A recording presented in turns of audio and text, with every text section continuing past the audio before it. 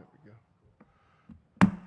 All right, we'll call this meeting to order, this City Council special meeting and budget work session, and I'm going to take a roll call at this time. Mayor Pro Tem, are you here?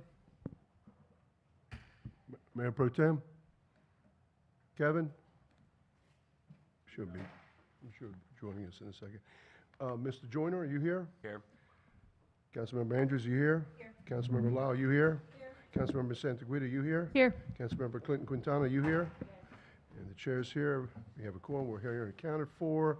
At this time, I'm going to turn this meeting over to our city manager, Ms. Holt. Ms. Holt?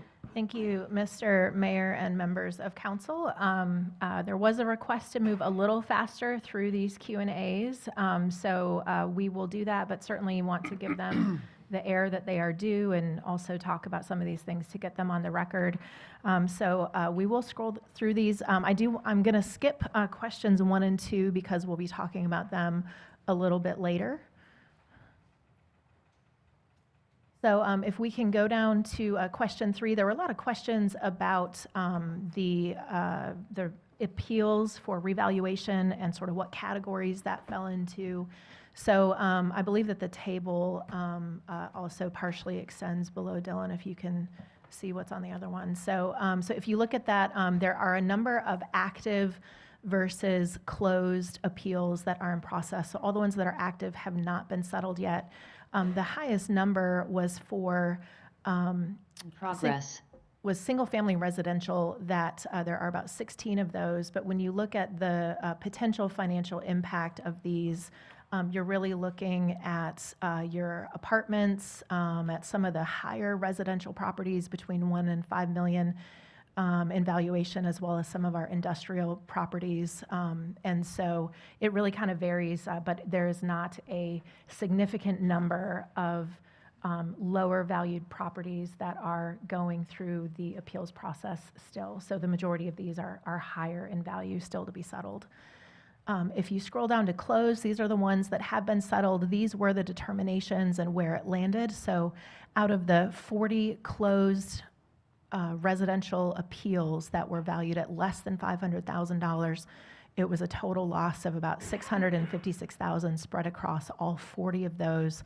But when you look down, the biggest one that impacts the loss of revenue because of the reduction in valuation is a residential property valued at north of $50 million. That alone, they reduced that valuation by $30 million, so that is about 3/5 of the current appeals that are closed to date. And we will keep moving unless y'all have questions. Again, just a request for the tax rate changes over time. As you can see, we have had increases as high as about 2.92 cents, but with revaluation, each of the starred years, the tax rate has then been lowered. So in the past 10 years, we have been as high as 49.84 cents per hundred, and we currently sit at 28.25 after last year's revaluation. Mayor, I know you wanted a map for this one. That is still in progress, so we will get that to you just as soon as we have it. But the question was about which properties are exempt from property taxes within Wilmington. About $2.8 billion is federal, state, or local government. As you look down, we have another $1.2 billion that are hospital properties, and then the others are some lower amounts. But the total amount of non-taxable property within the city of Wilmington sits at about $5.6 billion. You did get the map. Oh, pardon me. Oh, surprise of the morning. Is this it right here? Yes, yep. Thank you for that. I didn't realize that had been completed. So these are the ones in green are the ones that are tax exempt? That would be correct. Props to our GIS team for churning that out in like a day. That is amazing. So obviously UNCW takes up a large portion of that. That would be a large portion of the amount that is considered local, state, or federal non-taxable. When you spread this out throughout, and I don't know if GIS could have done this, but when you spread it out through the entire county, would you say that the vast majority of it is in the city? I'm sure there's tax exempt property, obviously, in the county, in the unincorporated areas, I should say, also, correct? Yeah. But the vast majority of it would be in the city? I think the question would be, how would you count some of that outer barrier island area? I don't know that all of that is really buildable, even though it. Well, but that's it sh- state-owned, that's right. Masonboro Island's a state-owned. Right, but just that Yeah. it's out of city limits Okay, is so what I'm talking so about. it does give me a pretty, a better view of maybe some of the county properties too, okay? Okay, it's pretty significant. Becky, can you go back to that list? Sure. For the tax exempt or the appeals? So, churches. Yep. I have a resident who always mentions churches to me and them having tax exempt properties and not utilizing them to the benefit of the entire community. And I don't necessarily agree with them about how people should do whatever with their property, but I just wanted to see if we have a dollar amount there for church. So you've got about 357 million that is considered religious. Right. 357 million, wow. A lot of money. Yeah. Thank you. Yeah, thank you.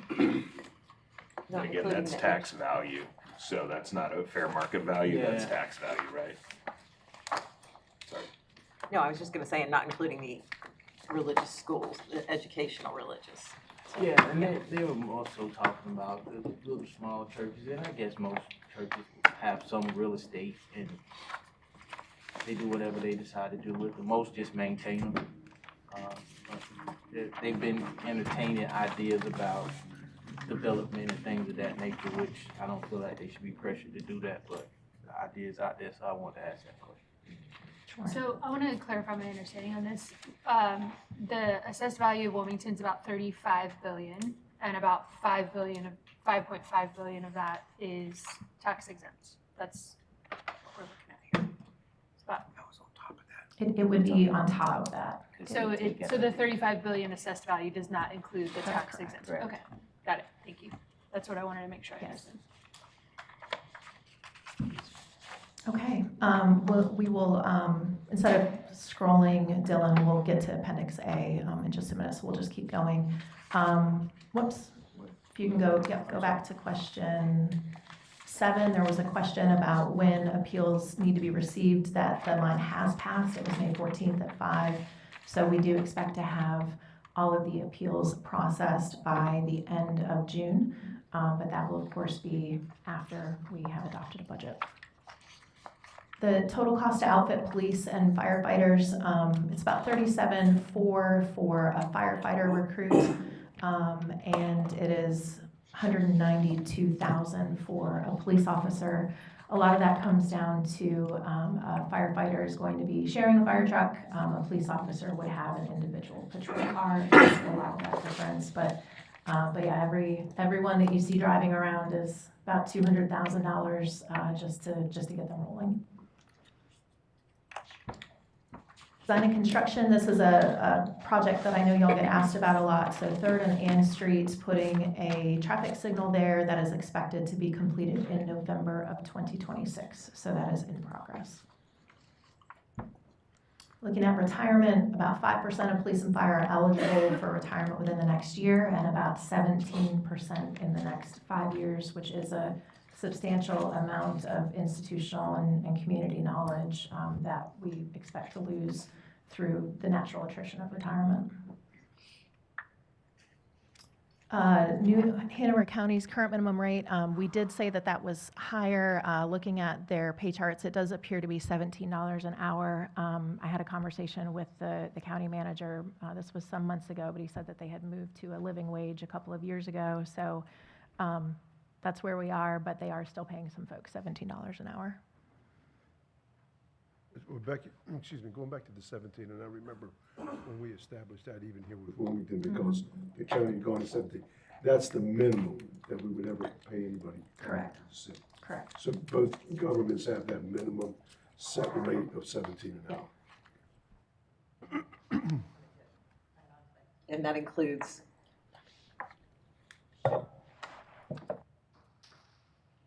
And that includes part-time, temporary, I mean, everything. It is does. 17, So, Mhm, mhm. Looking at some of our hard-to-fill positions, this was pretty enlightening when HR pulled this. So equipment operators and some of our ITS, which is our traffic signal technicians, are some of our hardest-to-fill positions. They are open for very long periods of time, and when you look at our average pay for the people filling those roles compared to local market analysis of what they expect the pay to be or what it is locally, as well as the Bureau of Statistics for North Carolina, we are low compared to those. So part of the strategy in the proposal related to living wage is absolutely fundamentally about competitive wages and lifting the pay scales up so that these base wages are listed in a way that are compelling enough that people want to apply. But right now, they are low enough that we continue to struggle to get these positions filled.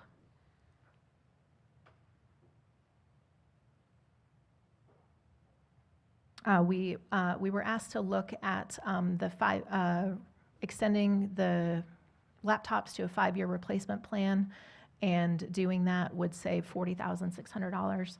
So we'll talk at the end about additions and subtractions to the budget, and this will be one that we'll talk about to see if council supports that. Unless you all know that you support it, we can jot it down and know to include it. I think we should talk about it Perfect. once. Okay, no problem. We will do that. Asked to look at where folks come from. Very limited data. We only capture that in a couple of lots. I won't go through that just in the interest of time. But it is definitely a mix of local and then far, far away, because we are very much a vacation destination. So, wait a minute. So on the text to park and on the parking decks that the city owns, most people that are parking, they're putting in their license plate. So they haven't captured all of that data to be able to show us. So if you go into a parking deck, you just take a ticket and then pay when you're done. So that's not capturing the license plate with the current technology that we use. Chance, is there anything to add to that? I see you. Sure, yeah. Yes. You were on your way to tell us those codes.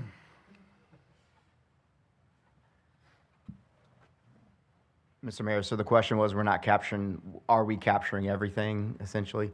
So we only use text to park in 3 areas of our parking system, or 2 areas, really. The 2 parking lots, the old Ligon Flynn parking lot on 2nd Street, the Hannah Block lot, and our on-street parking. And out of those 3, text to park's only about 43% of those transactions.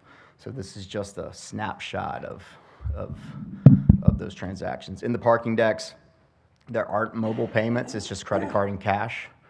So we're not capturing that through our parking equipment provider there. So the parking program that we have, I think the same company that takes care of Carolina Beach, Wrightsville Beach. Correct. And other places, are they doing a better job in capturing where people are coming from that are parking? So they are managing the beach parking. I wouldn't say a better job, not at all. They are managing the beach parking in a similar fashion to our on-street and parking lots. So Surf City, Wrightsville Beach, Carolina Beach, Myrtle Beach, there's no structured parking, there's no gated equipment, which means there's no mobile pay being used at those locations. At those beach communities, it's surface lots and street parking, which is exactly what we're capturing here. So they're capturing the data because they have to put in the license plate. Yeah. Right? Yes. It's only a piece, they're only managing a piece of our full parking Understand, program. But the pieces that we're not capturing are the decks. Correct. And this is zip code related, not license plate related. They're pulling the information from the zip code on the transactions. Well, I mean, since we're a high tourist Sure. area, Yeah. I think to be fair to the council and because we have to make adjustments to rates from time to time, I think we need to make certain that we understand exactly where these folks are coming from. Sure. Because it has a definite impact. So if people coming in from out of town, which Sure. is a great thing, and they're spending money, they'll have an issue with the 20% in sales tax revenue we're receiving as opposed to 50% of it. Saying that, I think one of the ways to capture some of that back is what the beaches are doing, which is capturing it back on their parking rates. And I want to make sure that we're not harming our citizens, but that I also want to make certain that the folks that are using the service, we have a clear understanding of where they're coming from. How much is it? Is it 50%? Is it 60%? Is it 70%? Sure. Because I have a feeling that it's probably higher than what we think, but we can't capture because we don't have the empirical data here, unless I mean, somebody if has you were to something else. spread, if you were to assume within some percentage points of what we captured in on-street and the two lots and spread it across, which is probably fair, might be some up and downs with some percentage points. I would say that a hefty percentage of our parking transactions are local in the county, city, immediate area. I mean, the number, if you scroll up, I think budget grouped the individual zip codes into MSA general areas, but you can see the Wilmington number there by far exceeds the others. And I think 8 out of the top 10 zip codes on that list that we pulled were city or county zip codes. Yeah. But we have to also look at it from the perspective is if somebody's in the county, the unincorporated areas, that is not a citizen 100%. of the city of Wilmington, Sure. and they're coming in, I consider that to be, when they're using the service, out of Sure. the people that have to pay for the maintenance of these parking decks and what have you. So I look at that as, yeah, they may be from the Wilmington area, because a lot of people have Wilmington addresses, but how many of them live in this actual city and how many live right outside the city limits? Which is, one of the reasons we had annexation way back when, that we could capture that as a community became more urban in nature. But that, of course, obviously that changed in 2010. So I just want to make sure that we're capturing it what we need to capture. Yeah, we don't have the super granular in terms of county versus city. We can only see it by zip code right now, and that's a blend in some cases. So, page 124 of the original recommended budget includes a $375,000 expenditure from the parking fund for upfitting technology and equipment for city parking decks. Are you going to be able, or facilities, are you going to be able to capture some of that with that upgrade? Yes, sir. The intent would be to, similar to Skyline, some of that's, we are pulling data from Skyline because it's a gateless, even though it's structured, I forgot to mention that, it's a gateless facility, so they are using the mobile pay. And a portion of the intent of this technology upgrade is to go to more of a either gateless or blended gated and gateless in our structured parking decks. And in those cases, we would then activate mobile pay across the board where we see a solution. So yes. Thank you. Okay, thanks, James. Sure. There were a lot of questions about Parks and Recreation fees last time. There's some additional information that is provided, as well as what some of the reimbursement or assistance programs are that exist for that. Wanted to see if there were any additional questions related to fees for our Parks and Recreation programs. Yeah, I'm looking at the information provided in the table in that section, and it says that there's a comparison of youth athletic and youth and adult single-day events in 2026. And I'm sorry, do you mind speaking into the mic to get it recorded? Fiscal year 2026, and all of the youth athletics programs were conducted as listed in the youth athletics table. There were no single-day event programs conducted in fiscal year 26. There was a regional basketball tournament planned but not held due to limited registration, and it is projected that the new gym at MLK Center becomes better known throughout the region. This type of single-day event and others will become more prevalent. So again, my question is the disparity in that fee change compared to other successful programs, athletic programs that we may have throughout the city, like tennis at Impey Park, golf at Muni, things of that nature. It's still not addressing why such a steep increase. The single day increase from up to 60 to up to 100 was primarily driven by staff wishing to host SWAC basketball tournaments. So you're probably familiar with it. Those are statewide athletic competitions.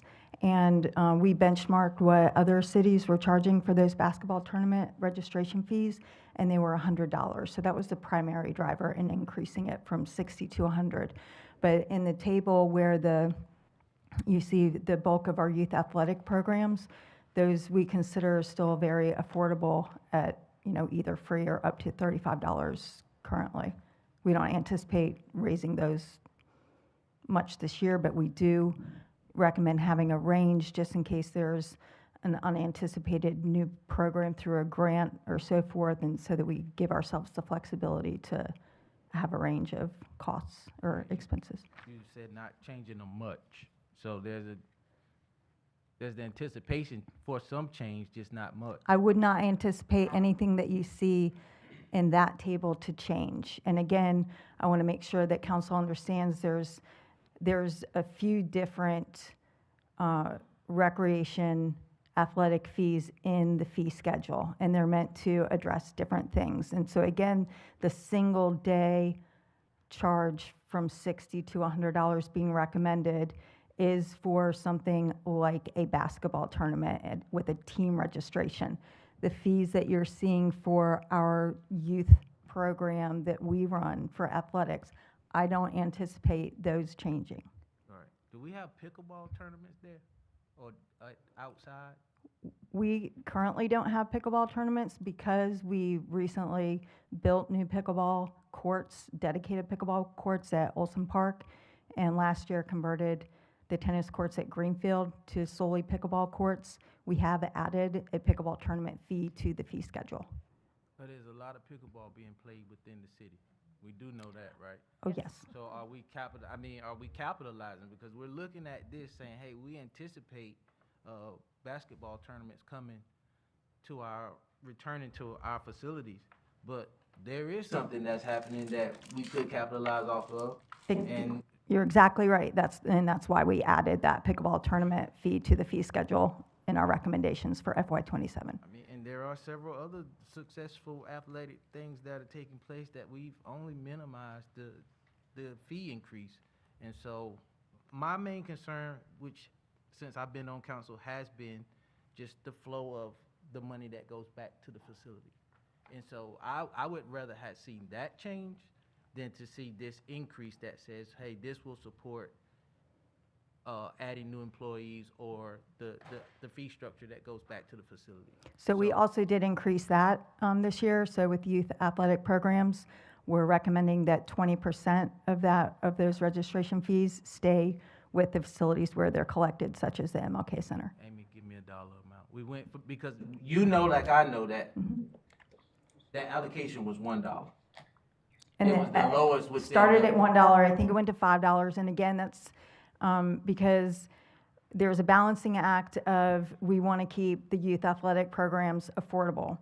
And we have an obligation to not decrease funding that was being contributed to the general fund by Parks and Recreation. So it's a balancing act of how much we can increase that committed revenue. But we have a practice of any time we're recommending increasing fees, we correspondingly recommend increasing the committed revenue to stay with those facilities. so the committed revenue at this point It's $5. We're recommending that it go to 20%.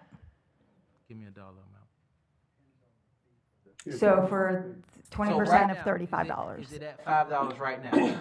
I'd have to verify that. I think that's what it's at, but I'd have to verify that. Again, there's so many different Parks and Recreation fees in the fee schedule. I don't want to misspeak. So it would be 20% of any fee collected, which would be higher than $5, except for maybe 18U basketball. We gotta, so if it's $35, it's $7 that we would collect, Mm-hmm. go toward. That's correct. Yeah, and the reason that the 18U basketball is a little bit less than many others is by the time you get to that point, sometimes the child, 18-year-old, is paying themselves instead of the parents paying. So that's why we reduce it when it gets to that. That makes sense. Okay, thank you. And we are proposing to add staff to all of our recreation facilities, so they will all have a minimum of 2 staff members anytime that they're open. With the road races, you've got marathons, you've got triathlons, you've got, Lots of rugby, thons, you've got thons, all these yeah. tournaments that play, some at Encino, some in different places. What, on the road races, because I know that takes a lot of staff time and it takes a lot of resources. How do we, can you, We collect $1 per registration for road races, and so that adds up very quickly. When you consider Ironman and the Wilmington Marathon, those have 3,000, 4,000, 5,000 participants. And then every 5K, every road race in the city of Wilmington, if it's on a public street, trail, greenway, sidewalk, we collect that money, $1 per registrant, and that goes to committed revenue. And we have utilize those funds for improvements that otherwise may have been delayed. I think most recently we used it for the study for safer improvements on Pine Grove Road near the golf course. And that's in addition to what the race organizers pay. The race organizers are also required to pay several different types of fees when they're submitting a Closing the permit roads, application. getting officers That out money there. goes to the general fund. Okay. So in addition to those fees, we collect $1 per registrant? That's correct. Okay. Question? I'd like to go back, I'm sorry. I'd like to go back to the hiring of the additional staff for the recreation centers. Are we talking about full-time or part-time? I know we have like 1 full-time person, but are we talking about part-time? addition In to total, the it's full-time person? almost 4 FTEs. I believe that one is part-time, one is full-time, and the rest are part-time. One will be a floater. The recreation staff currently has 1 floater on staff, meaning that we can send that person to any of the centers. They're multi-disciplined. If we need in a pinch to send them from Halliburton to MLK to Fit for Fun to Fitness Center, they can do that. We're going to add a secondary position just like that one. And then the rest would be part-time, and that is just, again, to add for flexibility. These people won't be necessarily assigned to one center just based on the demand that we need. So it makes the most sense to have the most flexible schedule for that person. I'm asking because I had someone ask me yesterday, was that from a safety concern? But thank you for explaining. Yes, yes, I did say yes, but I yes. wanted it on the record. Officially, yes. We think it's important to have at least 2 people at every open facility. Okay, thank you. I do, So- go ahead, Celine. Thank you. So I had a question a couple of weeks ago about the MLK kitchen, and I was told that because it didn't change, it wasn't in our budget records, but we had the attachment of the full fee schedule, and I couldn't find it in there either. Did I miss something? There are fees in the fee schedule for the kitchen, and there are not any proposed changes. We can get you that information while we're here. Just point it out to me. what Sure. it is. Okay, thank you, because I know that was a really important expansion for us as a city and as Parks and Rec to have that both as an economic development tool for small businesses and for people offering a service to the community as far as classes and that kind of thing. So I think it's Yeah, we're really happy, particularly since the winter to spring, the amount of activity that's picked up there. Programmatically, it's been a success from the beginning with nutrition and wellness classes from preschool all the way through to seniors. And that continues to thrive. And we're now seeing the business rental portion of it, which is the incubator portion that we were hoping for pick up. We have 4 regular rentals right now. And let me just ask something really quickly. Where are those classes advertised? Through the city's website and social media and email lists. Thank you. Yes, ma'am. So my question is this, I'm gonna go back to what Councilwoman Quintana said about the additional full-time positions. And when we look to add the 2 full-time positions, are we offering the part-time employees the option to go full-time before we bring in, Our current employees? yeah, Yes. okay, because I know a young man that, and so I'm not gonna pretend that I'm unbiased about it. I've known him since he was a little kid. He's been spotlighted as an outstanding employee, and he really gives his all at the MLK facility. And he's been a part-time worker for an extremely long time, and he works in 2 capacities, but they're both with children. So he works with communities and schools, and he also works with us.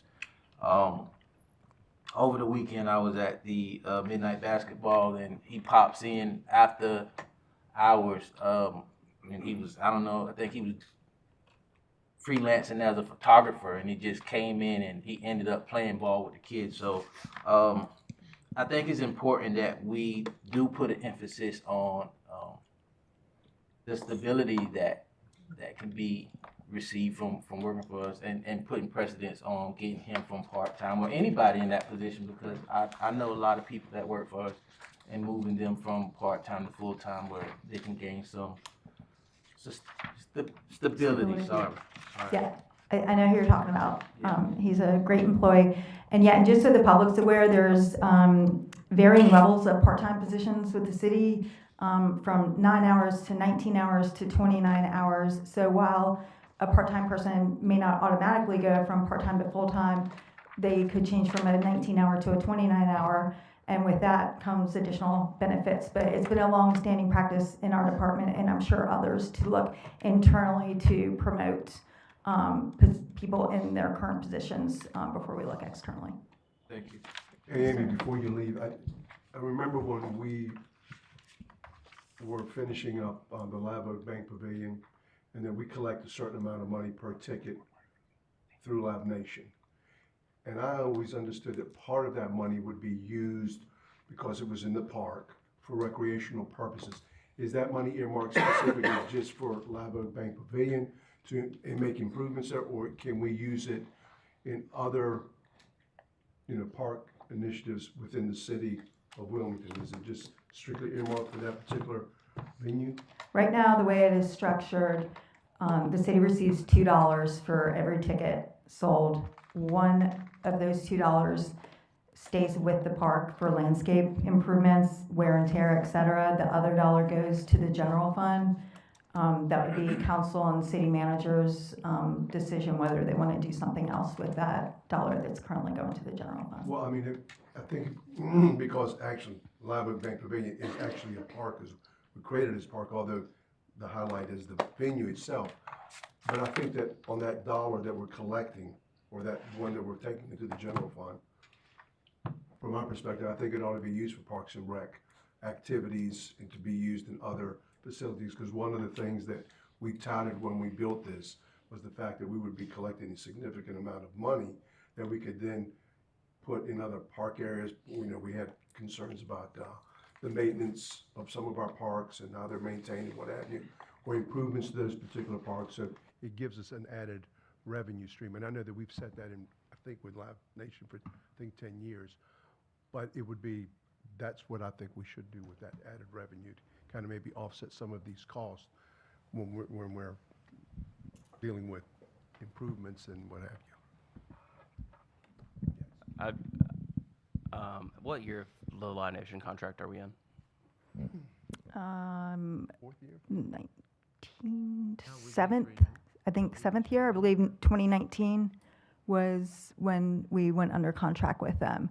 I believe when Live Nation agreed to commit an additional $2 million, the original contract had them committing $2 million towards the construction of the park. Midway through design, they committed an additional $2 million in exchange for a lengthening of their terms. So I believe their contract's 15 years. I think we're in the 7th. Well, I'm happy to explore what the mayor proposed, but my observation with Live Nation is that we're in a unique position where we're contracting with somebody who's got deep pockets. And I'm not certain that we should just tie up every dollar that we get out of them for parks only. I mean, I think that that's a revenue stream for the entire city. I think I'm happy with the $1 being committed to stay at that location for wear and tear. But I would, before we make any hard and fast commitments with whether or not we're going to leave the second dollar in the general fund, I would like to explore that more. I'm really interested in what our relationship with Live Nation is. I've spoken with the city manager about this several times, and I think that we can leverage that for something better. It's strange, right? Because we have something really good. I mean, I think that we have a good partnership with them. I think they bring a lot of value.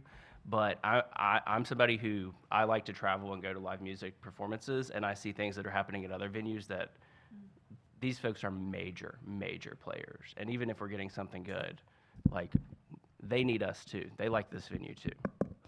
I think that the city manager is planning on talking about this later in the agenda, so I don't want to suggest that we talk about it twice, but there is currently a study underway for improvements and upgrades to Riverfront Park and Live Oak Bank Pavilion. I think one of the situations that it's important for people to realize right now is that because it is also a park, and because the city had certain design constraints that we imposed upon Live Nation because it was important to the city that it be a park and not just a concert venue, they have to treat it as what they term a festival site. So they are paying for off-site storage for a tremendous amount of their production, and they have a lot of labor costs bringing in things, concert, pre-concert and post-concert.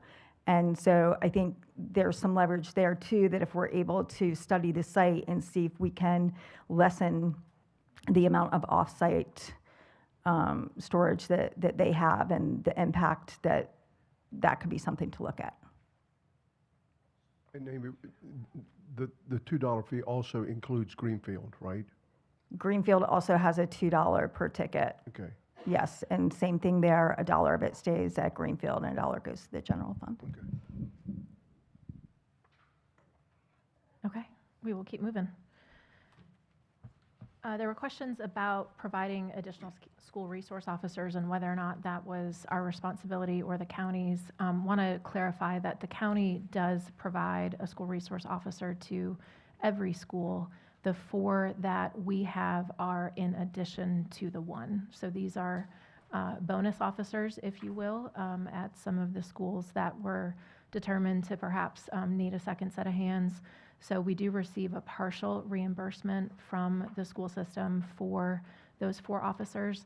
That number has not been updated in a long time, so I would say that as a percentage of salaries that it's covering, it is a very low percentage compared to when this agreement appears to have started about 10 years ago was the last update we could find to it. So I think that there may be capacity as part of next fiscal year's budget to engage with the school system to see if that rate can be adjusted a little bit.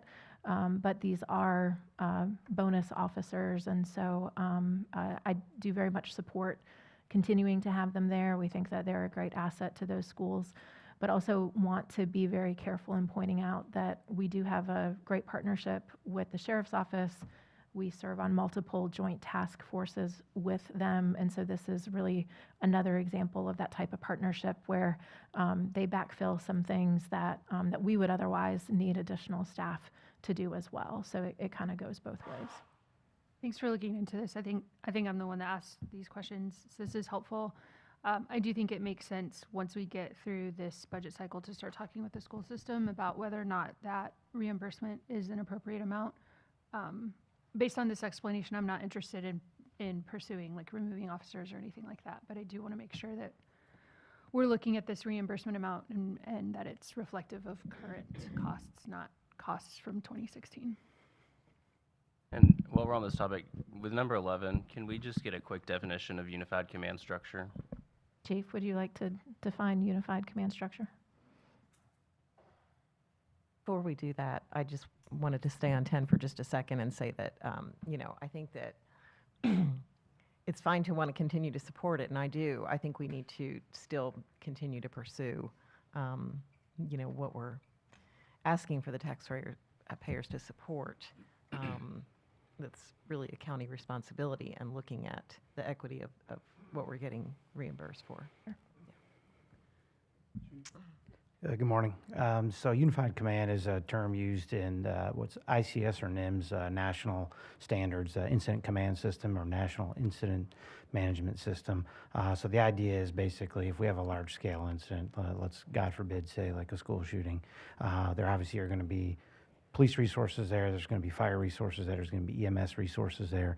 The idea being that we would have a supervisor, a boss, a manager from each of those organizations that's involved physically together in one location so that decisions are not being made in a vacuum, so that we know that police officers are going here and we aren't having firefighters going there or EMS folks going there and they're in conflict. So the idea being that, you know, the law enforcement folks are going to be making decisions on law enforcement issues, the medical folks are going to be making decisions on medical issues, but they're going to be doing that with each other at the same place to make sure that they're not being counterproductive.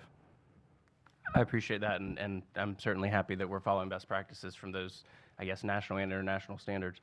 But my question is, you have two law enforcement agencies. So who is the lead, like at the end of the day, where does the buck stop on site? Who is the chief law enforcement officer over that mission or over that so operation? How we handle the schools right now is that the primary investigative function is handled by the sheriff's office, and we support them in any way we can. Now, it doesn't mean our officers can't make arrests at schools. We certainly have jurisdiction there to do that, but they're the primary investigative function. But truly, if there's a critical incident, there's going to be a senior leader from each of those organizations, WPD and New Hanover County, and they're going to be making those decisions together. Trying to decide if I want to. So here's my question, and you can tell me if now's the time to discuss it or if not. Uvalde, I don't know all the great details, but the narrative is that law enforcement didn't go in time and they didn't engage the attacker in time. And if that's incorrect, I'm saying right now on the record that I don't have all the details and I'm happy to be corrected. But what I want to understand, and it doesn't have to be right this second, but what I want to understand is, if for some reason there's a disagreement between the two law enforcement agencies about what the best course of action is, who makes the decision? Yeah, I'd be more than happy from a technical and tactical standpoint to have that discussion with you. But I will tell you, I have got a great working relationship with Sheriff McMahon. My staff and his staff have great working relationships. As the manager mentioned, we have several task forces we work on regularly. I do not foresee that being an issue or a problem. We train together. We use similar tactics. But I'd be more than happy offline to talk that with you. Thank you. Yep. To David's comments, I do remember when we had the incident in New Hanover High School several years ago when there was a shooting in the school. A young man shot another young man, and thank God nobody died. And I remember that whole day because our Chief Williams brought out our command center vehicle. The sheriff also has a command center vehicle also that was also brought there nearby. And in the command center there, within our vehicle, the chief was there, the sheriff was there, highway patrol was there. Everybody was within that command structure, was in our vehicle at the time. I think we had a newer vehicle. I think they have, looks like an old bus, but I'm not certain what it is. But it seemed like the command structure there was within WPD's actual physical structure. But the sheriff seemed to have taken the lead on that because it was on county property. And the schools fall under his jurisdiction. And I like the way the structure went because everybody went through the sheriff and the chief was right there. I'm more interested in what I saw that day was the fact that the teams that the police and the sheriff sent into the building to clear the building to make sure that there was nobody else in there that was an active shooter or what have you, because we didn't know at the time. That seemed to have been a pretty significant team of individuals that went into that building, heavily armed, very professional. Is that team made up of sheriffs and police that work together as a joint task force team? Is that how that works, operates? Yeah, so every instance can be a little bit different, but what I'll tell you, generally speaking, Columbine was a pivotal moment in law enforcement, right? Because what happened in Columbine, if you remember, is police officers showed up, they stood around the outside of the building, they waited for a SWAT team to get there. And meantime, kids were dying and staff were dying and other things. So the tactics significantly shifted, right? And it's get in there and to try to immediately stop the killing as quickly as you can, right? And so in that situation, literally, as officers and deputies are showing up, they are going to pair up and team up in whatever fashion they need to get through that school together. So if you and I showed up and we're wearing different color uniforms and we're the only two there and we're still waiting for other people, we're just going to go in, you and I together, right? But obviously, as we get more numbers, then there are other tactics we use. And we're going to also partner, again, with our fire and our EMS folks, because without getting into all the specific tactics we use, right, their tactics have changed as well, right, from Columbine days, to make sure that we are trying to minimally stop the killing, and then secondly, save as many lives as we can for those that have been injured or hurt. And I'll give you a really simple recent example. We had a protest a month and a half ago, 2 months ago, maybe, a No Kings protest here. And in the command center for that was one of my captains, Elena Williams, who's sitting back here, and a senior member of the sheriff's office sitting literally next to each other in our Sting Center, overseeing that operation with joint personnel involved in both. And they were making decisions together on deployment of resources and how we responded if there were potentially any problems with that. So you folks train, because we had another incident a couple of, about 3 years ago, when we had an incident where somebody shot somebody at Wrightsville Beach and tried to kidnap a lady and her kids. That person ended up getting in his car, taking off, went into the city. The city then, of course, is part of that whole joint task force, I guess, trying to stop him. The guy gets out of the car. He's in the middle of Market Street. He's shooting at officers and sheriff's personnel. I guess they unfortunately had to take him down. So you folks, I'm sure, trained together on a lot of these things, because I'm going back to the incident I saw at New Hanover High School. It seemed to be 100 individuals that went into that building to clear out the entire building, because they had to go from room to room, to the gym, to the cafeteria. I mean, it's obviously a significant campus there.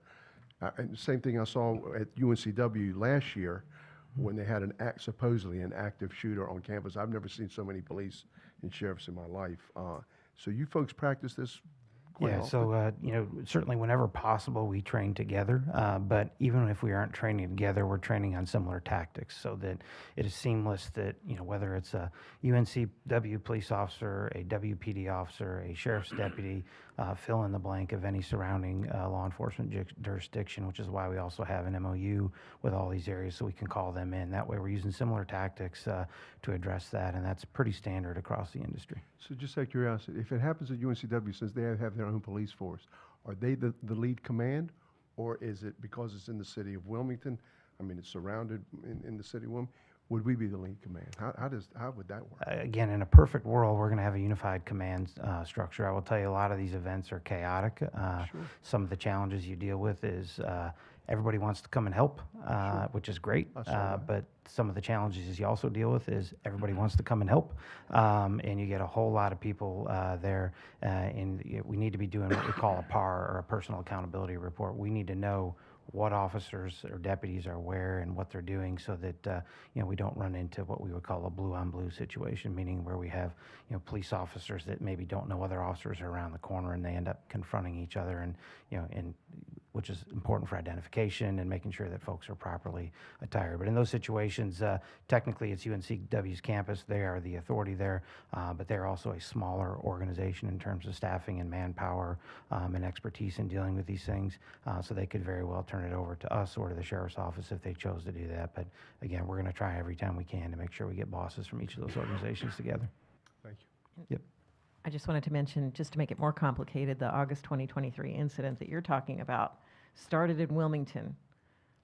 And there were, Right, and that's right. the first victim was actually in Wilmington, That's right right. on Lake Sure Avenue. did. So, makes it even more complicated when they move in between jurisdictions and commit crimes in each of them. Very well. Remember. Thank you.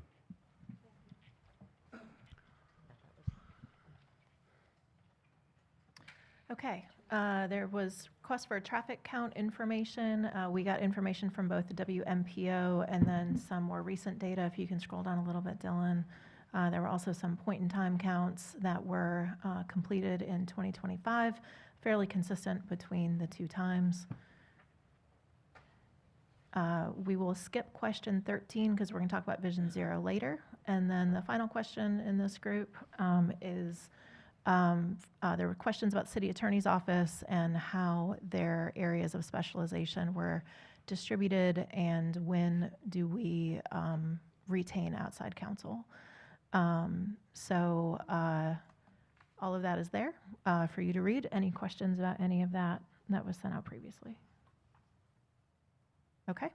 Couple of the appendices that we wanted to go over. This first one, again, thanks to staff who's done a tremendous amount of work pulling all of this together. So this does go over the combined tax rates of the largest cities in North Carolina by population and includes both the city and county tax rate.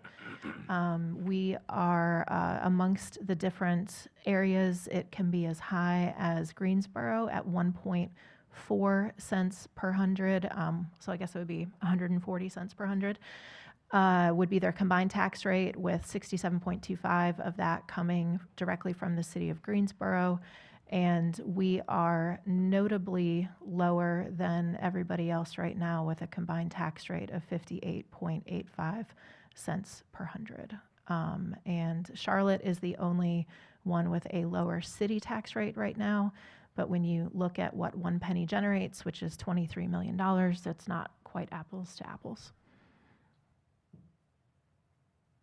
Looking at jurisdictions local to Wilmington, Burgaw, Leland, and Jacksonville, they all have tax rates that are a little bit higher than ours. So Burgaw and Jacksonville notably higher at 1.33 and 1.25 respectively. And then Leland is at 0.6120, which is a little bit higher than us.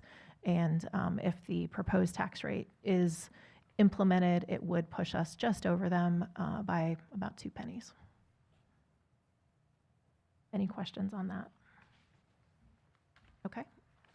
And again, different ways to call out the information, looking at what 1 cent tax, what 1 cent generates, looking at all of those communities. So again, lots of work by staff. Thank you for that.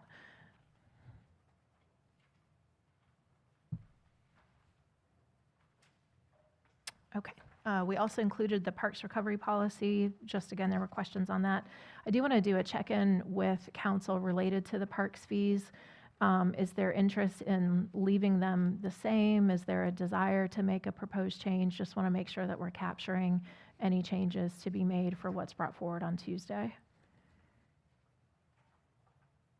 I'm comfortable with the fees proposed in the budget. I don't know where others stand.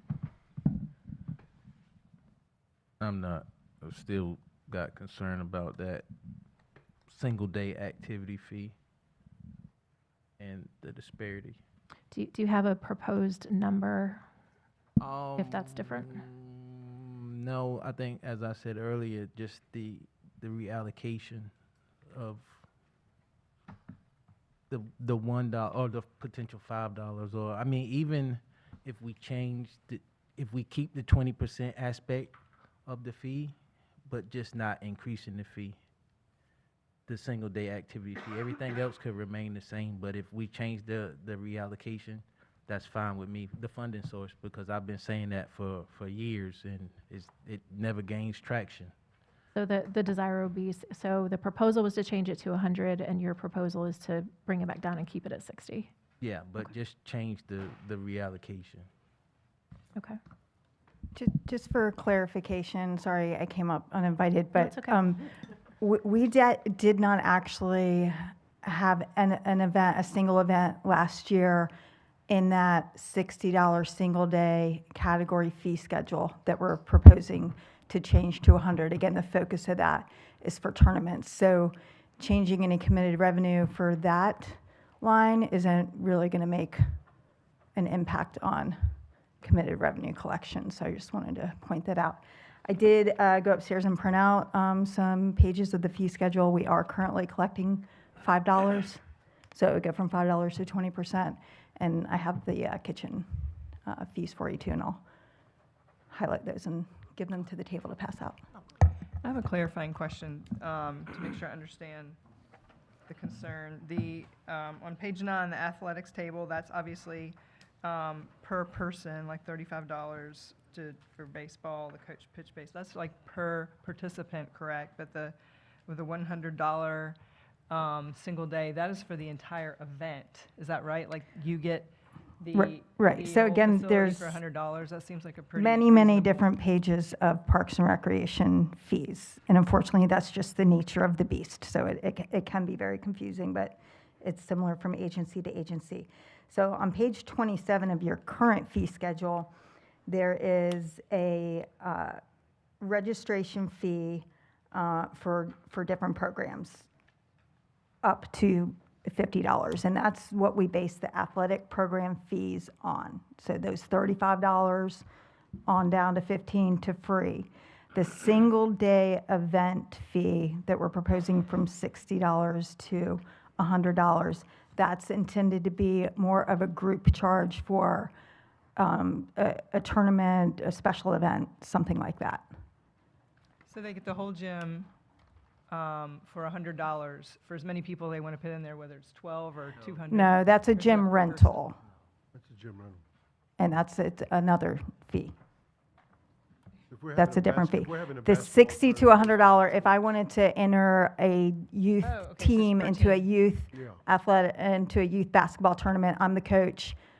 Right now, I'm paying $60 to enter my team into a basketball tournament. We're proposing, based on what other cities, other parks and recreation agencies throughout the state are charging, particularly for the statewide athletic competition, SWAC tournament. So our kids who play in our basketball leagues here, they often travel to other cities at the end of the year to play in SWAC basketball tournaments. Now that we have a new gym, we want to host some of those. Most cities are charging up to $100 per team for those tournaments. So that's why we're proposing to change from $60 to $100 for a registration fee. Question. So you stated that we did not have any tournaments at that $60 rate? We last did year? not. Okay. And so now we're looking to propose the 60, going from 60 to $100 because we have this new gym and we can, we want to host these. Yes, ma'am. So if we didn't host it at 60, Well, I wouldn't say that the reason for that had anything to do with the fee. I think it had to do with, we just opened that gym last year. And so we started planning for a tournament pretty late in the process. And also people just, as other parks and recreation agencies and their programs become aware that we have a facility now that has 2 gyms, including one that's brand new, high school size, we think we're going to generate interest in those types of tournaments. So we're trying to prepare for that by this recommended change to the fee schedule. how do you think we will generate interest? Here's my concern. I think that if we just opened this gym, it's at $60. You're proposing $100. We did not generate any interest this past year because it's a new gym, right? Everybody doesn't know, but I'm assuming our fabulous marketing team is going to jump on this, right? Okay, great. May I make a proposal that maybe we don't kick it all the way to 100, but maybe to 75? Yeah, I'm fine with leaving it at 60, 75, 100. It's not going to be that impactful at the end of the day. Again, our basis for the recommendation was looking at what other cities are charging. I understand. Thank you. Yes, ma'am. I would say, let's test the waters and see if we become like really popular and gain traction with this. And then, I mean, it's only 1 year, so then we come back next year. If it's wildly popular, then increase it. If not, then we haven't harmed anyone. That's fine. my proposal. Fine with me. I would like to see the comparison with the other Okay. municipalities, because what I'm hearing is that most of these tournament fees are being paid by people from other places that are used to paying a certain fee. I'd like to know what that is. Sure, I can get that for you. Well, if it's for a whole basketball team, that's only $20 a person, even if they didn't have a deep bench. So even if they have more people. The cost of bread and gas and groceries and potentially taxes in this area are going up. So, I mean, that may be okay with you, JC, but maybe not the people that are going to try to travel and bring their kids here to play basketball. Yeah, maybe Rent a hotel Which we get room 20% downtown. of their, So I, which so we I, get I, 20% of the sales tax. I think I think I saw at least 4 agreeing to keep it at 60.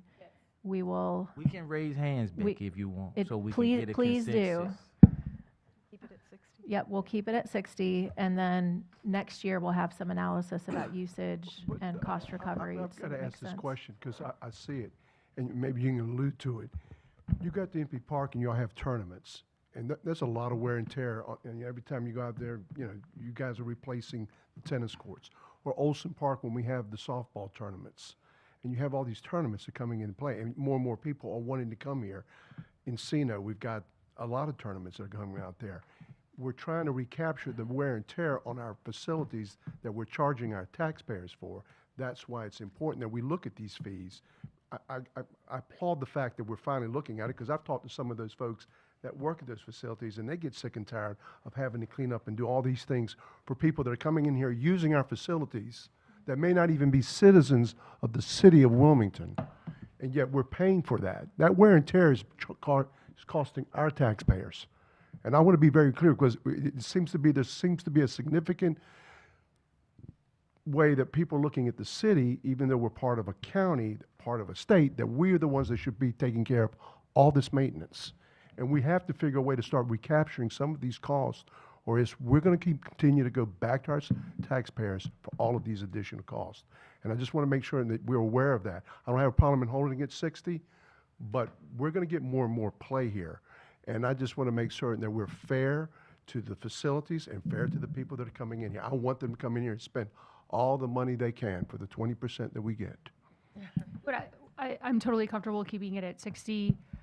What I would like to see over the next year, though, so that when we have this conversation next year, is some data to support whatever fee is recommended based on the usage that we've had this year. Since there hasn't been usage, I think it's hard to know if we're at the right number. And so I want to make sure that we're collecting data around the specific fee, so that when we revisit this next year, we can make a decision based on data. Yes, ma'am. Yep. Mr. Mayor, I would go along with keeping it at 100 if we increase the fees at Muni by $40. $40. I mean, because we're going up too, and they're squawking over there. We're going up $2 over there, and they're really successful. Might be the most successful athletic program we have in the city. Yeah. And just a little $2 increase because hey, we want to make sure everybody's okay, but we're upset about people coming in using the facilities. We hadn't been mad about people about the pickleballers taking over Wilmington because they have. Well, and to your point, Kevin, and that's the dilemma that we run into, is that the fact is we want to adjust the fees to maintain the infrastructure, and every time we do that, somebody squawks and says that's way too much. But then they expect us to have a facility of some standard. So I agree with what you're saying, because I think that these facilities need to be top-notch, but it costs money. So it's either going to come out of the fee schedule or it's going to come out of the taxpayer's pocketbook. So I'm in a full agreement that the golf course, since it is an enterprise fund, should maintain itself, and that when people are saying, we want this and we want that and we think this ought to be, fine. It's like I always tell people, do you want to pay for it? Which way do you want to pay for it? Do you want the users to pay for it, or do you want the taxpayer to pay for it? And there lies some of the dilemma that we run into. So I want to be fair. And I would love to see more tournament playing basketball, because one of the things that I heard many years ago is we'd love to bring some tournaments here and be able to use the facilities here. We didn't have the facilities at the time, but now with the MLK gym, with the Mays Park gym, and obviously you got the school gyms, and I don't know how that works in regards to leasing those facilities out. But I think we're primed for that basketball tournament kind of concept to come to Wilmington. I think we just need to be, if it happens, we can look at those fees schedules at that point in time. But, and I don't even have a problem in the teams in Wilmington, as long as it's not this Wilmington totally centric thing, not even having to pay a fee, because they're taxpayers and they live in the city of Wilmington. I want to give the taxpayers in the community some benefit too for these things. So that's my take on it. And I just want to say thanks. Now you'll have the golfers in Wilmington mad at me. Add them to the list. Well, you have to go out there and do a little putting over there on the putting green, man. All right. right, we are going to quickly flip to the attachment that I emailed out to you this morning. So you do not have a paper copy of this. Actually, you do, because I printed them. Here you go. So these were just a couple of late questions that came in the last 24 hours or so. Cassidy, I do still owe you the compression ladder, but I was able to provide an answer in a different way, looking at it through that. So, I'm going to just confirm that the city maintains 744 acres of parks and athletic facilities, and New Hanover County manages 1,153. And then we'll skip over this next question and go to the one after it. We'll talk about that with implementation scenarios. So the question has come up about Skyline Center, the debt to pay for this facility and the surrounding properties and parking deck. Is that why we need to raise taxes? Why can't we sell those parcels in order to pay off that debt? And so just wanted to go over sort of what has happened and where we are to officially get that on the record. So the purchase of Skyline Center campus is in no way causing the proposed tax rate increase. The city initially paid $68 million for the campus, and we are over 5 years ahead of schedule in paying off all of the debt associated with that purchase. We have paid off this year over $17 million in debt, including 100% of the variable rate debt on that purchase. So what's left? The total remaining debt is $40.29 million. $15.32 million of that 40 will be paid with the parking fund because of the parking deck that we acquired as part of the purchase. So the total remaining that will be paid for with general funds over the repayment schedule of the bonds is $25 million.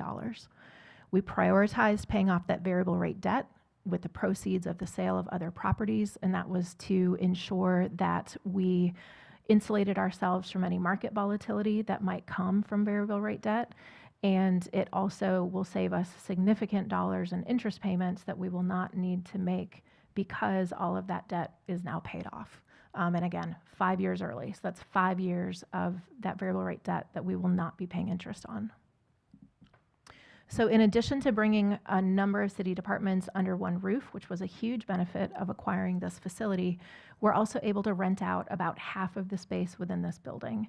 That creates a significant steady revenue stream that we are dedicating to the maintenance of our facilities, including this one, to make sure that we are able to keep it in the shape that it is in for decades to come. We are currently about 90 to 95% occupied, which is fantastic. And really what's left is kind of the bits and pieces of some floors where it may take a particular tenant being able to fit in that, where if they need more space, that's just not going to be an option. So a few small opportunities left, but by and large, we are almost completely rented out. So did I hear correctly, the revenue from rent is going directly to maintaining the facility? Yes, it is now. Okay. Mhm. I'm sorry, I know I'm asking, we don't No, know that's the good. answers right now, but what is that annually? What is that revenue annually for rent? It's okay if we get that We- later. We'll have staff look that up. Yep.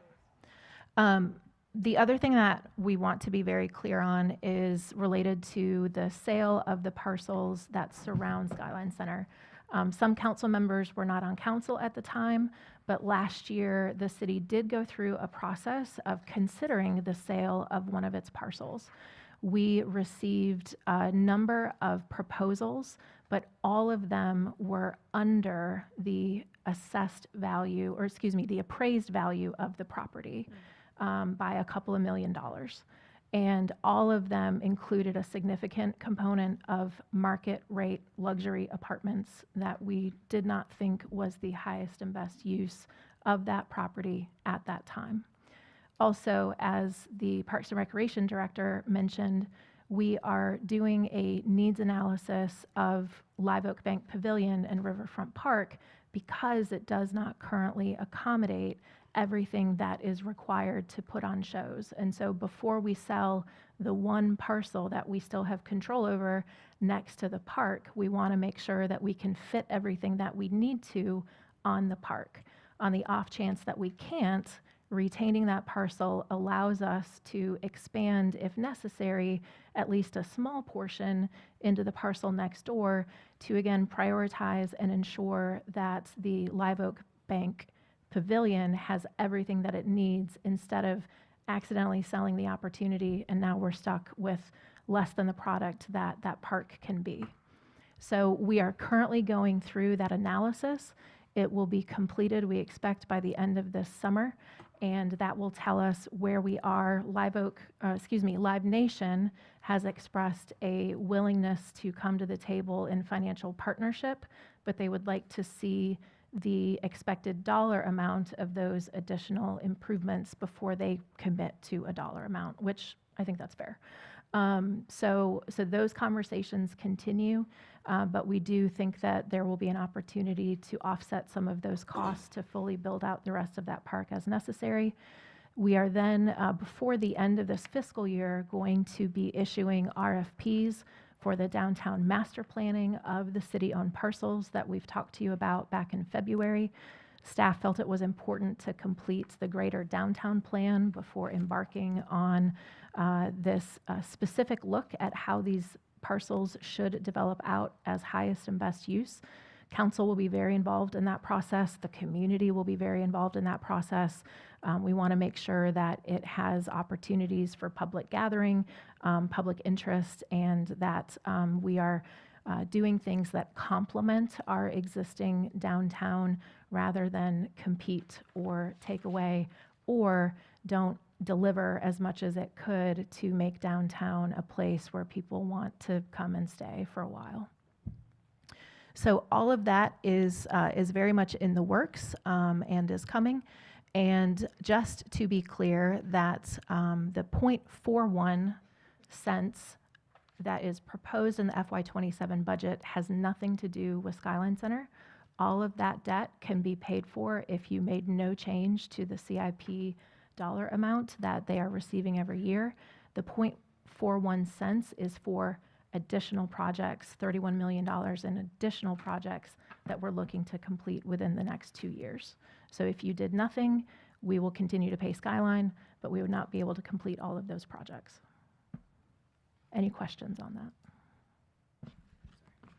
Well, I think it's important that council members that were not here, when we took that vote to not sell that property, I want to make certain everybody understands this because there's been some miscommunication information out there.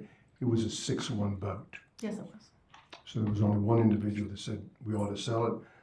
The rest of us said we should hold back. Let's do the evaluation, determine, because we've been having these ongoing discussions about in the improvement to Live Oak Bank Pavilion going back now several years.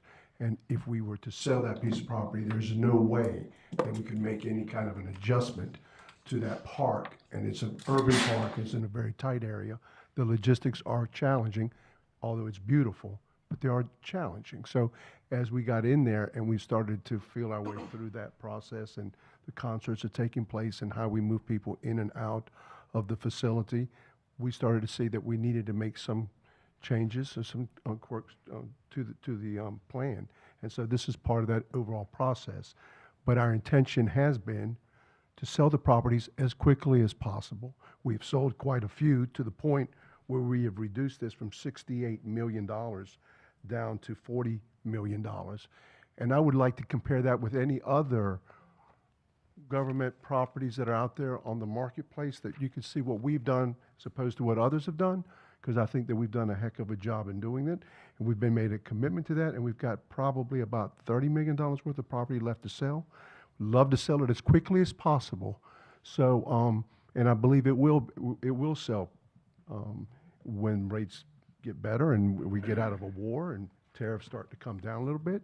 There's a lot of things that are impacting the economy, but to do what we have done has been outstanding. And you know, there was a lot of concern about the variable rate debt, and we have paid that off. It's and we gone. made that commitment. That was gone. And that was the biggest thing here. So the great thing about this is we got a parking deck, 6 acres of property, and this building for that kind of money. I'll put it up against anybody in the state. I appreciate that. I want to add, for me, the high level takeaways here, because I wasn't on council when a lot of these decisions were made. We're ahead of schedule paying the debt on the Skyline Center. We are leasing out portions of the Skyline Center to help with the costs of maintaining the property. And we are continuing to look at selling the parcels that the city owns downtown as another revenue source for the city, and however that may work out. But we want to do that intentionally so that we make sure that our downtown is Wilmington and it stays Wilmington and it's in line with the vision that we have in the downtown plan that we've heard from the city. Those are my high level takeaways. That's Okay. exactly right. And because the city has ownership of those parcels, the city doesn't need to just put a for sale sign out front Sure. and take whatever comes in. We can specifically say, this is the only thing that we're interested in selling it for. And then look for the right buyer or the right partner, whether that's an outright sale, whether that's a P3.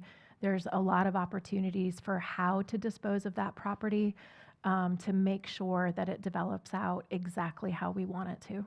And I just want to add, I appreciate the long-term vision and thinking about long-term, how do these properties generate revenue for the city, not just a one-time view of this. Because once we sell that property, that's one-time money. That's not something that is going to generate recurring revenue for the city. And so I think it's just, I appreciate the difficult yet responsible view that we're taking in terms of the intentional decisions that we want to make with regard to those parcels. Okay, I would suggest we take a break. Well, Laura's got one thing. The amount of revenue that we're bringing in or from leases just shy of $3.7 million right now. It's fantastic, $3.7 million in revenue from folks that are renting space out at the Skyline Center. Yep, so Well, so many annually. people said that we couldn't rent out anything. Well, okay, thank you. I would also mention a great op-ed that gave staff It was that that really said, staff has done a rock star job, and you're welcome. for that, Mayor Pro Tem. Let's take a break.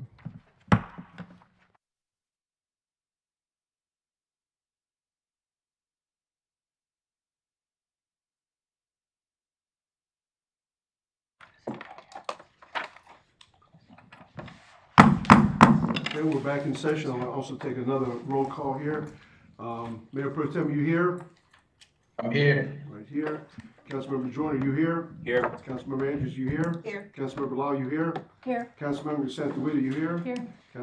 Councilmember Clinton Quintana, you here? Here. The chair's here. Everybody's here and accounted for. Back to you, Ms. Manager. Thank you, Mr. Mayor, Mayor Pro Tem, members of the council. We want to move now to talk about the living wage implementation. We had a couple of requests for some different scenarios. I do want to point out that the chart that is in your printed materials is updated slightly regarding tax impacts. It was rerun and pulled completely with benefits, and so the numbers that are in the packet are correct. They are slightly higher than what we emailed to you early Thursday. Do you have a page number? We are on page 2 under the Q&A. Thank you. Yes. So I do just want to recap that the $15,000 was not arbitrary. That number was selected intentionally to try to create as much space between grades as possible, to try to prevent as much compression as possible, but still driving as many dollars as we could down to the lowest levels of the pay scale. Want to look at the tax impacts. We had a request to look at what would be the impact of reducing the $15,000 cap to $12,000. Dylan, if you can scroll down just a little bit more. Yep, just stop right there for now. The biggest issue that we're seeing with that, and there was a request to show like a career ladder progression that I'll have to you all Monday. But the biggest issue that we're seeing is That will capture about 85 of our police and fire personnel who are sort of in that in-between where they would get something north of 12 if the cap was 15, but nobody gets more than 15, where it would reduce the amount of pay that they would get, and it would also reduce the amount of pay that everyone above them would get. The problem that then creates is all of those folks we expect to be promoting in the next year, 2 years, whatever, and our historical standard for the pay increases that we give upon promotion is 10%. By lowering that cap, we will not be able to give that full increase without those folks then jumping over people who are already sitting in the role. And so we would then be forced to give like a 7 or 8% increase. We already have some trouble incentivizing people to go after promotions because that is already viewed as a small increase compared to the increase in responsibilities that are expected under that promotion, and reducing it to a 7 or 8% is very much heading in the wrong direction versus what we would like to be able to give them to make sure that they feel like they're being adequately compensated for what's expected of them. So that is the biggest impact that we see. I'll also show in a minute, actually let's flip to that now if you don't mind. Dylan, if you can go to the handout that I emailed you this morning. So this is what was just handed out before the break, but looking at it this morning, there was a request to look at how have our pay increases, how have our market adjustments kept up with inflation. And so when you go back, we went back to FY22, there was a 0% market adjustment, but CPI that year was 4.7%. So if you look at the starting pay for our positions, they didn't move that year, but the cost of living increased 4.7%. So basically your buying power was 4.7% lower. That put them in the hole at 4.7%. We then started kind of doing different raises for different groups of employees, but CPI in FY23 was 8%. And so if you look at the bottom, it's really charting the cumulative impacts of CPI compared to the market adjustments. And that's basically how well is our starting pay keeping up with inflation. And so in FY23, police and fire jumped just above, so it was 1.3% in front of inflation, if you will. But because of the lower percentages that were given for other positions, the others dropped to a negative 5.2, executives dropped to a negative 7.7. Repeat that in 24, 2% market adjustment, CPI of 4.1. The net result was a negative 0.8% for police and fire, negative 7.3 for others, negative 9.8 for executives. FY25, market adjustment of 2 to 3%. I just went with a 3% for everybody to be as generous as possible. CPI was 2.9%, so your cumulative effect is negative 0.7 for police and fire, negative 7.2 for others, negative 9.7 for executives. This current fiscal year, FY26, 9% increase for police and fire, 3% for senior firefighters and officers, 5% for all others, but CPI was 2.6%, so the net result, 5.7 minus 4.8 minus 7.3. Dylan, if you could scroll to the next page, please. So what we're proposing in FY27 is a market adjustment of 20%, but there's then a $15,000 cap on what folks would be able to receive. The CPI year to date for this fiscal year is 3.8%. So cumulatively, because we're looking to kind of break folks up, so police and fire earning less than $75,000, the net impact would be a positive 21.9%. So that's great, and those are definitely very, very needed, so we like that. And this is, again, the 15K cap that is proposed in the budget. Others earning less than $75,000, so this is non-sworn police, non-fire, but everybody else in the organization earning less than $75,000. This 20% increase is actually a net positive of only 11.4. Any non-executive earning $75,000 to $100,000. It ranges depending on whether they're making 75 or closer to the 100. The net positive is 6.4 to 11.4. But then our directors and assistant directors, taking all of that into account, it ranges from actually a negative 4% cumulative to a positive 1.22%. That is because we've implemented that $15,000 cap for anybody making more than $75,000. So depending on where you are in that range, it is a much smaller percent overall the higher you go up the range. So now if we can, so any questions about that before we move on? Okay. If we can go back to the other document, Dylan. Sorry, I'm having to jump around so much. Yep. So these are the tax rate impacts. We of course have the 5.75 cents per hundred in the recommended budget. If we went, if you move over to the second column from the right, that is the 12,000 cap for everybody. It would lower your tax rate adjustment. We would be down to 5.44. If you kind of split the difference and did 15,000 for public safety, that's police and fire, sworn police and firefighters, keep them at the 15, but do a 12,000 cap for everybody else, you'd be at 5.61. JC, I know this was a little bit different than you proposed, but with the compression that we were seeing with the other, we knew that that wasn't going to bear out.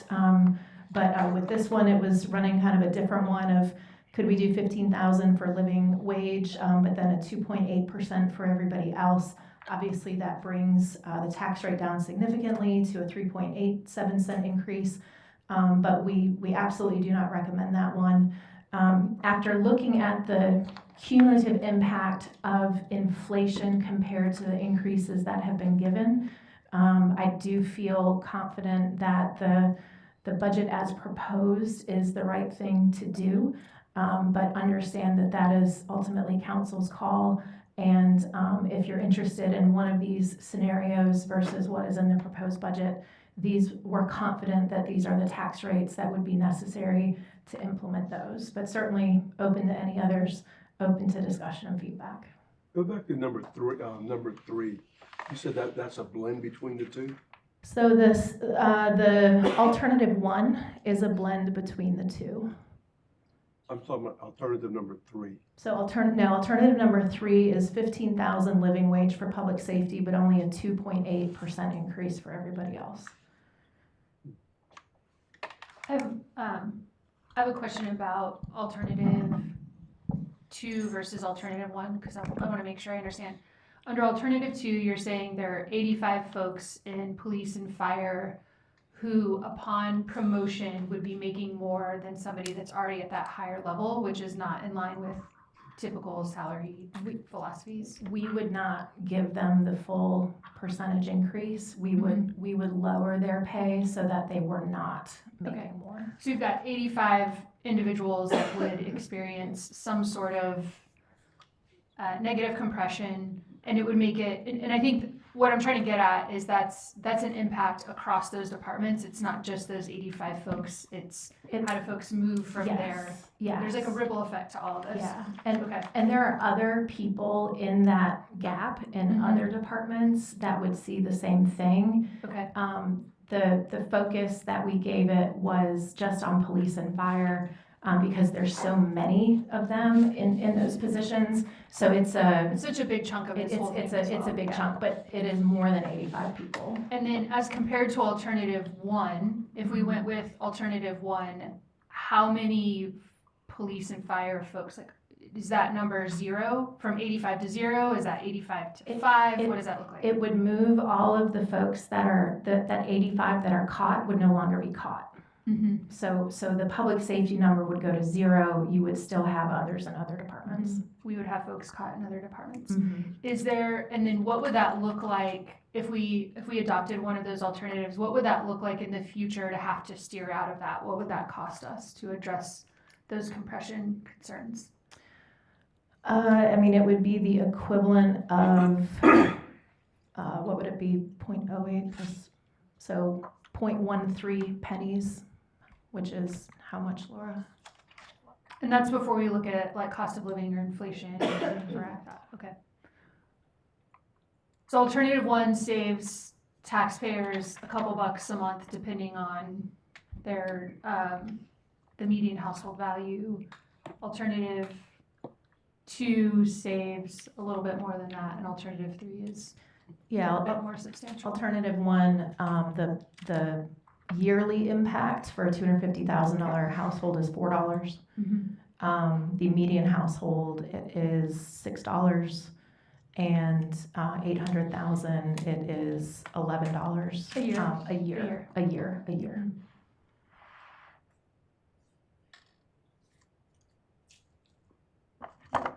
So I have a couple of questions. First of all, what kind of retention metrics are we expecting to see because of the implementation of this pay plan? So you're always going to have a little.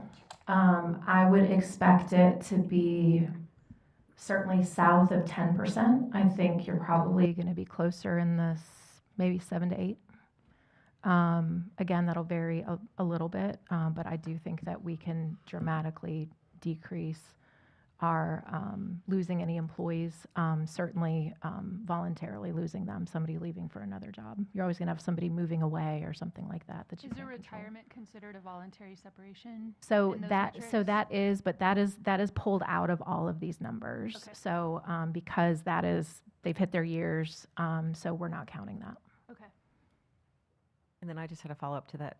What does turnover cost us on an annual basis? It's going to depend on the position, but you're looking at lost productivity, you're looking at the cost to advertise, you're looking at all of the pre-employment screening. We pay for background checks, we pay for drug tests, depending on the position, we pay for psychological evaluations, physicals, lie detector tests. And so depending on the individual, just the cost to get them through pre-employment and the cost of those tests is maybe about $100 up to about $600 or so. And then getting them in, getting them trained, I'd say you're readily not kind of up to speed for at least your first 6 months or so. So again, lowered productivity. So if you look at, say, a gap, some of these hard to fill positions have been open for 120, 150 days. The burden and the slowdown that is putting on coworkers, because the work doesn't stop in our fields, and so other folks have to pick up the slack and try to do their best to continue to move forward. Well, you also told us this morning it costs $192,000 to get a new officer Correct. up to speed. Yes. In addition to Yes. all of the things that you just Yes. listed for pre-employment. Yes, it's Pretty striking number. It's massive. Yeah. So Becky, when we make this adjustment, especially with public safety. Yep. In my past experience, there's a lot of other governments that are looking to see what we're going to do. Sure.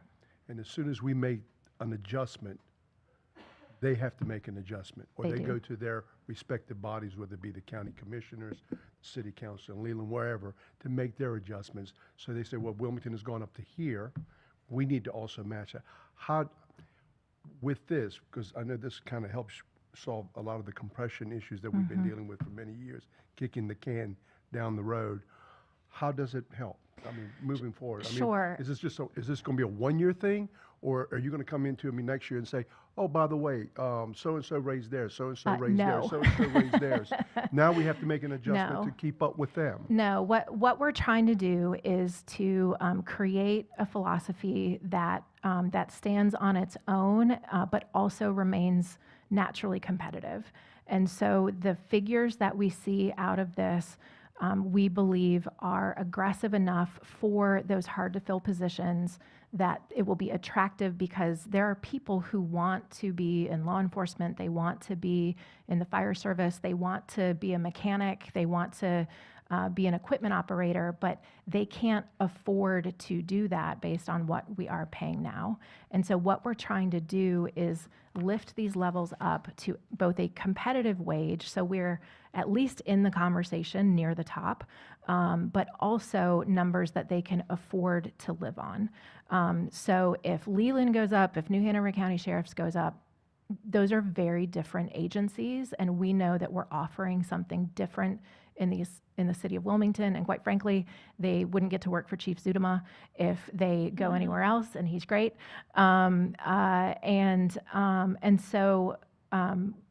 It is not then this race to the top of, oh, they went up $500 or they went up $1,000. We're happy sitting there close. We believe that that will be an effective recruiting tool, because if our neighbors are even able to do it, a lot of other people across the state aren't, and a lot of other jurisdictions across the country aren't. And so our number looks incredibly attractive to somebody who might be looking for a different opportunity. We're in a great location. We're doing a lot of great things to move the department forward. And so we may not recruit somebody from Leland, but if we do, great. But otherwise, we might get somebody from somewhere else in the state. We've had applications from Jacksonville and whatnot. So it's okay if a rising tide lifts all ships, because at the end of the day, it's often a different type of law enforcement officer that might be interested in working for us compared to those other localities, because they can be very different jobs. So when you first got here, there was several positions within the city budget that we have been looking to fill for 2 years, Yep. maybe longer. Yep. I know you folks did an evaluation of that to determine why we were not able to fill those positions, number one. And then number two, you would evaluate those positions to determine, are there any of those positions that we could have or could eliminate from the city staff number? Yes. Did you? I know you did. I think you did. Yeah, we have absolutely done that, and we continue to do that.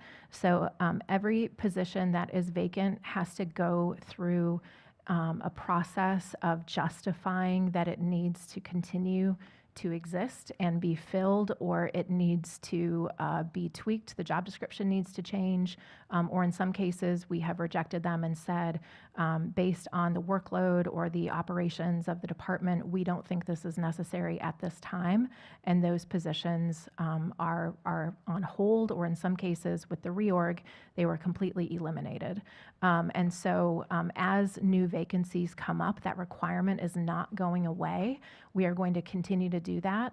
Now, there are some that are fast-tracked, like if a police officer is vacant, straight to advertising. But any of these others that it's a little bit more nuanced, or it has sat open for a long time, how else can we get the work done? Does it make sense? Like with surveying, we kept like one surveyor, but then the workload was such that we felt it was appropriate to then contract out some of those other services, because it's really on an as-needed basis, as opposed to having somebody full-time here doing that work. But we used natural vacancies to be able to absorb that so that nobody lost their job. So I think we're about 1,100 employees now with the city? We are, yep. We absorbed 29 through our realignment process. When you absorbed them, the ones that you had in there that we could not fill? That we have not filled, and then they are not in the budget. Okay, so 29 have been eliminated. Correct. Overall, okay. And then looking at the turnover rate, or it seems like, and it's always been this way, it seems to be, the fire department is the lowest. It seems to be at about 5%, somewhere in that range. Yeah, we showed that. I think public safety, I think most people get the public safety concept. People want to be safe. They love the firemen. They love the police. Not all the time, but they love them. Sure.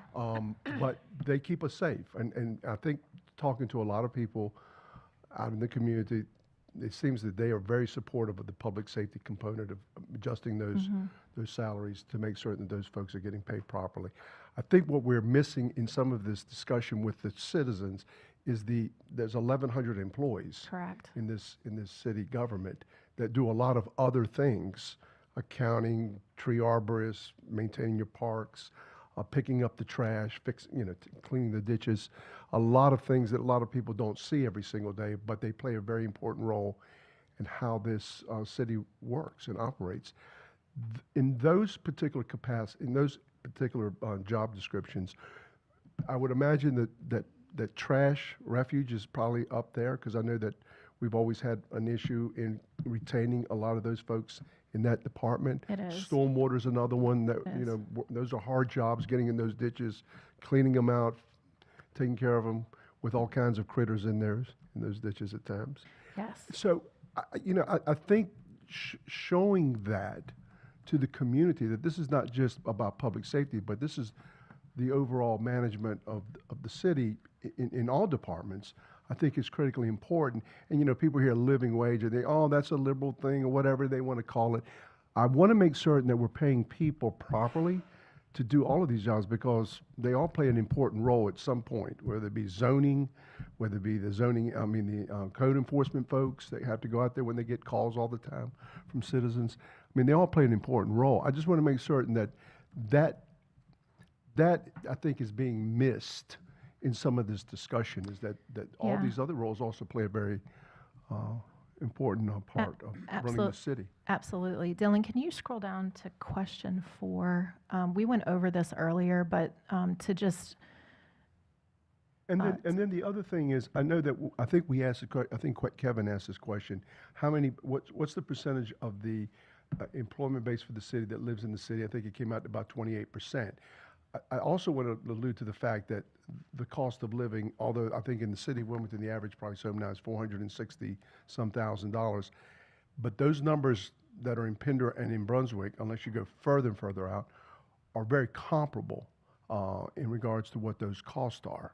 They are, and the tax rates we saw are not better if you live within town or city limits and in those other localities. I was speaking to a police officer not too long ago, and he commutes well over an hour each shift because that's where he can afford to live. And having an opportunity to be a little bit closer, it gets you home faster. It also gets you in faster if there's a critical incident. Wear and tear on vehicle is less, so all of the things are better if you can have a shorter commute to work, but that's what he said he's able to afford. And Dylan, I'm sorry, it was question 4 under HR, so that's page 6. Yeah, and I don't think that percentage was 28%. What was it? But I can't remember. could we get some accuracy on that?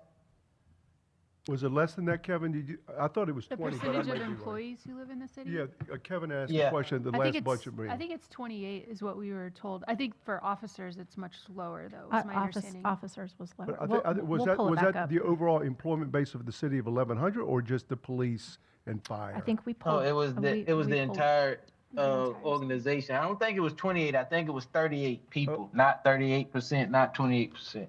Okay. We'll pull that back up. Dylan, if you can go to the top of this question, please. So this was, just to drive that point home, Mayor, we looked at the hardest to fill positions, and aside from police, that we have all talked about, the other ones, you're looking at equipment operator 1, equipment operator 2, if you could scroll down just a little bit, equipment operator 3, equipment operator 4. These are in streets, these are in stormwater. This is page 6 of the packet that you have. So in as front we of talk you. about this, Becky, sorry to interrupt. So I want to talk about equipment operator 4, vacant for an average of 795 days. Yep. That's 2 years. Yep. Can you talk about what that means to the residents of the city when those positions are vacant for 2 years? Like, what are the residents of the city missing out on with these vacancies? Sure. What you're seeing are smaller crews with fewer skilled operators to be able to complete the work. So depending on the size and scope of the job, you're going to have at least one crew that goes out to do that work. An equipment 4 operator is the absolutely most skilled that we have. They're specialized equipment that they have certifications on, and they have passed all of those tests. They tend to be very, very experienced. And so when you're digging around utility lines, you're in the right of way, you're in very treacherous places, there is a level of detail and accuracy that needs to come with the work that they are performing. And when those folks aren't on the crew, it is up to others to perhaps use other equipment because they aren't certified on the one that is actually best for the job. We may have to contract the work out, and the work is going to take longer because you have fewer people doing the work. I think I want to get more specific. Sure. Does this mean my storm drains aren't getting cleared as quickly as they could be or as well as they should be? Does this mean traffic, things that need to be fixed on the roads aren't getting fixed correctly or as quickly as they should? Is it a combination of both? It would be as quickly. It would be Okay. as quickly. So we're not going to ultimately do work that isn't correct. Okay. But it may take us longer to do it correctly, or again, in some cases, we may have to contract it out because we don't have that skill set on staff, which is then obviously a much greater cost than if we're able to do the work in-house. So there's a delay in response time and Absolutely. a delay in service that we experience when Yes. these positions aren't filled. Yes. Okay. Question. So how do we advertise that these roles are available? And I'm asking this question in particular, not just these roles, but any roles for the city. Because, and I was talking to Mayor Pro Tem about this yesterday, just in general conversation. We attended, Mayor, I think you might have been there as well, a trip with the Wilmington Chamber of Commerce. We went to Fort Lauderdale. And one of the things we talked about was job opportunities in Wilmington. And I moved here 7 years ago. My husband is a trailing spouse. He worked for probably less than $12 an hour, which was very little money with his experience and a degree professional. I won't name the company that he worked for before he went over to Step Up Wilmington, thank God. But in all of that, a statement was made, and it was said that we could fill all positions in Wilmington for every job, and we would still need to recruit outside of Wilmington. Do you recall that statement, Mayor? I've recalled hearing that statement, yes. That's right. And so I kind of giggled to myself when I heard that, because I thought, and this was one of the arguments that Kevin had brought up, I'm sorry, Mayor Pro Tem had brought up at the time, which was everyone in Wilmington did not have this opportunity or the opportunities to get these jobs. I'm curious how we're advertising these jobs, because there are people who are still unemployed that could use some type of education, skill set to do these exact jobs. And I understand that if you contract it out, it costs more. So at what point do I know we invest in our people to some degree, but in this case, these jobs were vacant for 421 days, 795 days, 111 days before they were even filled, or not, still currently vacant. So what actions are we taking to fulfill these positions? How are we marketing those? Are we doing anything with anyone here in the city to say, hey, we'd love for you to fulfill these roles. How can we help? How can we give you this experience? Yeah. I don't know, is Kim in the room? Oh, okay. Are we able to answer that question with existing HR in the room?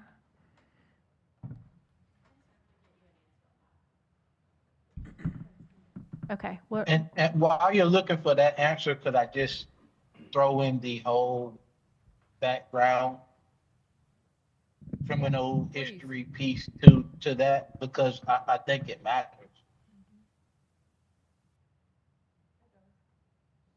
So at least preliminarily, while they're getting more detail, it depends on the level of job. So if it is specialized with like certifications with like AICP or something like that, those will go to those specific professional organizations. Other jobs, I know that they're on governmentjobs.com. They are on our website, and we certainly promote them on social media. As far as a comprehensive plan, I don't quite frankly know that we have one, but I am very interested in having one. We have some additional hires that we are making in HR. We're retooling some of the positions using the vacancies that we have in HR. That will very much be focused on recruitment in a more intentional way.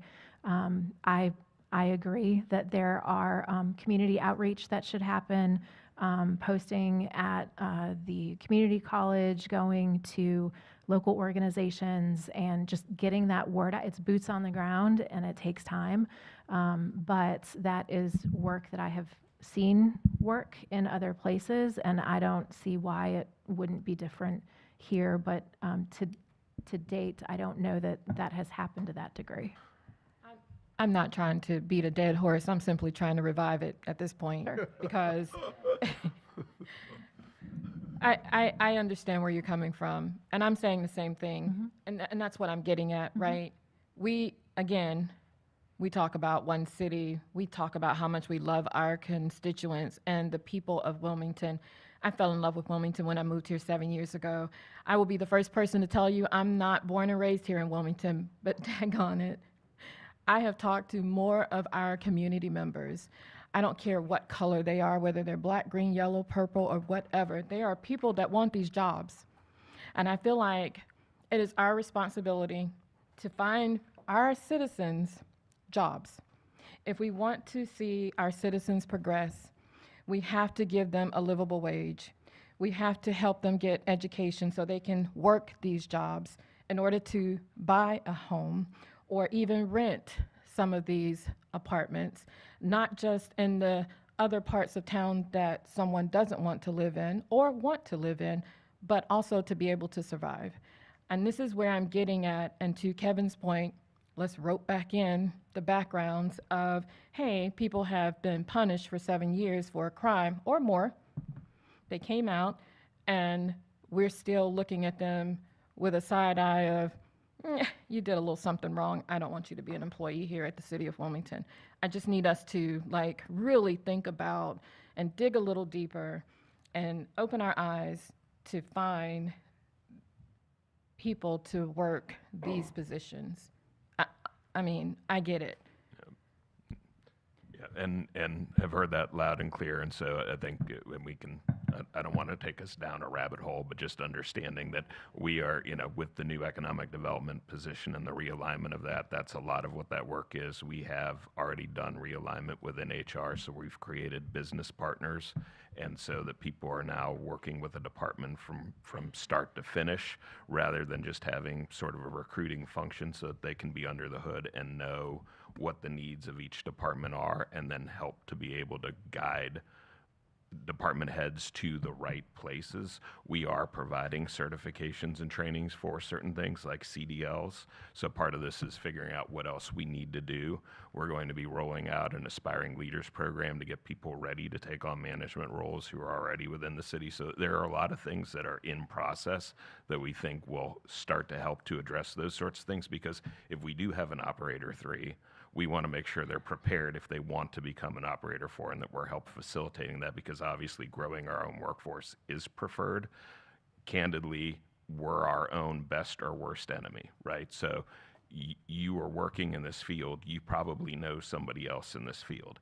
And so you've probably said, hey, Larry, Sally, come work with me.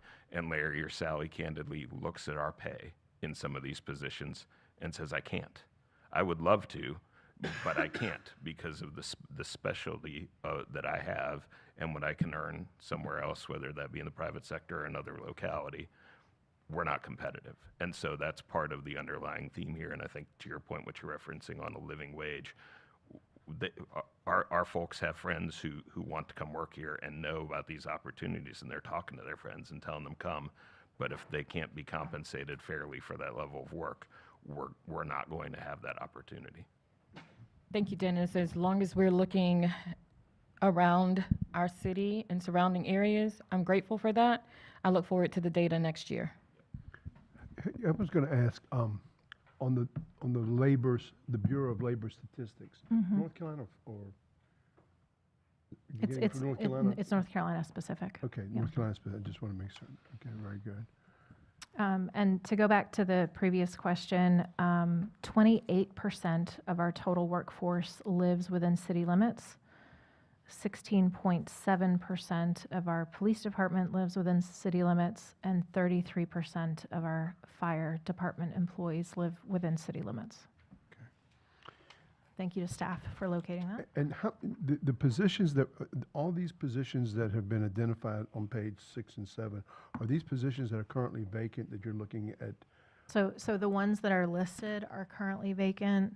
The ones at the bottom were hard to fill, but we have now managed to fill them. But they would have been on that list for a long time until very recently.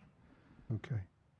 And so, you know, Cape Fear Community College has a CDL training. Yep. They have, you know, that, do we go over there and try to recruit those We folks? do. Yep, we do. But the difficulty with CDL is if you're a long haul trucker, you're making probably six figures, 80 to 100,000. But not everybody wants to be a long haul Well, trucker because the fact is you got to be away from home. but- Exactly, but finding those people who do want something close to home. Can I ask this question? On the CDL, if you're driving a truck that's picking up trash, that would require CDL, right? Yes. Okay. Backhoe operator? Yes. CDL, correct? There's training that's involved in that specialized equipment, and some of these folks that have the CDL also have those certifications. So this is also something that we're looking at, is maybe splitting some of these jobs into somebody who drives the big truck that takes the equipment there, and then somebody else who's operating the equipment, rather than being one size fits all, to help fill these roles. So those are the sorts of things that we're evaluating, and we do actually send folks to Cape Fear to get the CDL. And then I would imagine that anybody who's driving a fire truck has to have a CDL, Yes. correct? Yes. Yes. Oh, we do? Yes. Mary, microphone. Because I understood that. Program that we use within our departments on the CDL where we encourage it, and we've had employees who have been promoted into those roles, and we pay for the training and the support and enabling them to get their CDL. So we do that in-house as well. Yeah, and then in regards to picking up the trash, which is obviously huge, the turnover rate in that, what is that? I know we've lost 35 people this year. A number of them were. What's the average pay for that? The frontline worker is at the bottom of the pay scale, $17.39 an hour. See, I'm going to tell you something. So if you don't pick up my trash, you might get mad at me on some things, but that one right there is going to set somebody's hair on fire. And those folks need to be getting paid more than what they're getting paid. I mean, that's a huge service that municipalities provide, and I just think that we've had a problem there for years, and I think we just need to bite the bullet and make the adjustment. It's not just about police and fire; it's about that too, and that's a big one.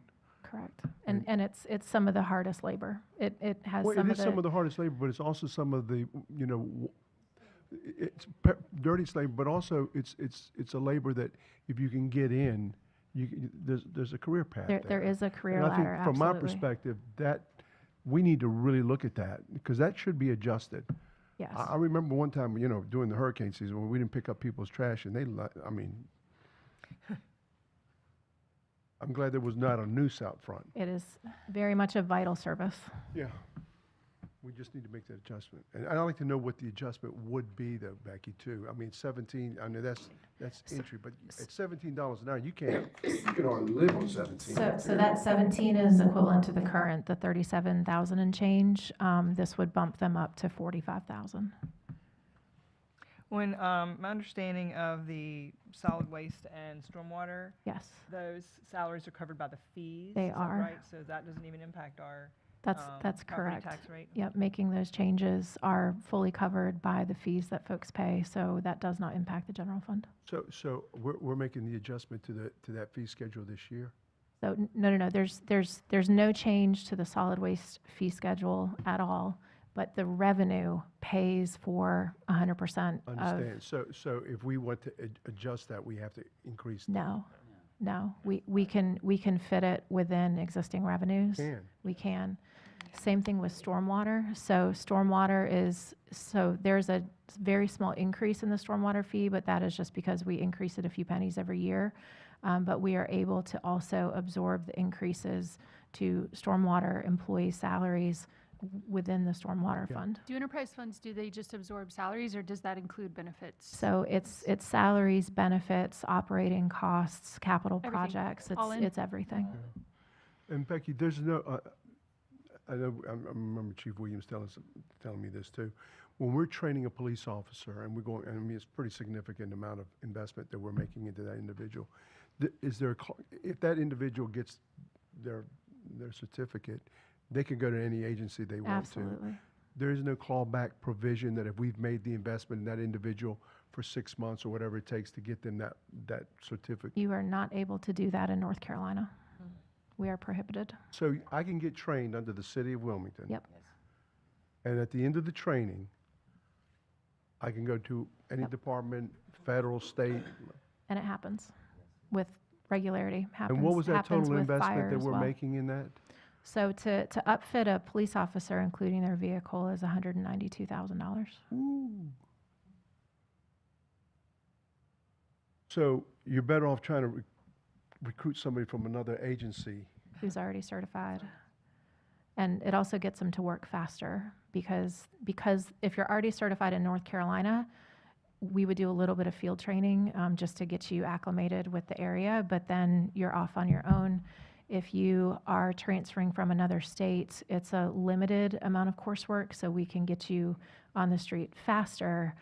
The ones that take, the full 4 months of BLET plus all of the field training, you're looking at over a year before they're up to speed. And those are the folks that are spending some time here, Yes. getting trained here. And then We've leaving. invested the $192,000 and then they move on in 6 months. And Correct. we start over with that giant investment. Okay. So question, and maybe I just got this wrong. I know that Cape Fear is doing this program with nursing where they're helping to pay for the education of that nurse, and then they're going to subsidize a certain amount of that salary. They go to Novant and work there. So they, in a way, have kind of got a clawback provision. I don't know how that one's structured. I mean, we bring people on and pay them full-time salary with benefits when they're in the academy. So we're paying somebody a full-time salary to go to school and get that training for both police and fire. Years ago, you didn't have to do that. There was such a demand for both police and fire that you could not pay them and they would go through the training, and then if they passed the course, you would hire them. But you want to lock them in early to try to keep them, because otherwise somebody else will absolutely be at an academy trying to snag them. We've also moved to our own police academy, so we are no longer intermingling with other cadets at Cape Fear. So they are with Wilmington. We want to ingrain them with Wilmington, keep them here, and then we'll still go to the academy that Cape Fear is running, and if there's anybody who's unattached or looking, we're happy to hire them too, but we're needing to bring them on completely full-time. I've been told by multiple attorneys, including the one at the end of the table, that there is no ability to have a clawback provision. And that's right. Generally speaking, we will get their car back. Obviously, they have to return their uniforms and their guns and all of the physical things. The only thing that we could possibly recover money for would be the actual books and whatever we used for the training, and that is so nominal. It's probably $500 or less. That it's just not worth it to try and go back after that. There are a couple of times that it may be worth it if for something like a polygraph operator, that's like a $10,000 training. And so the only time that we have ever used a potential clawback is if we're going to spend that much money on your training, then you've got to stay here for like 3 years afterwards. And it's like you have to pay $6,000 back if you leave within 1 year, $3,000 within 2 years, or nothing after 3 years. And so because that training is so expensive, it's the actual cost of the training that we can get back. But that really, because we do our own academy, we're not paying anything for the training other than the cost of their books. And so, other than something like that, that's a huge expensive training, we don't have the ability. We cannot get back the salary they paid them or any of the benefits or anything like that. What about I think the relocation arrangement you're costs? talking about is like a forgivable loan. So they owe this money until they work a certain amount of time, then it's forgiven. So that's probably how it's. With the polygraph training, yes, but with the regular training that they go through, it's not really a loan, but it's an agreement that we enter into with them before we agree to send them to the training. But with the regular training, there's nothing really that we can do to get back that money. There's no, by federal law, we can't get back their salary and all of those benefits. What about relocation costs? I don't know what exactly we pay for relocation costs. So there's only certain positions qualify for relocation. It tends to be like a department head level or above would qualify for that. Other people who might be moving here for a job, they have to get themselves here. But generally speaking, that wouldn't apply to police and fire for the most part. We could potentially do that in an agreement with someone. We were going to pay relocation costs. It would be a separate agreement that we would have to fill out, but I don't even remember the last time we've done one of those. But for anybody that's not a council appointed position. And Becky, I'm sorry if you've already said this. This is a lot to It's okay. keep Sorry, in mind. Do they get a promotion / pay bump after they complete the training? They do. They get a 5% pay increase once they complete the training. So they are at a slightly lower rate. And then once they're certified, they do get a little bit.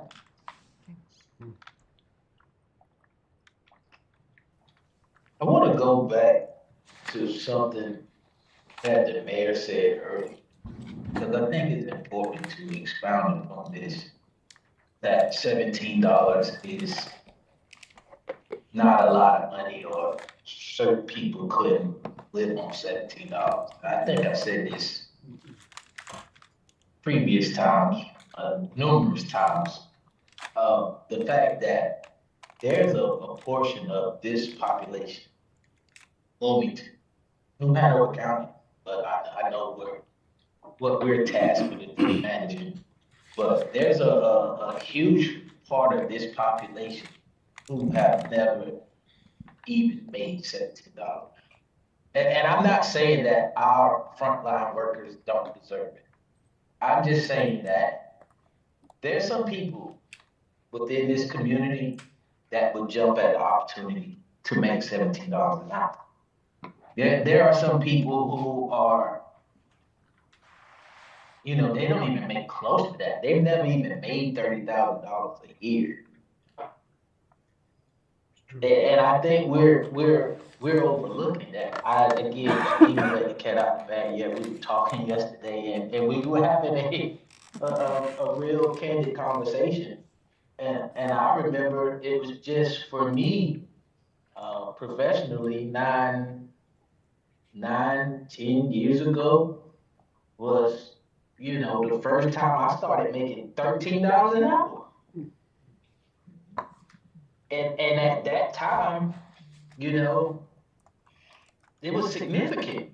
It was life changing for me.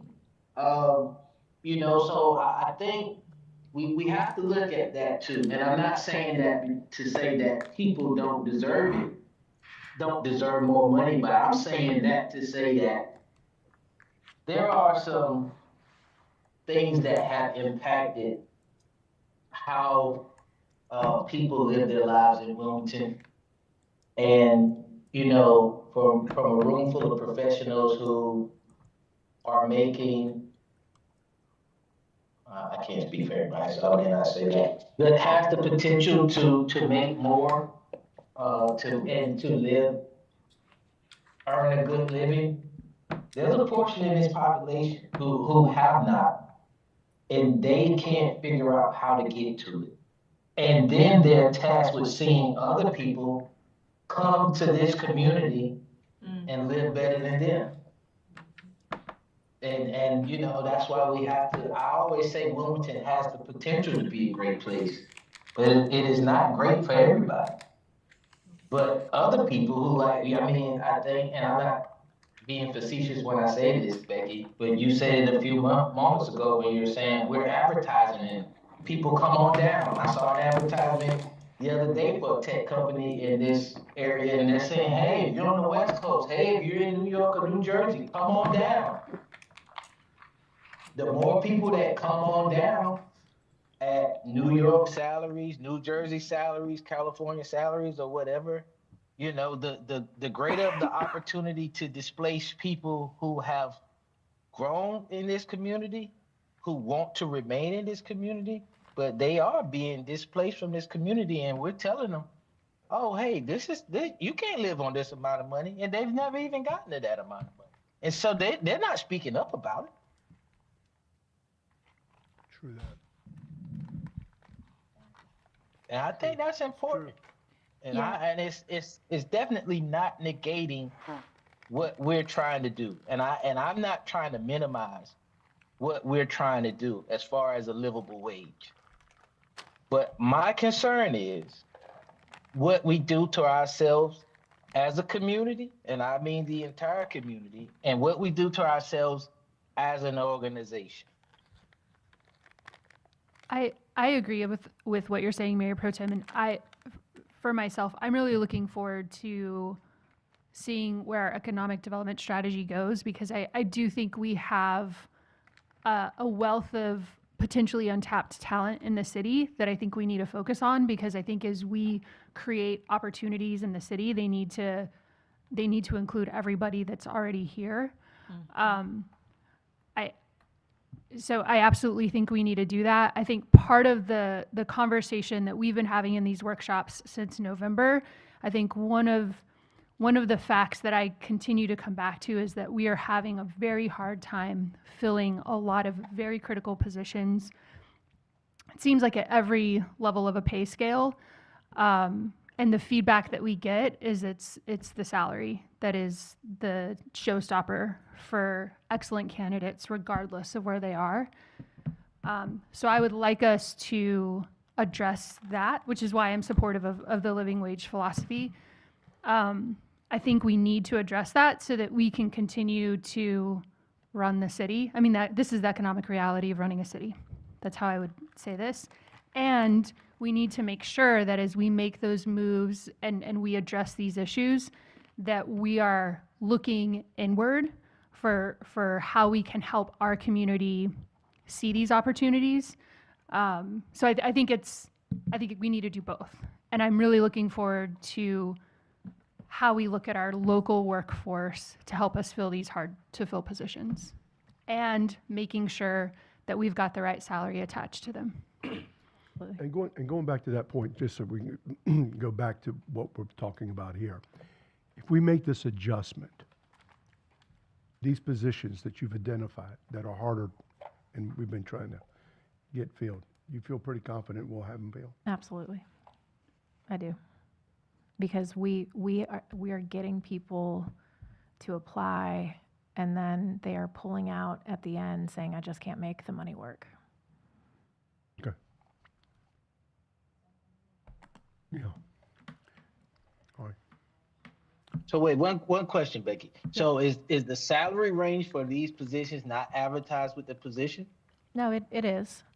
You'd be amazed at how many people apply and then ask for something else on the other side. No. No, I wouldn't be surprised. Well, it's a negotiation tactic, honestly. Well, it is, but we mean it. The numbers we put on paper, we mean it. When they're looking at when we're looking to fill these specific positions, are we competing with other public sector communities around the state, country? So a lot of these, you're actually competing with both public and private sector. So if you look at an equipment operator, those are going to be on most construction job sites.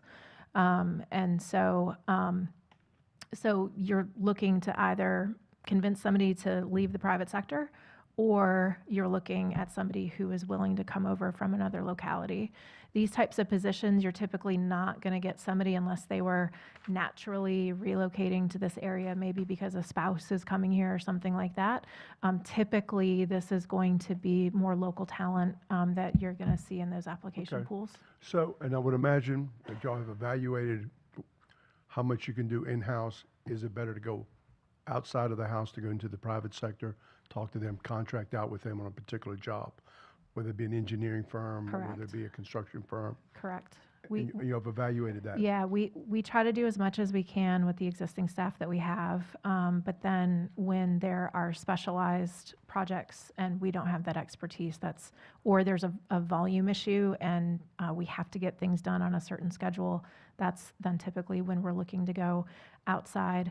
In terms of like fully outsourcing, we have looked at that, but like Fleet was one that came up, and I'll just say, like, the volume of work that they have to keep our fleet up and running that directly serves police, directly serves fire, directly serves public works, those vehicles have to run. And when it's our own shop, they are able to squeeze something in right away. Hey, this is broken and we need it like right now. We're not competing for our place in line with a whole bunch of other people that you would get if you outsource.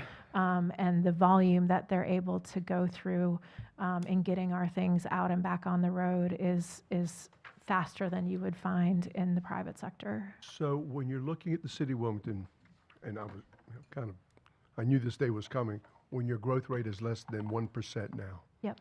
And you're pretty much locked in geographically. You've got $5 billion worth of property you can't even tax. There's no more annexation in the state of North Carolina.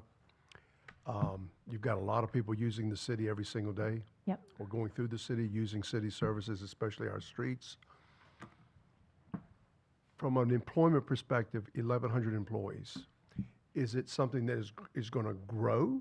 Or is it something that's going to be reduced? Or is it going to be about static the way it is? That's one question. And then out of the departments that we do have, the ones that you do see the growth potential in, which are they? Sure. We believe that we will be able to continue to trim existing numbers from, I'd say, all departments except for like police and fire, as there's natural attrition and we evaluate. And with the realignment, we have found a lot of efficiencies already in being able to multiply work to go get it done. So we expect to continue to trim there. Where I do anticipate we will likely need additional staff in the future is in the police department. But right now, we're so low on staff that we can't do a proper staffing study to know just how much, you want to look at unallocated time, but they're so busy right now that it would show that we need a whole bunch more staff. Well, of course we do, because we're down about 40 positions. So our goal would be, if we can get much closer to fully staffed, then do that analysis to be able to then see what might we need on the law enforcement front. Chief is also working on some reorganization of his existing staff that will also reallocate how things are done. So that will be another opportunity that may create some positions that we don't need to add to our payroll, but we can create through that. So it's a both and, but I don't see other departments necessarily jumping out in my mind as needing a whole lot more staff. I think that we need to get our legs under us with the new organization and do that assessment, but nothing is jumping out right now that says, oh wow, even with this, all of a sudden we just know that we don't have the people to do the job. The exception would be what we're trying to add this year, like the staffing for Parks and Recreation. That was something that we identified as we don't quite have the numbers that we need there, and that's important from a safety perspective. But I think short of police, we would be hanging around the number that we are now. Well, have you evaluated too, in the past couple of years, some of the partnerships that we've had have either, gone away, they've terminated, we've got issues in regards to the unsheltered. We've got issues with affordable housing. Because when I first got on here, that was one thing the cities, when we participated at some level, but there was no need for it at the time because there was enough affordability in the marketplace. where we're taking on more of those roles that may have crossed the line into public health, into social services, that we were never built for, or the state never built these cities for that kind of a concept, where we would collect the money to be able to take on more of these services. And yet we have other aspects of partnerships that are kind of pulling away from that. How are we going to adjust for things like that? Because, we get elected from the citizens that are telling us these are the concerns that we have. We have limited amount of monies that we can spend. You're trying to get the salaries to make certain that we can take care of what we've got today. But now we're getting additional pressures put on us from nonprofits, from other groups that are saying, we need your help. And it's hard for us to say, no, we can't help you, or we can only do but so much. And it seems like our roles are starting to change a lot more than I even anticipated. And, we've got a great endowment here that we're going to be partnering with. We've got a lot of things happening. So are y'all looking at that? We are. You bring up a lot of great points, and the biggest issue that I think we need to keep in front of us is we do have a number of critical core services that we have to provide to the community, that we need to make sure that the dollars for those services are not having to compete with some of the ancillary requests that we have. We are looking with how we have reorged on the affordable housing side to have the support that needs. But a lot of it is going to come down to budget dollars, and I think really trying to assess what is the majority opinion of this community, and if others are not stepping up in the ways that they feel are necessary, then are they willing to pay more for us to do it? Because we don't just have a pot of money sitting around for these other requests that we're saying, we don't know what to do with it. Somebody please come make a request. So every request that comes in is being pitted against core services.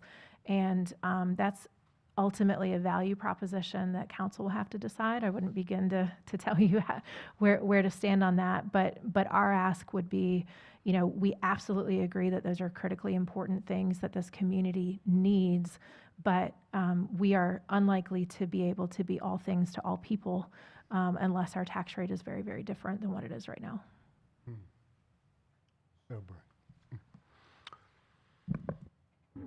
Okay. Just to try and steer us back towards looking at numbers, my number one priority in this budget is capital improvement projects. I think, 2023, before I was on council, constant feedback, constant community discussion about infrastructure and keeping up with growth and keeping pace with just the booming nature of this area. And then I want to say thank you to staff and to Tom in particular, who in my first 2 years on council, took me to every single CIP project site. And a lot of people in this room walked around with me, and we looked at things and where things needed to go and why things weren't there. And that experience sold me on CIP needs to be our number one priority. So thank you for getting that 0.41 in here. Check. I'm good to go on that. I am sold and I support the idea of a living wage for city staff members. I think that we need to put our money where our mouth is. I think that we need to pay people who want to work in the government sector what they're worth. I think that we need to pay them not just a wage that gets them in the door, but lets them have a career and values the work that they put in and the vocation that they are called to every single day. I don't think that we are ever going to be a cash cow for folks. I don't think that anybody's ever going to come and work for the city of Wilmington and, become a millionaire, a billionaire overnight. That's not the role that we're supposed to play, but I do think that we owe people the dignity and respect to pay them what they're worth. And I say that as a state employee myself and as the son of 2 state employees who I feel very called to the work that I do. And I also just want to acknowledge, I'm rambling a little bit, sorry.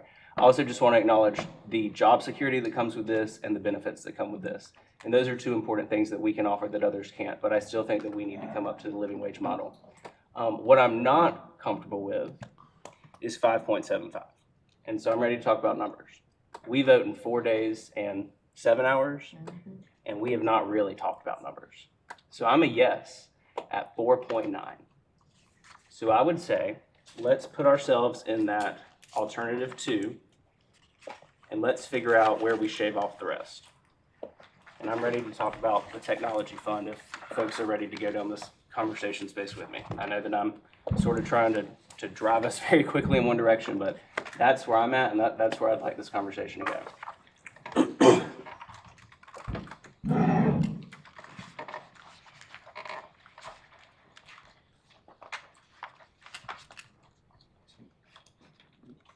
Which one do we need to do? It's page 2, I think, is where you're talking No, about the you're table talking on about page the 2. when you had the options up there. Let me find it. So I guess if we're gonna, thank you, David, for bringing us back in and making sure that we're making progress on this. I understand the compression issues with alternative 2. I want to understand more, again, like how over time we steer ourselves out of that. Because I am also not happy with 5.75. Understanding I fully support all of these things, and I think it's important for us as we're making these difficult decisions to do so with all perspectives in mind. So alternative 2 takes us down to 5.44. What is it going to take us over time to address some of the compression issues that we see out of alternative 2? And I guess where's the other 0.5 cents come from? Or whatever it is to get you to 4.9.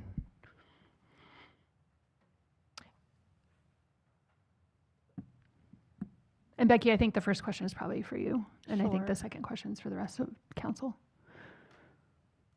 So you are at, let's see, 0.25, 0.31 cents Mm-hmm. would be the difference. So a third of a penny. 1.43 if you go. Are you looking for a dollar amount? Like, I think when I initially proposed alternative 2, what it looked like to me was about 1.2 million. It may be a little bit more when you include some of the other benefits that may not have been in the original spreadsheet that we got. Are we going down to the 0.49? Well, Or I think 4.9? there's 2 questions. One is, if we choose alternative 2, how are we in the long term going to address the compression that results of that? And then my second question, I think, is to the rest of council, which is, what else are we going to walk away from to get it below that? So it's about $1,085,000 is the difference between. So it's just over $1 million. That's we can do round numbers Yeah. for the sake of discussion. Yep. But particularly if you're paring down the rest of the tax rate, Mhm. unless there is unexpected natural growth or an alternative revenue source that relieves pressure on the property tax rate, the only way to do that is another property tax increase. I have 2 points that I would make on revenue. I appreciate that you've brought us conservative estimates on interest earnings and sales tax. I would like us to do responsible estimates on sales tax and interest earnings. And so I'm curious, if we adjust those up just 0.1 on each, what does that do in revenue?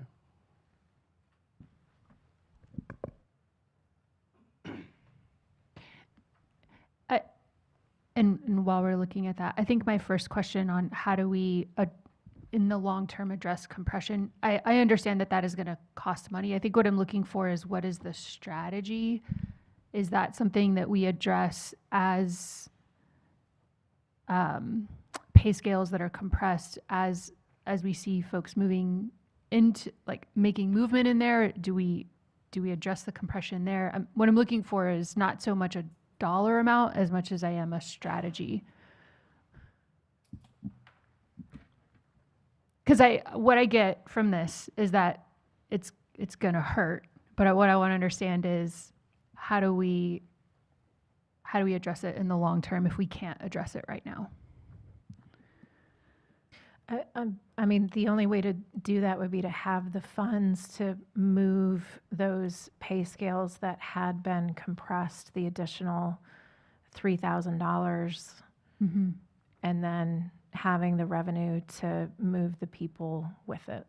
So worst case, that would mean if we wanted to address compression next year, we would be looking at that third of a cent as an increase next year. Yes. Or whenever we decided that we wanted to address that compression, and that would be a potentially, depending on revenues and other factors, that would be a third of a cent increase in the future. But also depending on what else is going on with costs. Sure.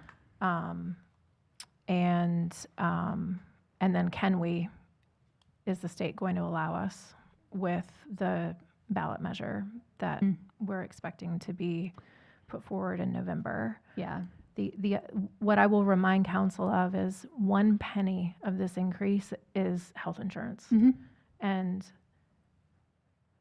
if the commitment is to not bring you a tax increase next year, which I think is very much the desire of council, if we get another $3.5 million increase in health insurance, we are going to have to figure out how to absorb that already. So, I will just say, when we started this conversation, we were at 6.25. We have worked to bring the recommended budget at 5.75. That was finding things that we could pay for this year with existing revenues. It was trying to elongate the replacement schedules for certain things. Like we pushed hard to get it down to 5.75, but health insurance is a variable that we have very little control over, and it is a very significant component of what is driving these numbers this year.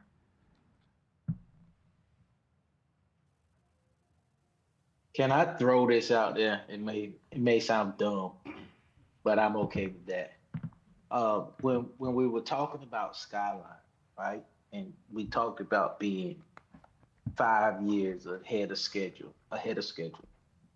right? How creative can we be with that money as it relates to the financial issues we're facing now, or well, next year? Well, now. So how creative can we be? We still have debt payments that would be scheduled to be made next year that we have dedicated debt service revenue to pay those bond payments. We have to make those payments. So there's not, it didn't create a pile of money that we now have for other things, or if we do, that went into the CIP model to drive down the 0.41 cents, so we can complete everything else with only that 0.41 cents. Because remember, when we were first talking about that, it was higher, but we were able to also ratchet that down because of where we stand in the CIP. Okay, so another potentially dumb question. And I heard Dave talk about the precedence that he's setting on CIP projects. But what's the reality of completing the entire list? Because I know, and as long as I've been on council and been a resident of this community, all capital projects do not get completed in the time that they've been allotted. So we do have. So- sorry, ahead. sorry, Mayor Pro Tem. Go- You got anything go ahead. else? Okay, so No, go ahead. we do have some slides on that we're going to share, and we do have a plan that's actionable based on the 0.41. Part of the challenge, candidly, is that the capital program has never been resourced appropriately, and there's a variety of reasons for that. And that's not things that lay with council, candidly. It's just the reality of the situation, and so. We feel very comfortable that with this allocation, we will be able to accomplish those projects in the timeline that we've defined. Okay, and well, so what on that list, if anything, could we potentially look at stalling? Well, candidly, you could stall everything. I mean, we could, so- but I'm saying, like, what's top priority that we really need done that our citizens would say, my Lord, we've been waiting on that to be done for 15 years. Kudos to the city of Wilmington for doing that. and great. And then, you know, I don't know, I'm on a roll today, so I'm gonna say this regardless. You know, I don't want to minimize the importance of trails and things of that nature, but hey, if we don't complete a trail next year or the year after that, you know, but we do something else that really changes, that really improves infrastructure or impact of a capital project in our community where citizens will say, you know what, I believe that's more important and we've been needing to get that done. What type of items do we have on the list now that we can pick and choose from? So that list is the list that we shared with the council over time as we did the work, going back to the first budget sessions with the negotiable and non-negotiable, funded and non-funded, and we've distilled that down to, and it's on the slide in your packet, things like bulkhead replacement, bridge replacements. So these are bigger projects, roundabouts, things that the community has been waiting on. I think to your point, for a long time, a lot of these are transportation bond, air quote, projects that have been lingering and have been unresolved and have been uncompleted, and that the community expects and deserves. But the bulkhead project is going to be a partnership, right, with the federal government. So potentially. Or should be. Potentially. Yeah. Potentially, Okay. right, potentially. We're applying for a grant, right? So yes, that helps defray the cost, but it doesn't absorb 100% of it. Okay. I'm just going to keep asking dumb questions. No, they're all good questions. Until we get to where we need to be. And I'll be honest, I'm hearing 4.9. I mean, of course, I think everybody knows that I'm not on board with the 5.75. I've been actually thinking around half of that, but you know, my mind's not made up. If we can come out with something good that kind of serves all interests, I'm gonna be on board. I might be the one lone person that is the sore thumb, but hey, we can all be optimistic about where we can go. I have a question. We're talking about capital improvements, correct? And one of the projects that I keep asking myself about is the Water Street Park. We're talking about a little over $1 million to save, maybe put off. This is to renovate the old River Park space along Water Street in front of the Federal Building between Market and Princess Streets. Improvements include the creation of an event plaza, new benches, stools, decorative lights, and river walk handrails, new hardscaping, landscaping, a decorative fountain, and new streetscaping along the road. Help me out. Yes, ma'am. So my name's Justin Carter. I'm the director of our design and construction group. So as we look at Water Street Park, there's been a project that's been around for a very, very long time, has gone through a multitude of iterations. It is a project that right now is really just hard concrete down there across from the federal courthouse. The plan is to try to make that area something that it was before. We'll be redoing the street through that area. We'll be adding a green space down to that area. We'll be looking at also having a plaza area. One of the things that had been done in the past were Friday night concerts down in that area, so developing a plaza to allow that to happen. When we look at what the cost overruns are for that project, it is purely driven by the fact that this project has been around so long and has gone through so many iterations that cost escalation from COVID and all of those things have taken that budget that was originally put in there, that we have some money in for, and really pulled it and blown it out of the water. That number and that growth that you're seeing as a negative is based on cost escalation from just COVID and everything else, because this project hasn't gone from a final project to construction in a reasonable amount of time. Thank you. That sounds great, but again, I'm still looking to find a little over $1 million to pull. So what we do want to point out is the way our CIP projects are funded, if you were to remove that, we don't then have $1 million that we're reducing because we only pay a small portion of it with actual cash, and then that 0.14 cents is borrowing capacity to be able to pay for the rest.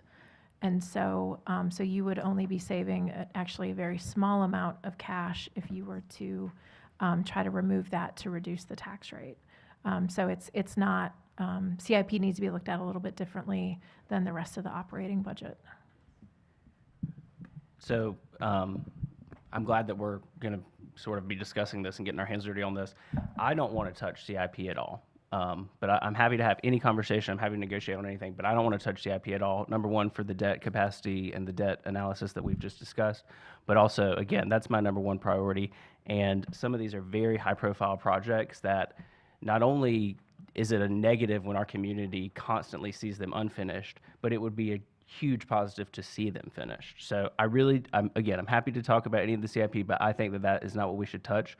Instead, the strategy that I think we should take is to start going department by department, office by office, and shaving off a little bit here and there where we can. And we've still not talked about technology, which is a conversation I really want to explore. And before I turn my microphone off, I do know, Mayor, that we had a phone call and you did bring up one CIP project in particular that you thought was worth exploring. And I don't even remember what it was. I just remember we had a conversation. Which one? No, the one that I have a lot of heartburn on. And I know it was in the transportation bond projects in 2014, was Pine Grove and Oleander Drive. Yeah. And the reason that I have such heartburn over that one, and I can't understand why we didn't do it.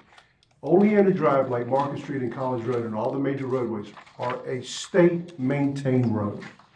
And we're getting nothing for the improvement for safety on a state-maintained road. And in our past history with the state, we have partnered with them. We've put skin in the game. And when we put skin in the game, they usually help us. They have said no, and I can't understand why. And I'm just flabbergasted on that one, because the price on that one, or the cost on that particular project, I think when we first looked at it many years ago, it was like 1.4 million, 2 million, something like that, has exploded. What's the cost now? Yeah, I think our cost is just over 10 million, and really the cost that we have in there was based on what our previous bid was that came in. We do hope when we go back out that we'll be more competitive and bring that bid down, especially as we look at maybe making some adjustments to allow for daytime work. So we do have a number in there that we think is reasonable based on what the previous bids were, even though we rejected those. That's a huge number. The intersection is working. Yes, we've got concerns about the safety on it. My bigger thing is Greenville Loop Road and Pine Grove Road with that roundabout, because that will help move the traffic. If you go down that roadway any day of the week, it is backed up. And I would also say the same thing, I think, at Holly Tree and Pine Grove. Those two major intersections, because there's so much traffic going north, south, east, west, and there's 2-lane roads, is having significant impacts there. And we want to finish those projects up. Plus, it coincides with our Cross City Trail project that we're going to finish, which is underway currently as we speak. But the one that I thought that we could save some money on or could hold back on the CIP was that Pine Grove Road, because we have purchased the right-of-way, so we already got it. The design is 100% done. And we may find ourselves in a better environment in regards to construction costs, maybe in the very near future, depending on what the economy does and what happens. But I think that one is one, if we could hold back on and save some money on, I would like to hold off on that one. So can I just say this? I hear David, right? And I hear David, he's basically telling us what he wants and what he doesn't want. And I get it. That's your prerogative to say so. But there's a consensus, right? There's a consensus that needs to be made about what we're going to do here as it relates to city business. And of course, the citizens of this community do deserve improvements. But if it's going to save them money, would you rather have improved infrastructure over a new park? I would. The one thing that's going to actually improve your life over a park, and I'm not saying parks aren't important. I take my kids to parks. quite often when I have time. But the thing that's gonna help us save you money as it relates to paying property taxes or making sure that this community is safer. Those, I mean, there's a balance that we have to have here. And you know, the professionals in the room, they know that. No matter how you frame it, there's an approach that we have to have, that we have to take. And I understand what you're hearing when you're in the community. But when I'm in the community, I'm hearing, hey, listen, do not raise taxes. Or why don't we have this? Or why don't we have that? Or, hey, I can barely afford this now. So yeah, I understand your list, all fine and well, but staff, I want to make sure that you listen to what we're all saying, and we all can negotiate, come to an agreement of what we will, what we won't do, and what we want as an organization, because that's important, based on not just what we want, but what taxpayers have told us that they want.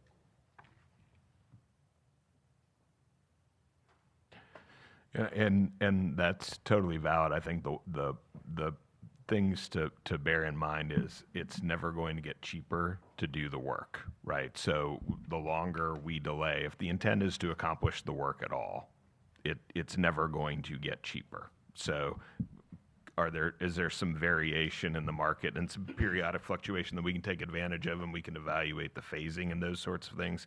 Absolutely. But to delay something 10 years is only going to drive the cost up for when it needs to be done. So waiting a year, absolutely, or figuring out, trying to time the market, I think those things are valid. The other thing about the 0.41 that I hope everybody also just bears in mind is it's capacity that's built and carried forward. So that just rides along and allows us to continue to borrow in the future and helps us to be positioned to address things and be resourced to go faster and take advantage of those opportunities as they come. So it's not just a for the now and completing these projects, but it's also a long-term play to make sure that we have the borrowing capacity to do the work that we need to do now and going forward. Well, I'll say this: if you're on Water Street and you're looking for a park, just walk on down to Live Oak Pavilion. And we can make sure that we turn on. It's like a little splash. It has a splash pad feature there. You know, it does double as a park when there's no concerts going on. So you just have to take the kids there before some of the bands get there later that night. I mean, we have plenty of parks. So it's not like we're dying for parks. Do they need to be maintained? Maybe they need to be upgraded. Yes, but the need for new parks, I don't know. Okay, you know, it's kind of like we hear on both sides. You're developing way too much. Protect more open space. Protect more green space. You get out here and you protect more green space. You got to improve it. Oh, you're spending too much on park. It's you know, it's half a dozen one, half a dozen other. And I get what you're saying on the park there on Water Street. Remember, we had to wait for the federal government to finish the bulkhead before we could even get there, or we would have probably gotten to that park earlier. Now that we're into this phase, remember, we have purchased the Coast Guard property to make that a linear park, but we also now have to fix that bulkhead at a cost of $12 million, of which hopefully we'll get a grant to do that. Once that grant, hopefully we get that and we complete that bulkhead repair, then maybe you can go back and revisit that. I mean, when they had the concerts on the backside there of the federal building, that was before we had Live Oak Bank Pavilion and other things going on, and it was kind of a way to get people downtown. I don't think that that's necessary anymore, and we can even change, maybe look at the schematics as to what we may want to accomplish there or try to do there that doesn't involve more of an elaborate system. Plus, the fact is, any kind of water feature that you have in regards to fountains, throw them out the window. Anywhere I've seen a fountain, even at the hospital, they don't even work. And if they do work, they go down within 6 months, and then something's happened to the thing. They're maintenance nightmares. You're down there in the river. Why are you looking at a fountain? You're there in the river. You know, that's insanity. Yeah, no fountain, Mayor. No fountain. There's no just fountain. Get rid of the fountains. I mean, we've got one fountain that's challenging enough. And as long as we've been here, I think 70% of the time it's down. So what are we doing with the fountains? Come on, guys. You know, Yeah, and we can look at it, bringing that project and Ving it back, but that's some of the issues that I think has happened with this project over time is it has changed, direction has changed, and that's driven that escalation up, right? And now we have had different things develop down there in the time that this project has been developed over, absolutely, and we can revisit that, but we do so with hopefully the understanding across the board that we're going to scale it back, right? Because if we don't, then we extend that schedule, and that escalation in cost starts to drive that project budget up again. So to your point, we absolutely can revisit that. I just want to make sure we're cognizant of that cost escalation. Sure. But I've also seen costs adjust, and I'll give you a good example. When we did the convention center many years ago, when we built it, it was in the middle of the Great Recession in 2008, I believe. Yep. We ended up, because people were so desperate for work, we ended up building that center of $62 million at the time, $4 million under budget, and we maxed it out because we hit the market right. So you're going to have market adjustments, and although we've been flying pretty high, and hopefully we'll continue to do well with the economy, you don't know what's out there. And we might end up in a situation where we end up pretty good. Now, we also have to remember there's been $64 billion worth of damage in the western part of the state, which a lot of the contractors that we do business with have gone up there to do significant amount of work. Mike was just telling me they got $500 million in the western part of the state on an I-40 corridor study for lane management. We got $2 million for this area, $2 million. And you got to say to yourself, it looks like we're the transportation people here, so it all falls on us. And so I want to finish these projects, just like I told the folks at Love Grove many years ago. That would be the first project done, and it was the first project done. If we had to do that project today, I think it costed us $5-6 million at the time. That project would probably be somewhere about, what, $20 million to do that bridge? Yeah, probably in the 15 to 20 million range, yes. And if we hadn't jumped on it first, it would be that much today. So we've completed that project and made a commitment to those citizens in that neighborhood that we would do that, and we did it. So I think we have made this commitment. We should finish it. The only project left then out of the 2014 bond projects would be the Pine Grove readjustment. And I think we're there is just, can you get the timing right and hit it, and maybe get it at a better cost than we currently got it at? Yes, sir. I want to jump in and just say for the record, I don't want to move away from the 0.416 for CIP to debt service. I think that's very important, which leaves us with the increases that we're looking at in the general fund. I've put forth a suggestion that would pull out $1 million. I think we've got to find two to get to the suggested below 5, the suggested increase getting below 5. That's about $2 million that we need to find in the general fund. So if alternative 2 isn't the way to go, we need to find that $2 million, and I don't know if we need to go with David's suggestion to just go through department by department and cut where we think we can until we hit that 2 million. I don't know if there's a better strategy. I don't know if a better number to try to cut is to start with $1 million, see where we land, try to find the next $1 million. To your point, we're taking this vote in 4 days. We need to start to make some decisions about, I think we understand the problem in front of us, and I want to focus on solving that.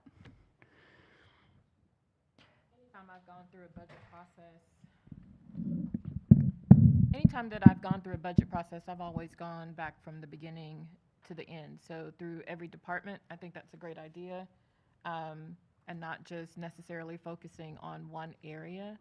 So if we can start, I'd love that.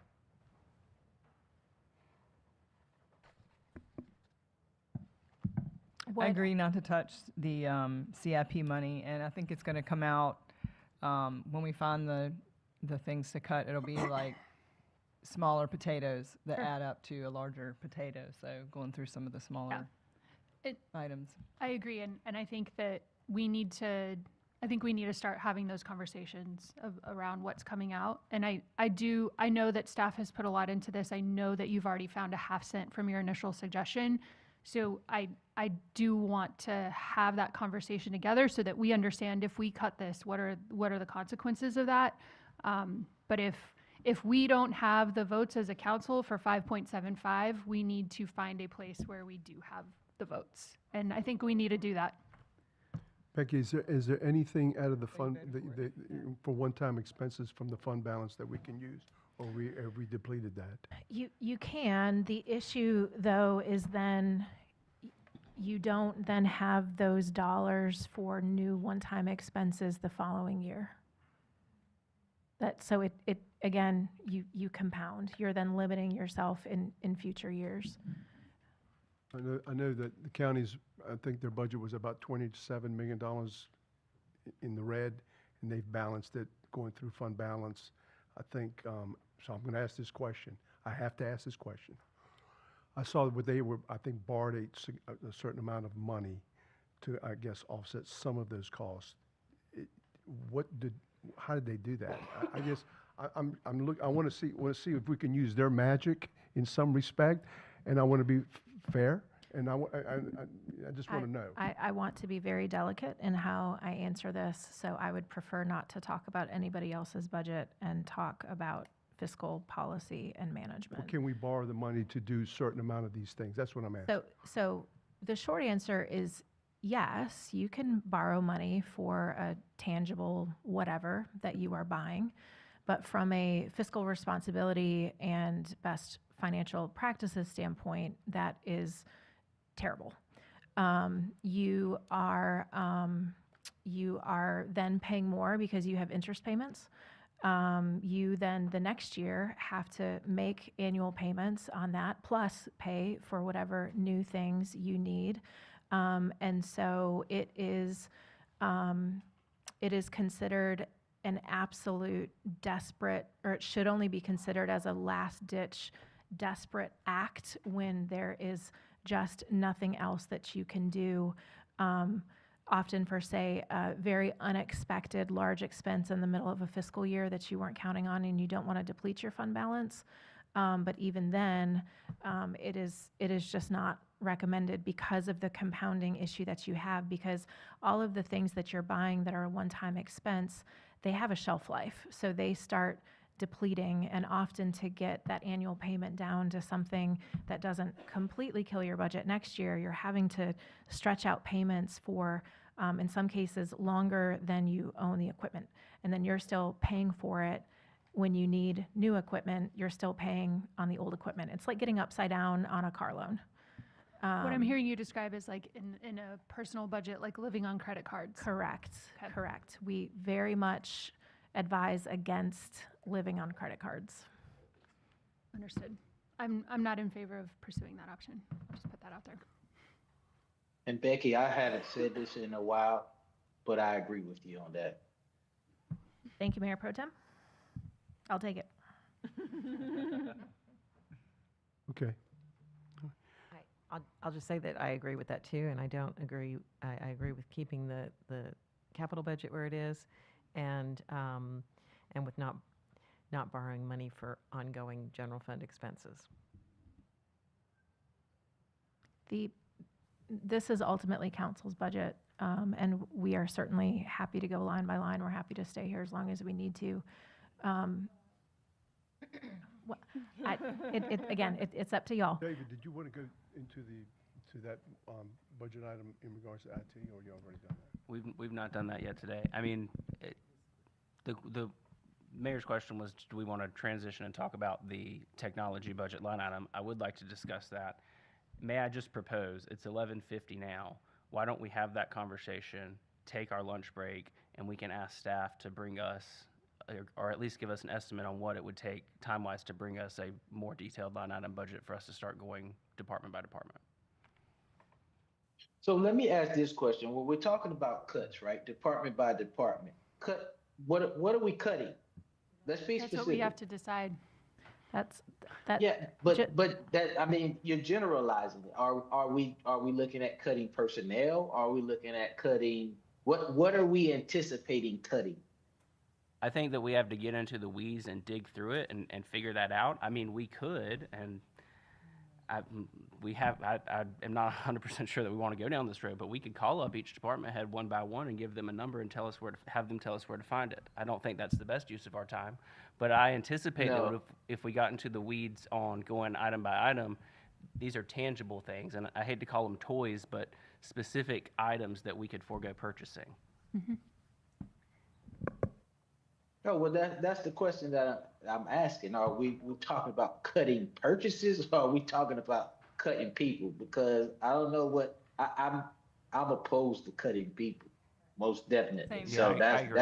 that's not an Same option page. for me. We're all in agreement with that. Okay, so I think just the wanna make sure delaying of we're saying that. purchases and stuff of that nature is what we're talking about. Can we hold back? Can we hold back on purchasing something or doing something that we could hold back on for this year or something?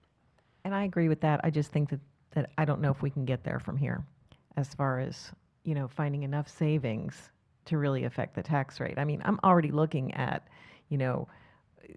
we're talking about saving the average household and even the above average household, at most a couple of dollars a month, by doing all this exercise. And I just don't think you can find enough light bulbs and toilet paper, not to trivialize it, to make up for what our personnel costs are, which are the biggest part of our general fund budget. And out of that, our public safety is the biggest part, which is why, we've done all these exercises so far, and we're just talking about not saving that much money for the average taxpayer. So I know last year's budget, we spent a whole lot of time on what each department could give up, and we ended up spending, I think, a couple of months talking about horses. And so I'm just, I'm just saying I don't have a lot of faith in going back to the departments at the 11th hour and trying to find things, because I just feel like a lot of that has already been done. And it's not going to get us that much in savings. Well, there's a narrative. Go ahead, Kevin. I was just going to tell Select. So the same thing I just told Becky, you can just apply it to yourself. I agree with you now too. I'll just say this. There's a narrative out there that thinks that we're just out here just arbitrarily just want to do this thing. Correct. And remember when this first came out, I think it was at 625. 625. We've gone down to 5.7. There's some concerns. I think it's our responsibility and our job that if we want to go through this exercise just to see, and if we don't get there, then we don't get there. But at least we have exhausted every opportunity as sitting council members to evaluate it and look at it. And if that's where we end up that way. But I think we ought to at least give it a try, because at the end of the day, we know people are hurting, and costs, gas have gone up, insurance costs have gone up, food has gone up, everything has gone up, cost of doing business has gone up dramatically. And at the same time, people are expecting us to try to do it with less, and that's also unfair too. So we're having to make tough decisions. That's why we get elected for. That's why you have a representative from government to give us the opportunity to dig into this thing. So some people think, oh, just slash and burn. People use the buzzwords, oh, they can cut their way to it. And maybe we can and maybe we can't. But I want to at least go through the exercise so the people that are paying attention, that are listening in this, including the media that's watching this, want them to understand that we're taking this very seriously, and we want to make sure that we're fair and equitable to all parties, including the staff, including the city, including the citizens. So I'm willing to go through that exercise. I agree. And I want to continue to acknowledge the cuts that have already happened. 29 positions from the budget, a half cent from the initial tax rate that you brought. I think I just want to turn over every stone and make sure that there's nothing else that we are able to cut. And if this is where we land, this is where we land. But I think it is worth going through the exercise. Well, as expediently as possible. I don't want to do the exercise just to be performative. If we're Agreed. doing the exercise just to check the box and we end up with the same result, then it's a waste of all of our time. Okay. I don't think ending at the same result means that it's performative. I think it is important for us to have a conversation where we understand at the level of detail that we need that every expense in the budget should be there, even if that means we end up at 5.75 after that conversation. I can tell you I won't end up at 5.75.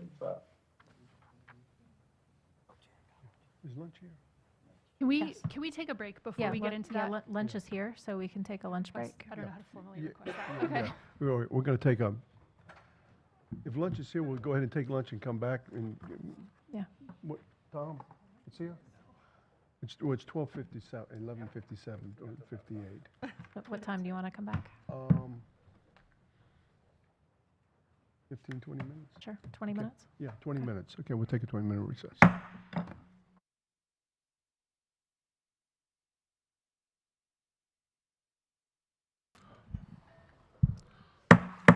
All right, we'll bring the meeting back to order. Okay, Mayor Pro Tem, we're going to do the roll call. Are you here? Mayor Pro Tem? Councilmember Joyner? Here. Councilmember Andrews? Here. Councilmember Lau? Here. Councilmember Santaguida? Here. Councilmember Clinton Quintana? Here.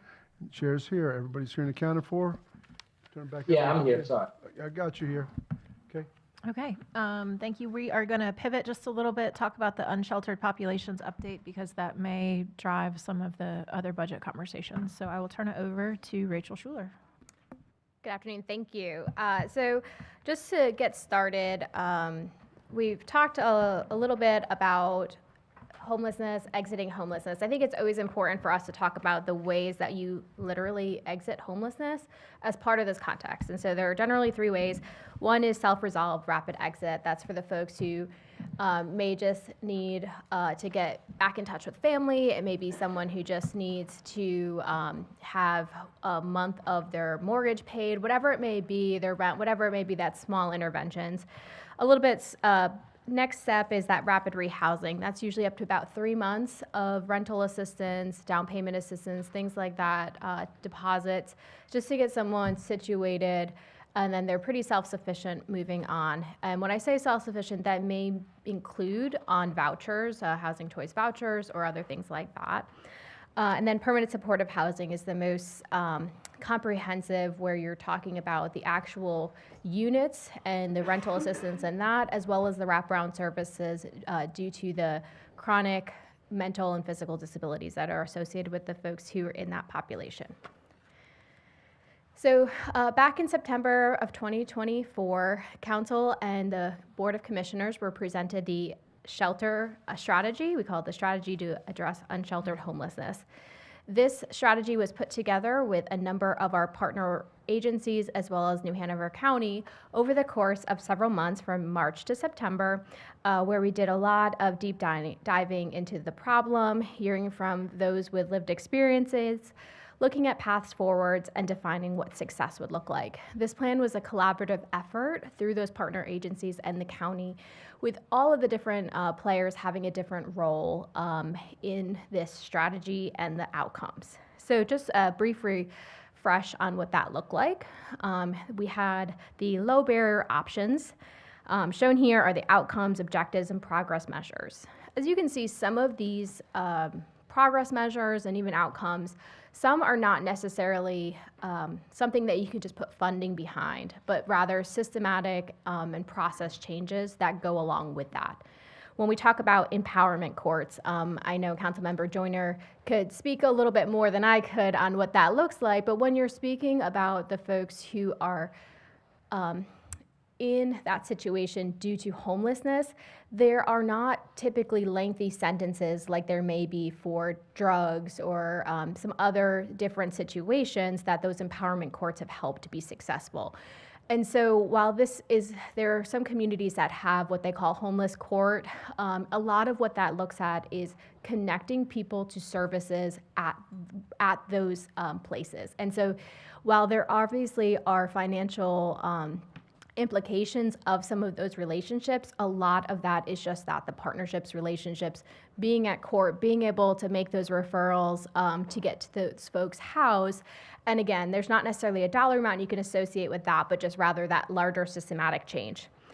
Again, looking at the 911 calls for people who are homeless, that really came out with how the county was tracking calls. And so again, it's looking at the overall system approach of not looking to arrest your way out of a homelessness problem, but rather intervening in different ways. And so when we look at how we interact with our social workers and some of those street outreach teams, and offering the community solutions of who to call rather than just the police. Are there agencies that we can call? Are there people that they can call instead of just the that's 911?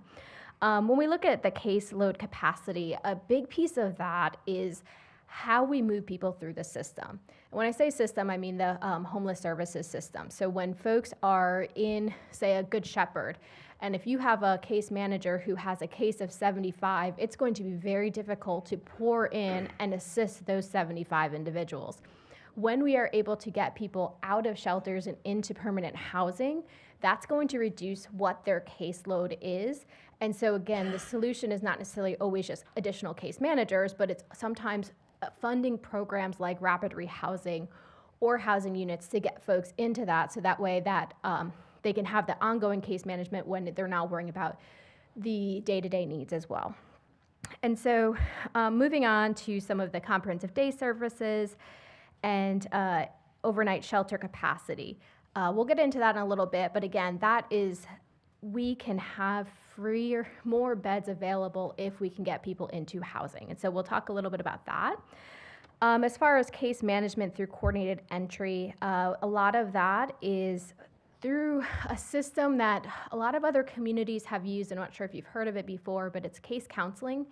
And so when you're looking at the different ways that people are in coordinated entry, which is how anyone who's looking for that permanent housing is on this list, they meet together twice a month, the agencies of how can we place these folks. It's talking about the individual needs of those people to figure out what's the right connection agency, et cetera. When we talk about the gaps in services or surrounding the point in time numbers, in your packet are the updated continuum of care point in time numbers. What's interesting about it is, we've talked about this in the past too, where a lot of that is since it's in that last time that last week of January, it's cold weather. A lot of those folks are already in services like the warming shelter, in Good Shepherd. They are being sheltered. So they are already at those services. And so what we have proposed in the past, and we've been working with the continuum of care, is to do a summer count, see what the numbers look like in a different time of the year. It's not an official HUD mandated, but a local count that we can do within the city to see, are people located near the services, or are they going to the services? What does that look like? And again, the destinations to HMIS, we'll get to that in a minute. Moving on to the solution of supply and capacity for supportive housing. We talked about reducing the length of homelessness in the population. That's a measure that's in that COC data that you can see how long are people in the system before they're housed. We have a lot of great success when we can get people housed, but again, how long does it take to get them housed? And that is determined by the number of units available. This area here, where we get into land use regulations, that was really a county initiative at the time. The city did look at their code, and we did not find issues of where supportive housing is permitted, and so that's not necessarily something that the city had to pursue, but we were always looking at, on a case-by-case basis, if there was a conflict with our code, we would examine it and bring forth a text amendment to make that appropriate. Same thing with the referrals to street outreach from code of compliance. The city has had a tremendous relationship with that for many years. That was really more aligned with the county zoning, getting into touch with some of that street outreach at the time. The number of households assisted with rapid rehousing, I'll get to that in a minute, but that one, the Good Shepherd Center received a significant grant from the community endowment, the New Hanover endowment, where they were funding that rapid rehousing, and we have seen tremendous success. They have more than doubled the numbers of folks that they have been able to house and stay housed due to that rapid rehousing, again, that 3 months of assistance, as well as that housing retention. And so we have seen a minimal investment, and I'll get to those numbers in a minute, of a little over $2,000 per individual that's having this tremendous result. And then participating landlords, that is a huge need, where just the general understanding of what a housing voucher means. of what it means to have potentially a master lease with some of our partner agencies where they need to have a number of units available for their participants, and getting over some of the barriers that are on there, whether it's the application fee, whether it is background checks, credit checks. You're basically, as an organization, able to say, hey, we are accountable for our residents, we are going to do that, and we need to get landlords involved. So moving on, we also identified in this some short-term outcomes that were sort of going to be talked about moved forward.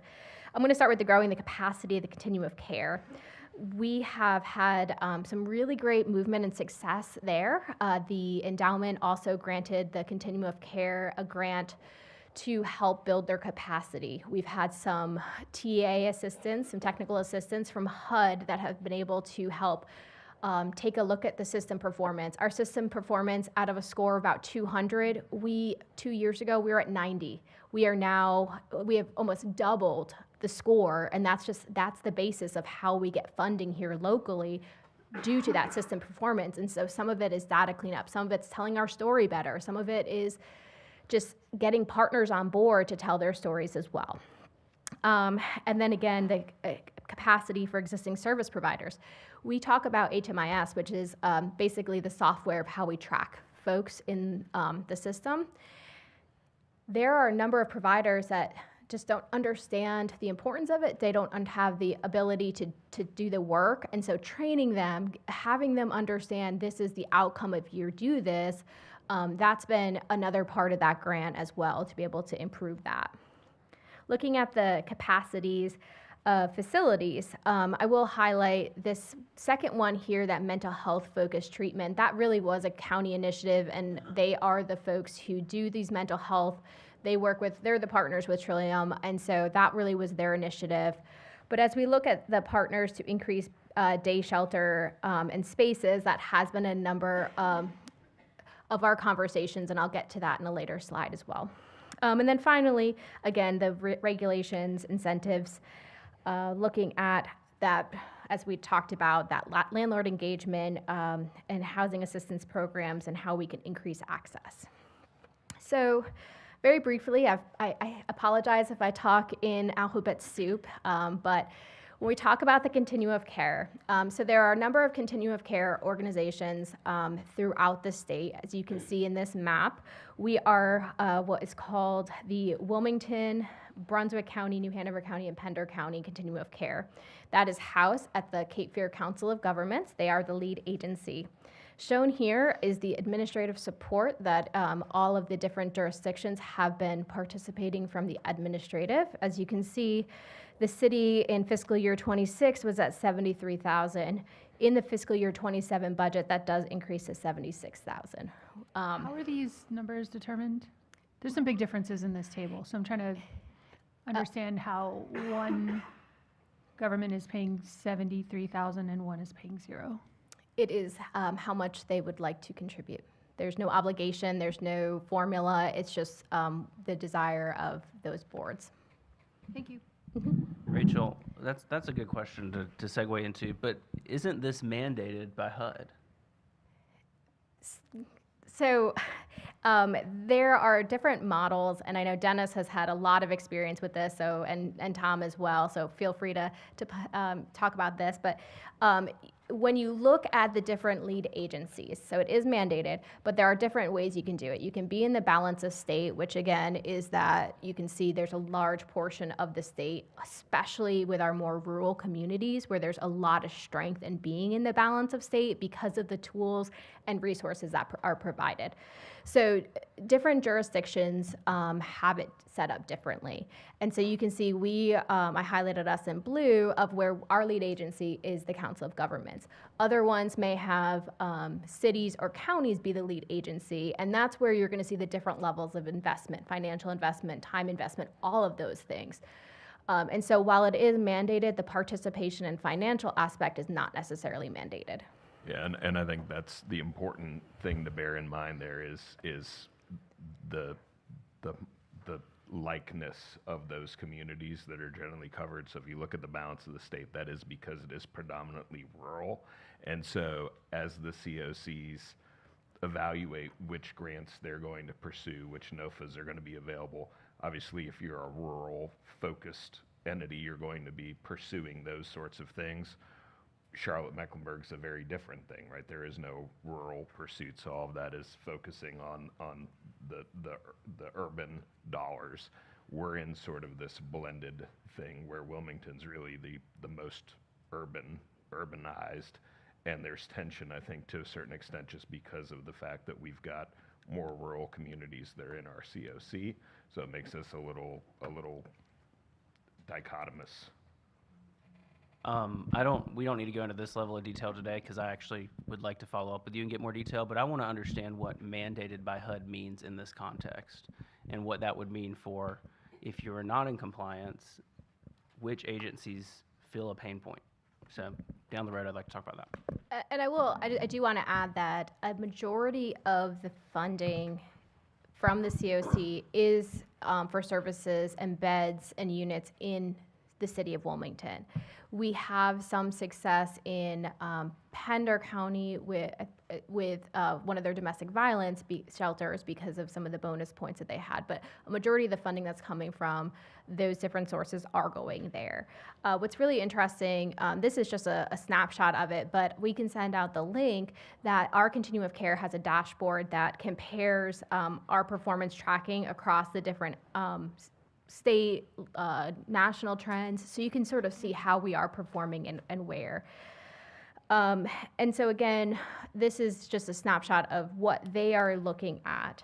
Some of the duties, to your point, Councilmember Joyner, they are the HUD-approved Homeless Continuum of Care. It's the Collaborative Alliance, so it's not just the COG, it's not the Continuum of Care. They are the lead agency. We are all partners. The city of Wilmington has a designated C on the board. I sit in that role. We just created a little change where we now will have a government representative on the executive committee, so I'll be serving at the executive committee as well, to make sure that we are part of all of those conversations, and we have that. And so that way I can provide context to you all to help with some of these decisions and conversations. And so what that means to be... Rachel, I'm sorry to interrupt. Yeah. Just had a question a few slides back. Oh, yeah. Do our COC dues, our Council of Government, our COG dues, do they also help support the continuum of care? Or is that the full budget for the COC? So, no, the funding that we send to the COG as part of that is not. This is a separate agreement that we have with them for the continuum of care. And so it was a 5-year agreement. Next year is the last year of that 5-year, and then we'll renew it, we'll bring it forward for you all. And so this funding is the administrative support. The COC here has 2 full-time staff members and 3 part-time staff members. Some of that funding to pay for that staff is from the grants that they get through both the federal government and the state. And so their overall budget for everything they put out does include some of that administrative, because they are doing the program delivery. So if they are doing the coordinated entry intake, if they're doing the HMIS training, that money is part of those grants. And so that's a big piece of the administrative budget that they have, but it's not all of. There's some additional funding that they get through the competitions. So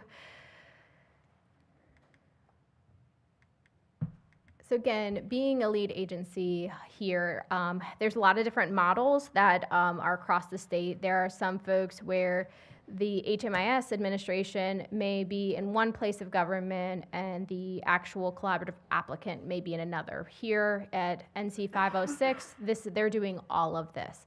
And so, again, the city is not the lead on homelessness services in this region. We are a partner and a player. And so we, as a collaborative applicant, when folks are applying for these funds through these competitive grants, we are at the table helping with the scoring. We have representatives there. So we are, again, part of this process, but we are not taking the lead on it. When we get into funding, There are several different funding sources that support homeless services and housing. In blue are the funding sources that are coming from and through the city of Wilmington. So we have our general funds all the way on the right. We utilize those for gap financing for affordable rental development. When we think about that, it can be everything from the SECU, the Sparrow, that we just went to the ground or ribbon cutting for 3 weeks ago.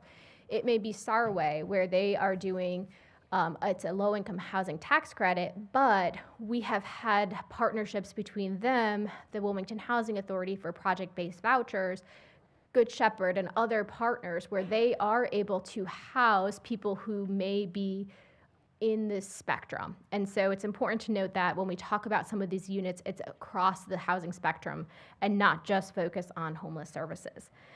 We also have in our budget this year, as part of that Affordable Housing Fund, a Ready to Rent program, because housing is a continuum, and if we can't just look at always putting a Band-Aid on, we also have to look at preventing that as well through eviction prevention, getting people ready, looking at credit, helping folks that they may income qualify for a low-income housing tax credit, but they may not meet the credit requirements. So how do we help them improve their credit by having some of these property developments, property managers participate in some of these credit programs for their residents to help improve that?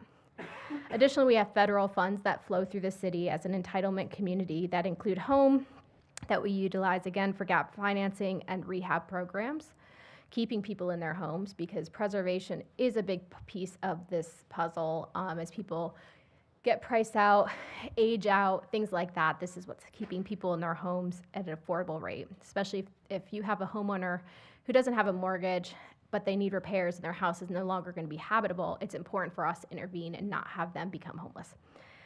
The Community Development Block Grant, that specifically allows us to fund shelter services, which we are only allowed to do a small portion. It was $134,000 last year because it's capped. So there's a 10% cap in what the federal government allows us to do. And then we also do, again, down payment assistance and rehab programs through that.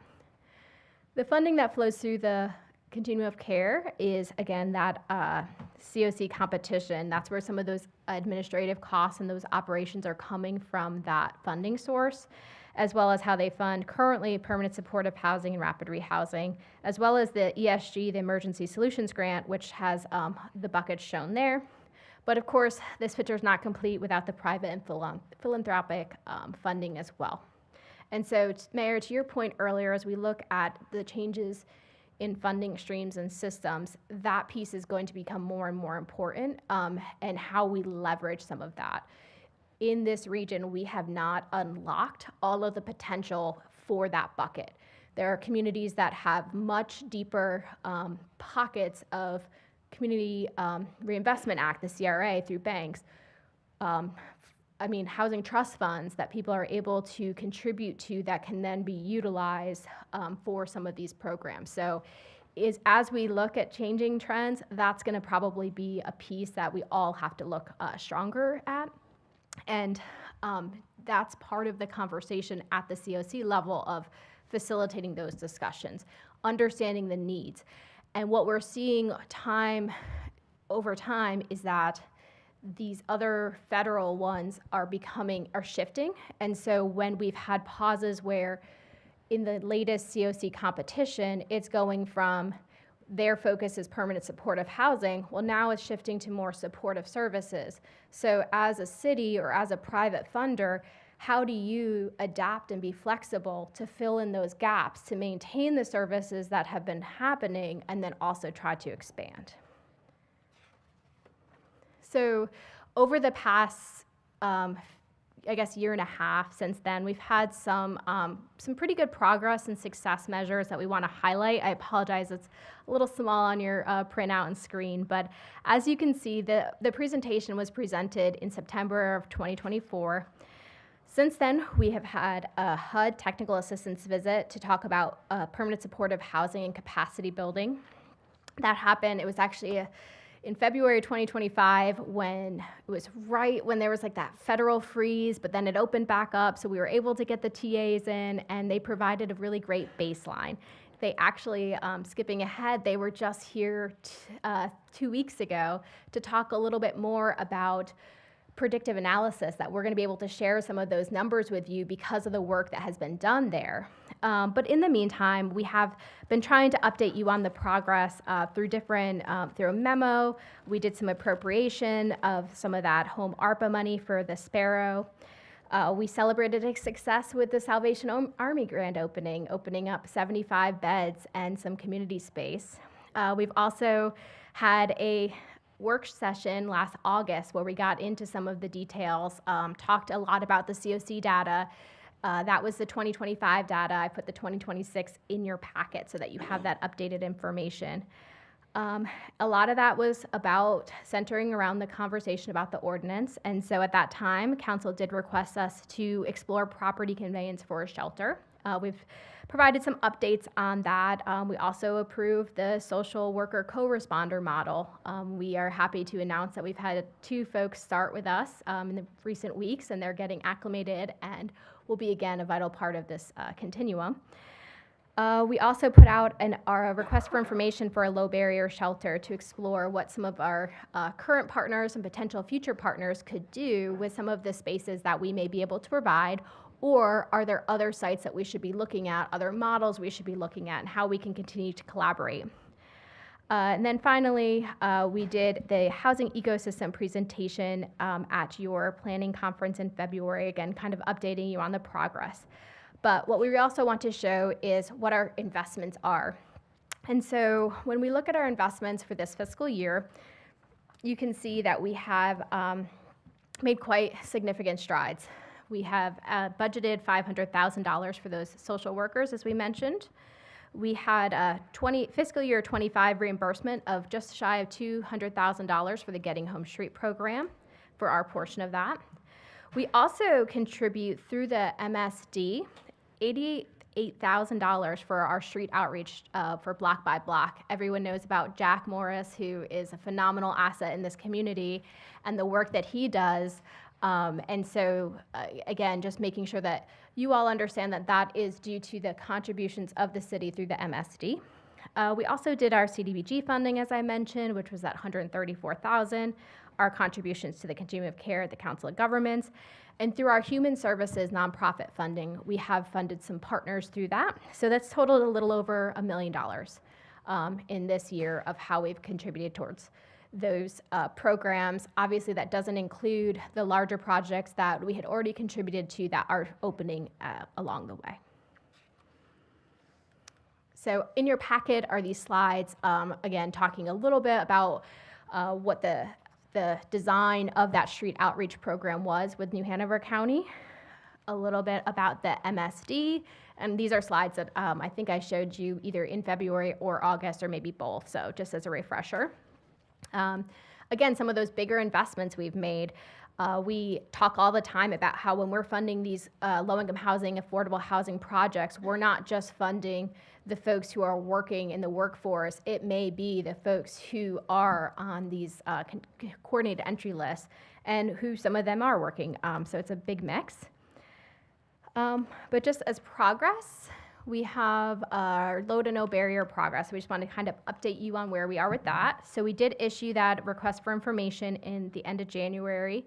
We received 6 submittals, and based on the information provided as a lead partner, we did move forward with some conversations with Link to explore what that looks like.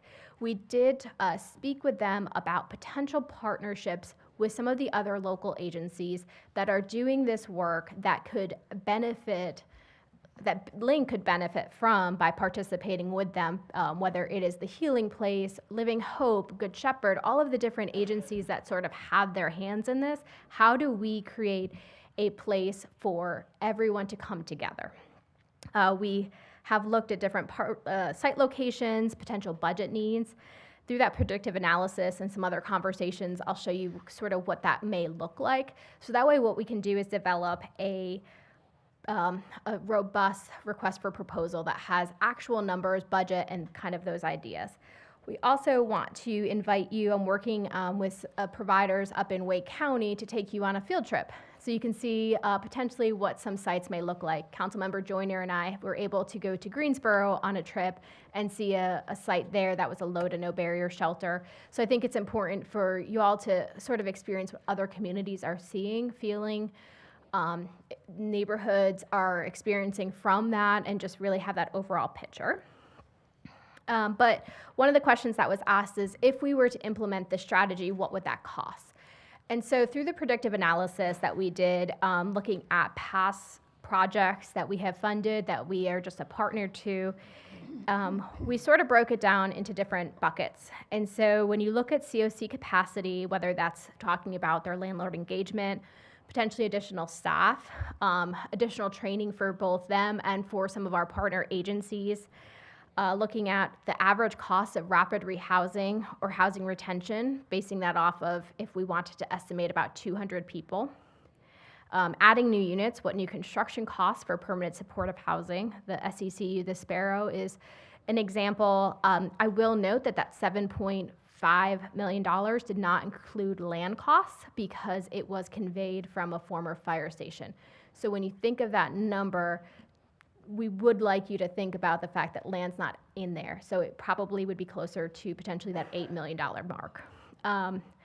When you have a site, there are costs associated annually. And so that is probably estimate about $10,000 per person annually in those supportive services. So again, those wraparound services.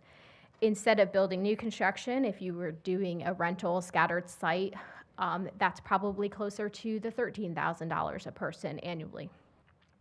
When you look at shelters, looking at what Salvation Army and some of the Good Shepherd expansion, that's in the $12 million range. And then along with that, there's operating expenses of over $600,000. In your packet, I've also included a pamphlet from Salvation Army about their future expansion and Good Shepherds. Because, and I'll get back to that slide in a second, but it's important to note too of some of the work that's being done. When we talk about that potential $26 million to implement this plan, we would be competing against some other projects that are happening now. And so the Good Shepherd expansion on Martin Street, which will include additional family beds as well as permanent supportive housing units, has this consideration of they already own the land, they're looking to do that, they're in the midst of their campaign, and they need additional funding to get that complete over the finish line, as well as the Salvation Army. So as you know, the Salvation Army opened their 75-bed complex, but they have a next phase, which is their core community center. This is something that will benefit the community in a lot of ways as that hub, as we talked about. Think about the Community Justice Center, where there's all of these different agencies that are on site together that can be a place for someone to go, to be referred, to be able to have that. And so that more information about that is in there as well. It's also a community place where they can offer after-school programs and some different athletics as well. And then I did include some background information. I apologize if I did any alphabet soup, but I did want to give the definitions as well.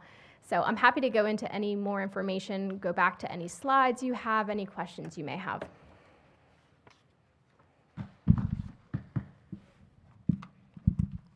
I have a question. So I see that you included the pit count for 2026. Do we have any? Did you happen to have any overall slides about what direction we're going in? And I know that counting can change what the numbers are, because I know that there's a lot of factors when we do the point-in-time count.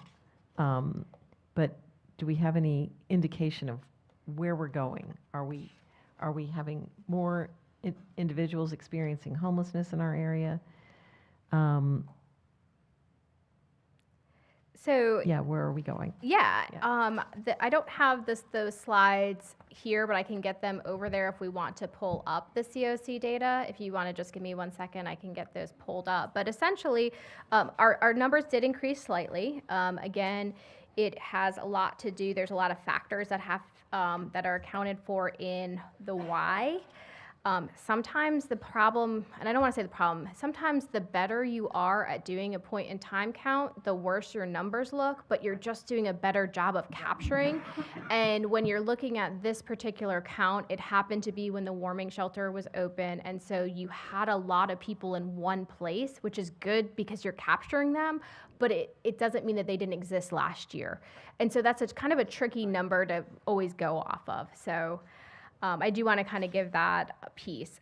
So our number for this year was 610 compared to 506 last year. But again, we are in year 3 of our director, Andrea Sau, who is really doing a 180 at the COC and making huge improvements, and some of our partners that have been improving as well. So we also had the Salvation Army open this year, so that again is going to lead to a higher count. We've had new transitional housing beds, and then a lot of our shelters were over capacity because they were flexing for the weather. So it's in your slide here. There's the point in time summary, and then some of the key changes just for you to highlight that context. And then again, when you look at the housing inventory count, when you look at how many beds were occupied, there's higher utilization because of that overflow as well. But one of the things that we remain extremely successful here in our regional COC is our return to homelessness rate is only 4%. And so what that means is when we get people housed, they are staying housed and they are not returning back into homelessness. And that is such an important data piece that we love to talk about and really should be celebrating that success. We have from an exit to permanent housing, and the retention is at 95%. So again, we're doing really well when we have the units. Yeah, and I don't think you can say enough about that, because North Carolina, you are allowed as a landlord to discriminate your tenants based on their source of income. So that success is something to really be proud of. Rachel, when we're talking about the rent on the scattered site with 200 people, wait, going back the other way. Oh, I was going the wrong way, sorry. Okay, right there, back. There you go. Yeah, right there. So we're in the process, or I believe, the housing authority is in the process of redeveloping Hillcrest and Houston Moore. And I think they're upping the amount of density at Hillcrest to possibly 600 units from 224. And I don't know what the number is for Houston Moore. Would this be an area, when we're talking about scattered site, putting people in? Absolutely. And have we had that conversation with the housing authority? Because I think there's a tremendous opportunity on these 2 sites in addition to maybe some other ones. And would that rent on the scattered site fall into play like what we have done with the units over there at Greenfield and the Sparrow, where you have the supportive services? Because anytime we have supportive services, the wraparound services on the housing side, it works beautifully. I mean, it doesn't seem we have any problem. People stay there, everybody's comfortable. Would we be putting supportive services on the scattered sites too? Or would this be a level of folks that are experiencing homelessness on a temporary basis when you're, because the vast majority are usually rehoused within a month, 2 months, what have you the case. I'm talking about more of the chronically homeless, of what we're witnessing a lot of, or feel the impact of. Yeah, I think it's fair to say that there's a spectrum of people who would qualify for permanent supportive housing. Some are successful in the scattered site model where they may need to have those services, but it's a lighter touch. They can be transported, they can go to appointments, they can do those things. That they may be successful in that. There are going to be folks that need it on site. They have different needs. And then we have probably one of our highest needs population for permanent supportive housing at Driftwood, which has a totally different population. And so that's why it's important to understand the actual case and the person to know what is success for them. Because there are folks, there are models that have been successful in other parts of the country where they have actually done, it's kind of called moving on, where they graduate out of permanent supportive housing. They may always need to be in subsidized housing, but the services get less and less as the intensity. So it's really important for us to know what our population needs and where they can be successful. And that's what those conversations are at coordinated entry. So on the coordinated entry, what is the lead agency on that? The continuum of The care. continuum of care is going to be the agency that will give us the information, or you the information necessary to decide that. To help indicate that. So where that's important is that the housing authority is at the table for those discussions, because it happens around a table where they say, hey, I have this resident, these are their needs, who is the most appropriate partner to house them? And that's where because everyone knows their clients, everyone knows their programs, and that's where those conversations are happening at that table. So having all those partners, and I know Andrea has done a great job of bringing the housing authority into those conversations.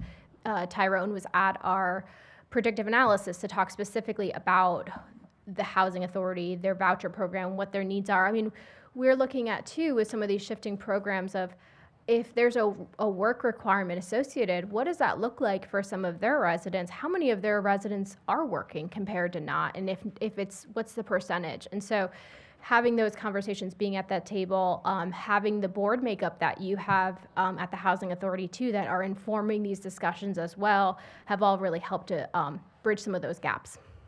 And on the Cape Fear Collective, I don't know how many units, they had purchased a number of units on the open market that they were rehabbing. We put in some money, I believe, into that program, did we not? Yes, we put just shy of $900,000. And the way that we had set up that funding is that any rent or sale of their property would be reinvested into other properties that they have. So they're not necessarily paying the city back for us to re-grant. We had, their board set a policy, and we set it in the agreement that all of the proceeds would be reinvested into future construction, because as you know, they have quite a large portfolio. So would that fall, could we use some of those homes for this?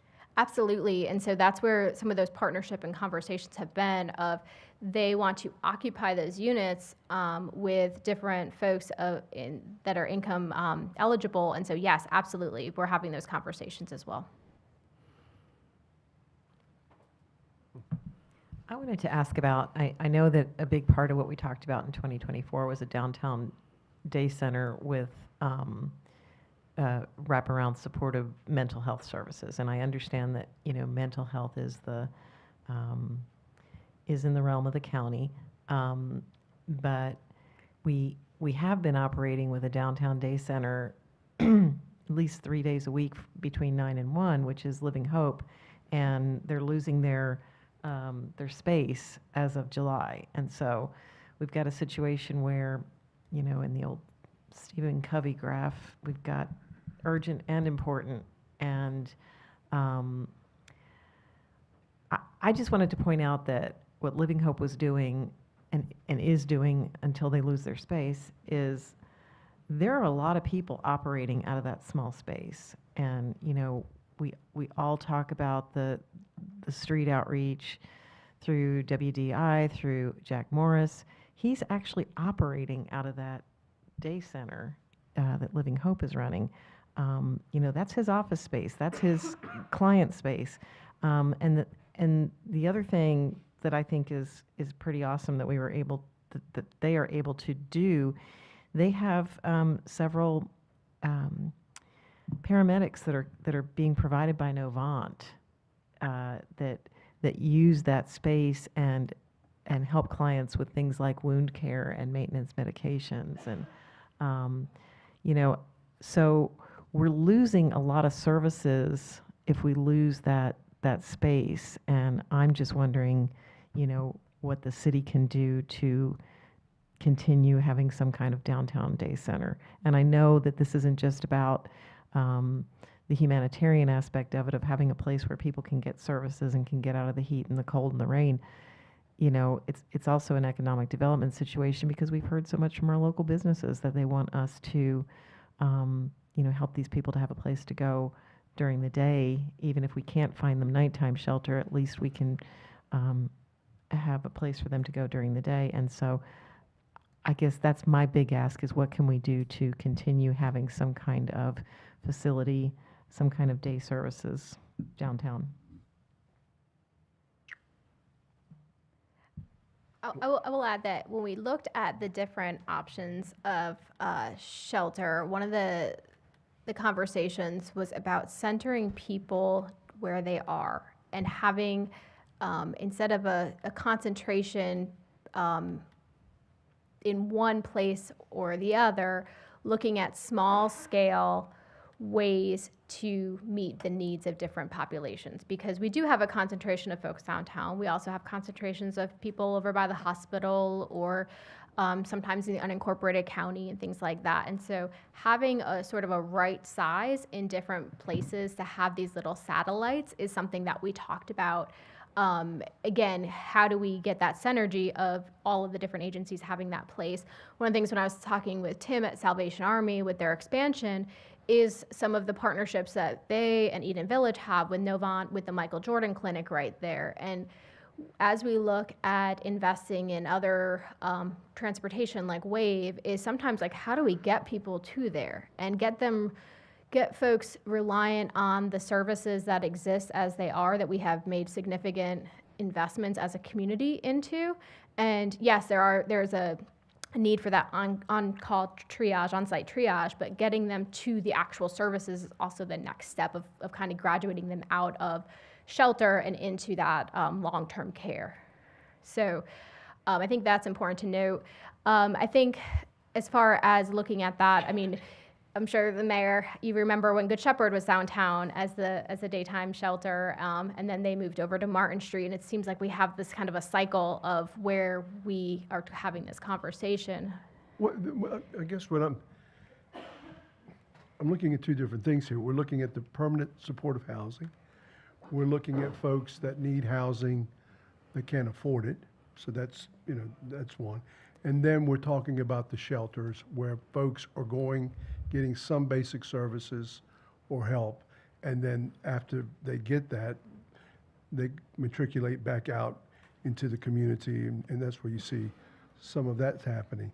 I think with Tony, because I talked to Tony Perez yesterday with Living Hope, I was asking what is the size of unit that he needs.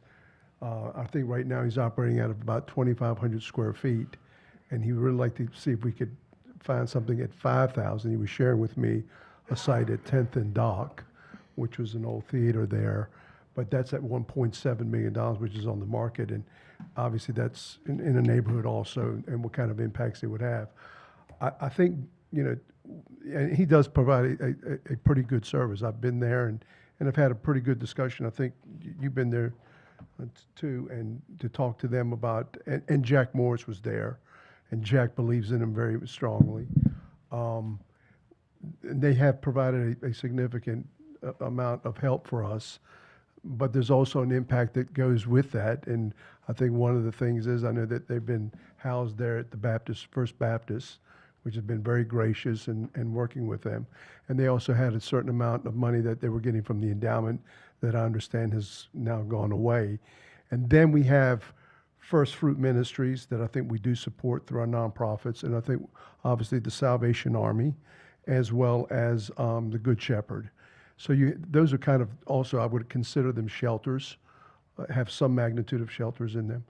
So if let's just say Living Hope does go away, and I agree with you, how do you provide transportation initiatives to get people to those locations that maybe we could offset some of the service delivery to those adjacent sites, and at the same time look for some location for Living Hope, because I do think they play a good role, and getting a better understanding about the low barrier shelter, because we had some discussions about that, and that comes with its own complexity and issues itself, because that is just bringing in anybody, and you can't really force anybody to go into a shelter. They have to say, I want to go.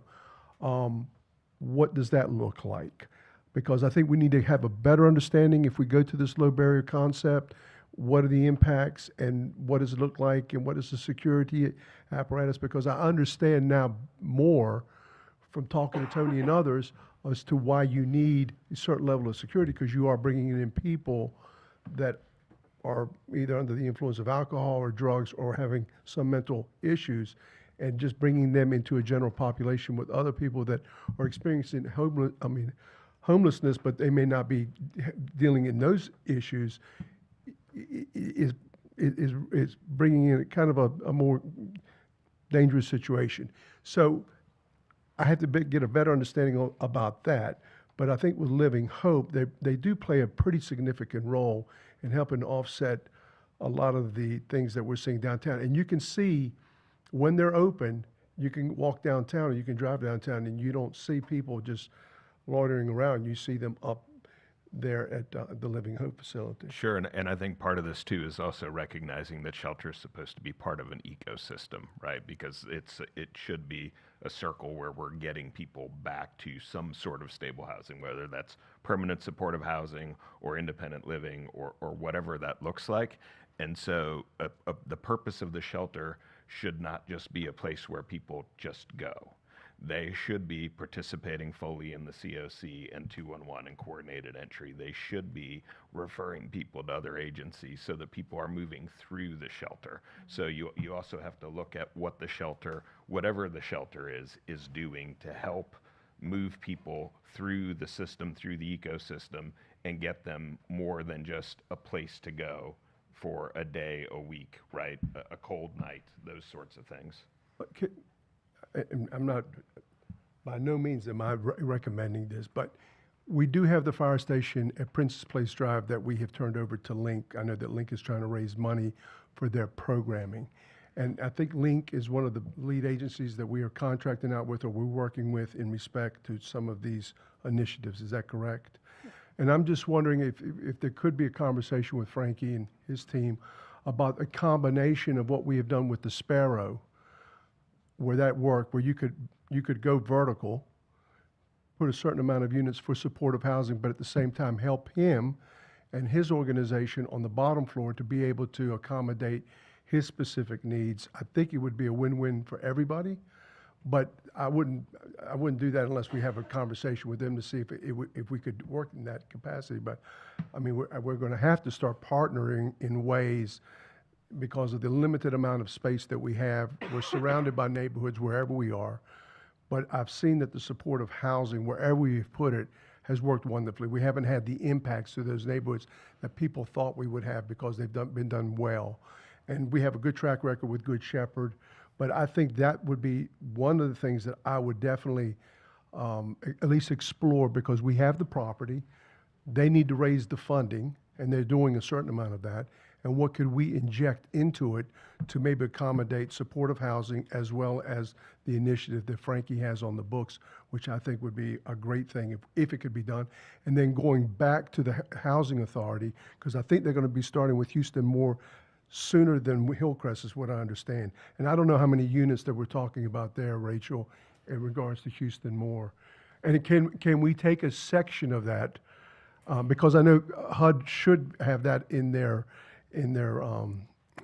core, what they should be doing is helping us with some of these initiatives. So you're smiling. Well, I'm smiling because you obviously didn't see the latest budget predictions for what may be coming out of the House for public housing, but it significantly cuts some of that. But yes, absolutely. And those are absolutely the conversations that we're having of it when you have people living there permanently, as well as some of these day shelters, it provides a different level of impact to the community because you have residents as well, and you have that that feeling. And so we absolutely have been having those conversations with that angle because we see the success in that as well, and Frankie sees the success in that, and I think that there's a room, and that's when we're saying Link may be our lead partner that we're talking to, but it's also yes and who else can be a part of that? Because then again, when we talk about whether it's the Healing Place or other organizations, maybe it's Trillium, maybe it's Coastal Horizons, of getting some of those other agencies involved to help with some of those other pieces. So could we find maybe a space for Tony, let's just say, and if he were to identify a space also,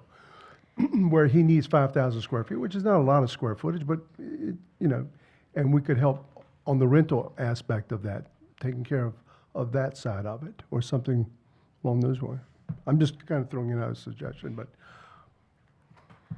I think it's something we need to look at. And that's absolutely the conversation that we were having with Lincoln relative to having somebody operating the day component as part of this, because the shelter residents do need a place to go while you're resetting, cleaning, changing bedding, all those sorts of things. So having the day shelter component as part of the overall project is absolutely where we're trying to go.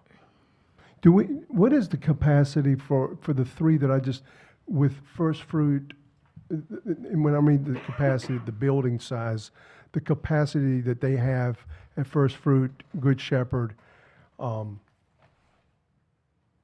Salvation Army? I think, as you saw, that there are the expansion efforts for Good Shepherd and Salvation Army. So I think they're adding capacity, both physical space capacity, and then of course with that is going to come the staff and services. So that is a place where I think if we were to make investments into their expansion and programs, that's when we get to have a seat at the table to say, hey, this is what we want to see there. And so we're kind of buying that, that conversation. So I think that's a powerful tool. I think it's also a question that we would have to, I haven't spoken with First Fruit directly about what their capacity looks like, but those are definitely conversations we can have. And I think it's something that we can pull together, all of these different agencies, and say, hey, if this is what we need, what do you have planned, or what can you do to help expand to help fill those pieces? So looking at the county's budget from last year, when they shared with us the things that they're doing for the unsheltered, when I was looking at some of the funding, where they were getting a lot of their funding, it seemed like it was coming from the endowment side. And that's fine and good. What I'm saying is, can we get the endowment back into that if we partner with the county? Because it seems, and Dennis and Becky, I think y'all have had more conversations with them, with anybody. It's my understanding that if there is a partnership with the city, the county, the endowment would come in and help with some of these endeavors, which they seem to already be doing anyway, but I don't know if that's in their budget for this year or not. I would just say it helps the application, but it certainly wouldn't be a guarantee. Sure. But also getting the county back to the table would be a big question mark. Okay. Yeah, those are absolutely, I mean, in the HUD TA, we've had members of the endowment participate. So they're part of these conversations. And so I think what they would value is a comprehensive look at the system, the ecosystem, to put forward a comprehensive plan of how all of these agencies are going to be a part of it. And I think that's part of what we're doing with some of this. And I think that's the natural next step, is looking at that collaborative application to them. What would be the first step? Pulling them all in together. We can facilitate another meeting here and saying, what's your number, what's your ask, and pulling it together. I'm not talking about months of conversation. I'm talking about like, hey, come prepared. We have these rough estimates. Are we off? Who's going to own each piece of it? And that's what we do. Because we've kind of already created the plan. Oh, absolutely. And then, we're just basically saying, if this is our budget, who owns it? Who owns each piece of it? Who's our partner for each piece? And that's the request. Huh. Any recommendations? We're looking for some. And so I think part of this goes back to there's structural conversations to be had. I mean, talking about the COC, we have a Wilmington-centric sort of need, and so should we have a Wilmington-centric continuum of care, right? Should we be the lead agency instead of the COG, right? Should we be the collaborative applicant, right? Those are the sorts of, I think, other structural conversations that we have to have, because that changes some of those conversations and some of those leverage points, because we are the lead. So I think that there's more to it than that, but these things can happen in parallel, absolutely.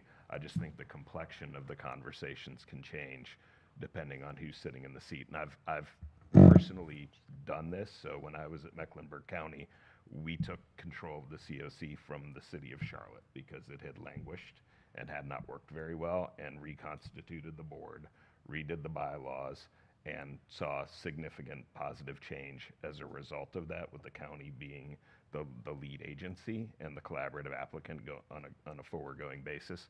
So I have been able to see a change in a community because of those sorts of structural shifts. So you think I'm not putting you on the spot, but obviously we're contributing a lot to it. I think it merits exploration. From my perspective, it merits exploration. And then if we were to go that particular route, what is the conversation from the other entities that are part of this? Are they happy to say, okay, you guys take the lead, or are they, oh, this is upsetting the apple cart? Sure, and then they have options as well, right? So they could either decide to stay and be a rural COC and live with the COG. They could go into the balance of state. So I think there are different scenarios. What we know is we're in the last year of the current agreement, and this is a good time to start having those conversations and thinking through what that looks like in preparation, rather than just mindlessly walking in and re-upping for the way things are. When does the agreement end? Next When year. Next year? We're entering the last year of the agreement. So it ends June of next year? Yes. Their I think we should- chairperson, I'm sorry. I was just going to say, I think we should start having those conversations, given the difference in need within the different agencies in the current COC, and understanding that we are a major contributor. I think it makes a lot of sense for us to start to have those conversations. I think their chair's out of Brunswick County. Correct. I'm not questioning, the qualifications or the goodwill or the hard work of that person, but the resources are here. Sure, and the needs, again, are just different based on the community that you're in. So that's something we have to look at. And again, who is, I think to your point, who's providing the greatest amount of resources, who also is, quite frankly, consuming the greatest amount of resources. I mean, most of it comes here as well. So I think it behooves us to have the conversation and explore the options. And I just wanted to speak to one of the things that the mayor was talking about as far as like the ownership, not maybe in a necessarily a fiscal sense, but probably the ownership of any facility that we're putting significant public funds into. I think we can contract with nonprofits for sure, but I think that, first of all, when we talk about low barrier, we are not just talking about active addiction and active untreated mental health issues. We're talking about, people who are with animals, with their pets that, have become homeless and will absolutely sleep on the street rather than have to give up their only family that they have left. We're talking about, mothers who may have a teenage son, or even an older son who is dependent on her for whatever reason, maybe a special needs person, where traditional shelters want to separate them into different gendered dorms. So there's a lot of situations that don't have to do with addiction or mental illness. And I know that this is one of the reasons why we were having the discussion a couple years ago about the God Pods, because there's something special about having a door that locks, and being able to have a nice, secure place, with a roof over your head that, you can be with your special needs child or with your pet who's your only family member left. So that's one of the other things. And that the fact that most of the nonprofits who are in this realm are faith-based organizations, and sometimes they impose their own ideas of what a family is and who belongs together. And, I feel really strongly if we're going to put public dollars into this, we should have some public ownership of it and make sure that opportunities are available to everybody. Agree. Anybody else? I have a question, because you've said that you're looking at different sites. if I missed this, I apologize. Are there specific city properties that you've narrowed it down to?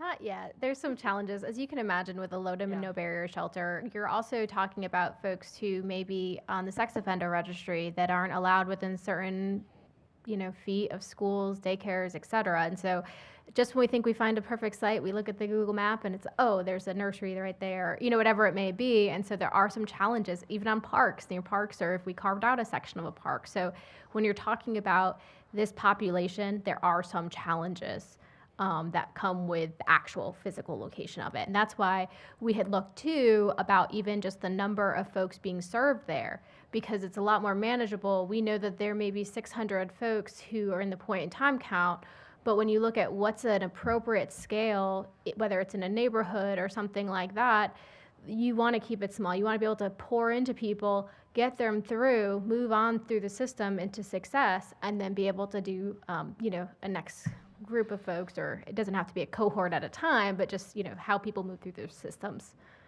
And that also speaks to why we took the shift away from city-owned properties, because it may not be a parcel we own. It may be a parcel that a partner has control of, or something that's still privately owned, but it makes the most sense in order to do all of the things, because that is the conversation we've been having. Can we co-locate permanent supportive housing with the shelter, with other community needs and wants in a way that works? And so trying to figure out the what and the who the partners are, and then the where, recognizing that it may not be our property today, but it may very well. I think to your point, we need to have control of that, but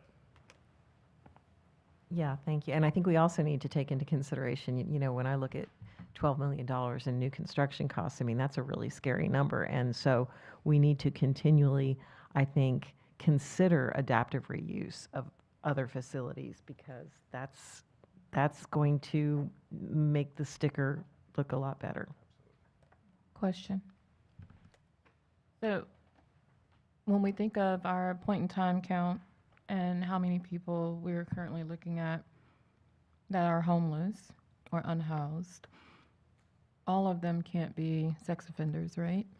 Right. So I think that we could also utilize multiple facilities. You still have Link, who is constantly working with or doing most of this already. But are we going to track who is a sex offender? And could we look for that particular location now, while we have other nonprofit organizations who are already addressing these things? Absolutely. I think that is part of, and I'll have to take a look at what we are asking as part of that intake.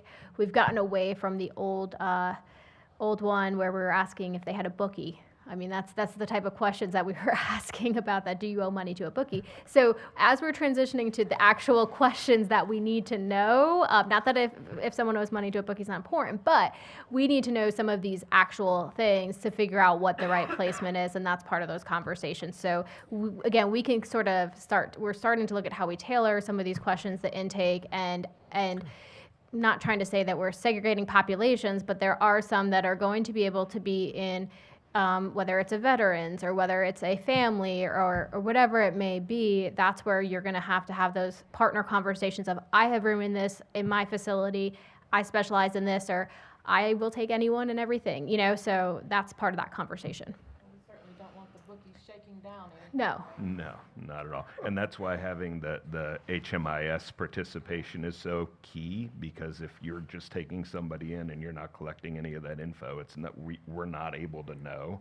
So having those sorts of requirements too as of our partners is important. David, I'm going to ask a question.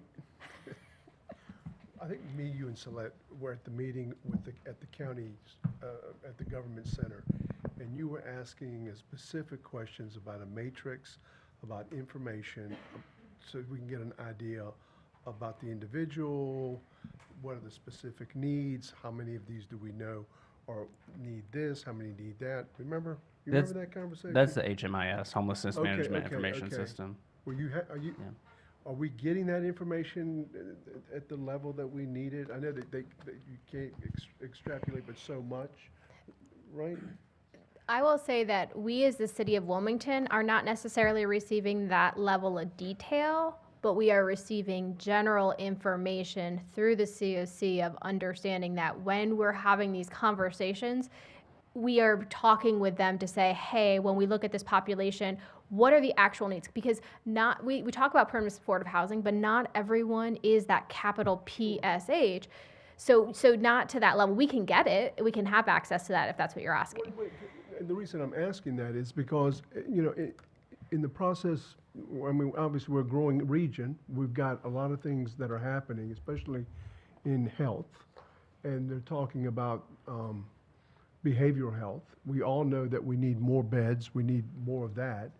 Trying to extrapolate how much do we need in addition to what's out there, what are the current needs? Because if we're talking, let's just say to Novant or whoever the new provider is going to come to town, we need 200-300 more beds. That's a discussion that needs to be had with the endowment, with the county, with the city, because they all see the same need.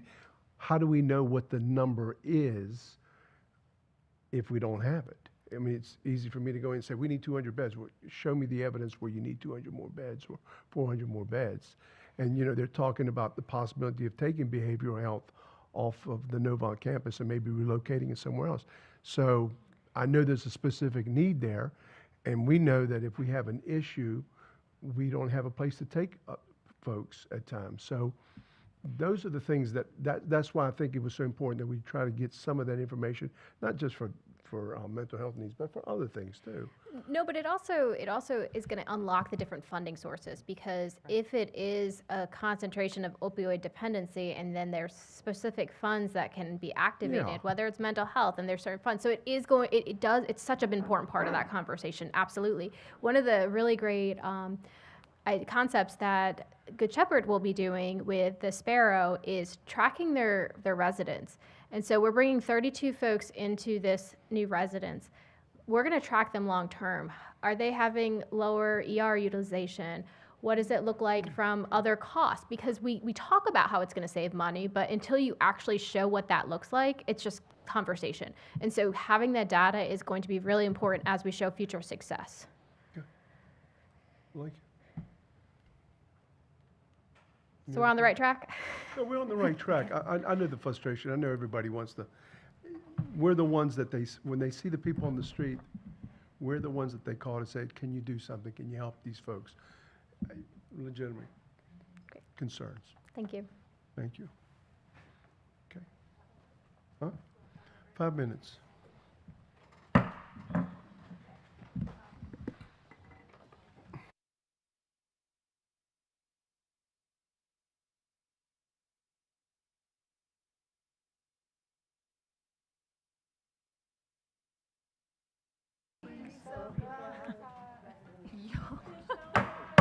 All right, we're back in session, and I'm going to take a roll call again. I think everybody I can see is here, so everybody's here.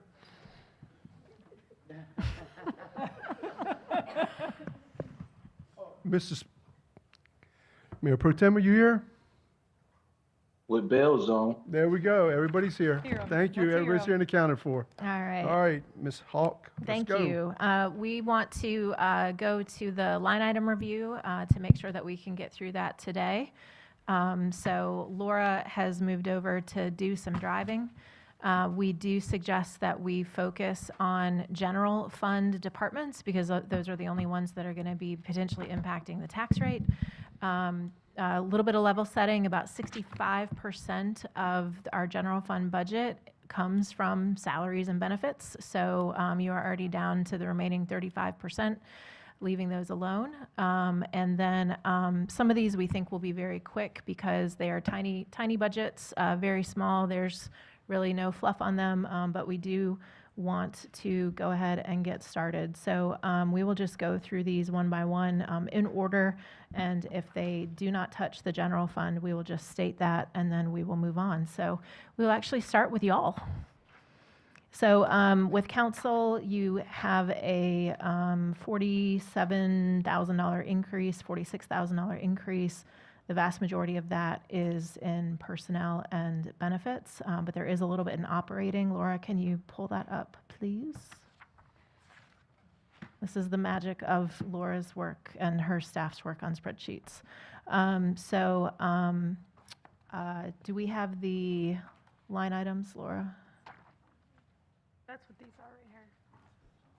So you have. Okay, it just says Sappho a lot, so. Yeah, what's our name all over this thing? I was trying to get it away from Discriminatory. you. Those are the travel lines for each of the council members. Okay, so you can see that you've got your initials there on the left-hand side. That funding column, those are dollars. So we've got business travel, we have dues and subscriptions, some other services, training and professional development, printing services, postage, food and provisions is probably your next largest one after training and professional development.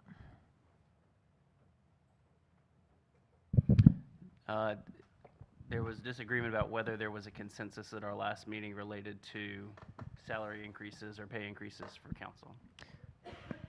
Yes, do you just want to state that, and that is my fault. So I thought that at least 4 of you had indicated that you were supportive of that, but we do want to put that back on the table for y'all to discuss. So if you do want to look at the salaries for that, the difference was about $31,000. 33 and some Excuse me, change. 33 and change if council wants to talk about salaries. I will say I brought that forth, so I'm in favor of removing the salary increase for council.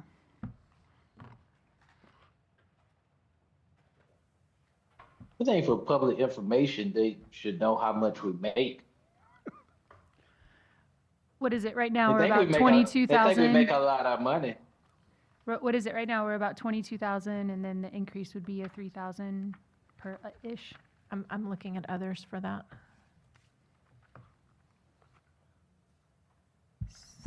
Sorry. The mayor's stipend will rise to 31,783, and then all else would be 25,970. Well, I What's will the say, current it's the only thing that we never get complaints about. But anyway, I'm in agreement. I'm okay with that. You're okay with leaving it or taking it out? I'm with Cassidy. I don't mind taking it out. I do, I am curious about, I think in one of the, in the operating expenses, is that the travel expenses, like the allowance for auto, is that included in that in some, a little bit of, because there's a lot of. So you've got something for local mileage, but then your travel is going to Travel's the include same. that mileage reimbursement when your training is out of town. Are you asking about the vehicle stipend, JC? Yeah, the monthly, That's up in the personnel. Yeah, this travel, this is like when we go to conferences and. yeah, I know and that, I know what the 4150 is. I was just asking about the other. Sorry, I misunderstood your question. 29,400 for all of you.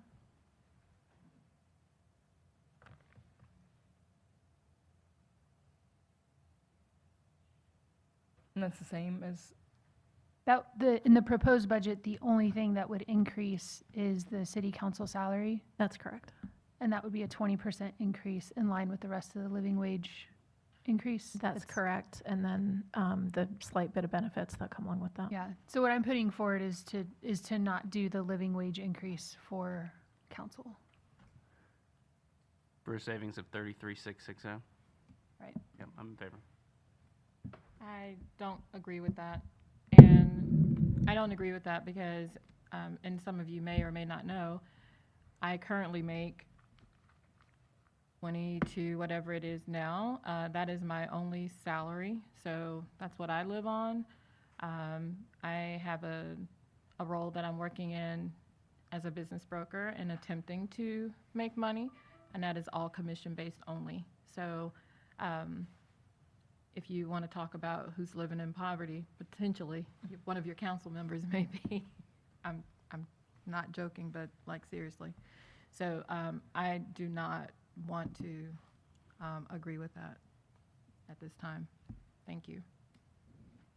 I think you should give the background as to how we got to this point about the increase. This increase was supposed to happen whether there was a livable wage increase or not, because this was established 4 or 5 years ago when there was a market study done by the previous city manager and staff stating that we were well below the salaries of other municipalities across the state as a governing body. So this is something we put in place where there was no salary increase for council last year, and this is the last iteration of that plan that was put in place.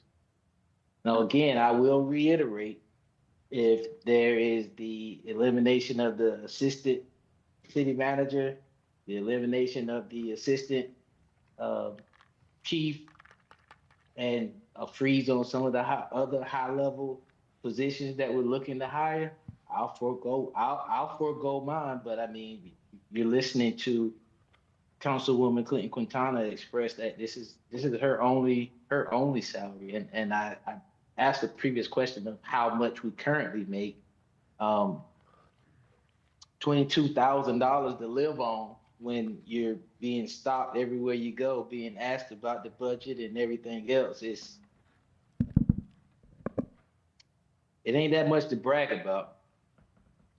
For clarification purposes, that benchmark study, I believe, and I could be wrong on just maybe a year or two, but it was an FY22 and it was a 3-year study that we put money into the budget to increase the stipend for council. At that point, we changed the ordinance to say that you would get any equal percentage for merit that the staff got. Or it was COLA. Okay, yeah, COLA. yeah, you're right. It was COLA. COLA. Sorry. So having the increase is in line with the policy. And I appreciate Councilmember Clinton Quintana contributing that that information, and everybody else as well.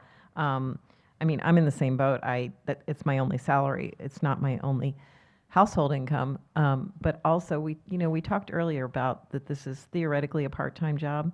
I mean, really, all of us. I was just talking to Tom earlier about all the, the other boards and things that I'm on, because of being on council and even a national board. And so the amount of time I put into this is really as much as a full-time job, and I'm blessed and privileged to be able to do that. I just wonder about somebody else who might want to take this job and looks at it and says, I can't get away from my regular job enough to be able to do this job for $22,000 a year, and so and that's why I would say I would continue to increase it at the same amount as the rest of the staff, because, frankly, this is a sacrifice for everybody to be able to do this job. And I'm glad that I have the privilege of being financially able to do this, but not everybody does. So I don't know how everybody wants to do this, but I've got 2 columns. One is the items that we discuss, and then one for items that we have consensus on. So I would say let's put this in the discussed column and keep moving forward to see what we can find consensus on. And if we can't get there, we'll come back to the discussed column. Okay. Was there anything out of the operating budget for council that you wanted to look at before we move on to the next department? Well, can I ask what professional development or trainings that the council's taken? I mean, I don't know of any. I did Essentials of Municipal Government in January, which was a 2-day course, and I think that we also, I'm hoping over the next, however long I'm on council, that I'm able to take advantage of some of the other courses that are offered through the UNC School of Government. Yeah, I usually go to 1 or 2 School of Government events a year. I've got one next week on closing the wealth gap and stuff like that.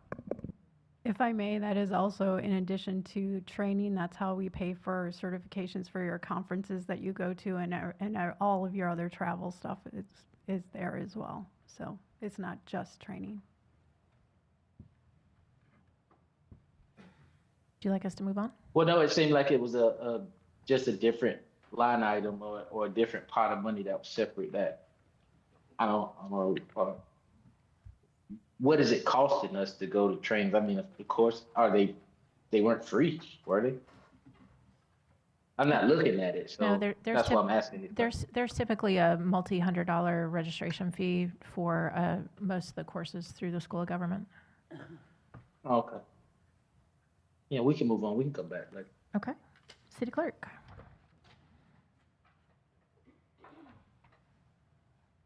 Oh, can we show before we go to the detail? So we are actually, this has a reduction in operating expenses for FY '27. So your increases here are in personnel and benefits. So if you'd like to look at the detail, we can, but this is already less than it was last year. Good to move? Okay, we'll keep going. City Manager. We are looking at the increases in salary and benefits, and then again on the adopted versus recommended for operating, we are less than we are in the current fiscal year.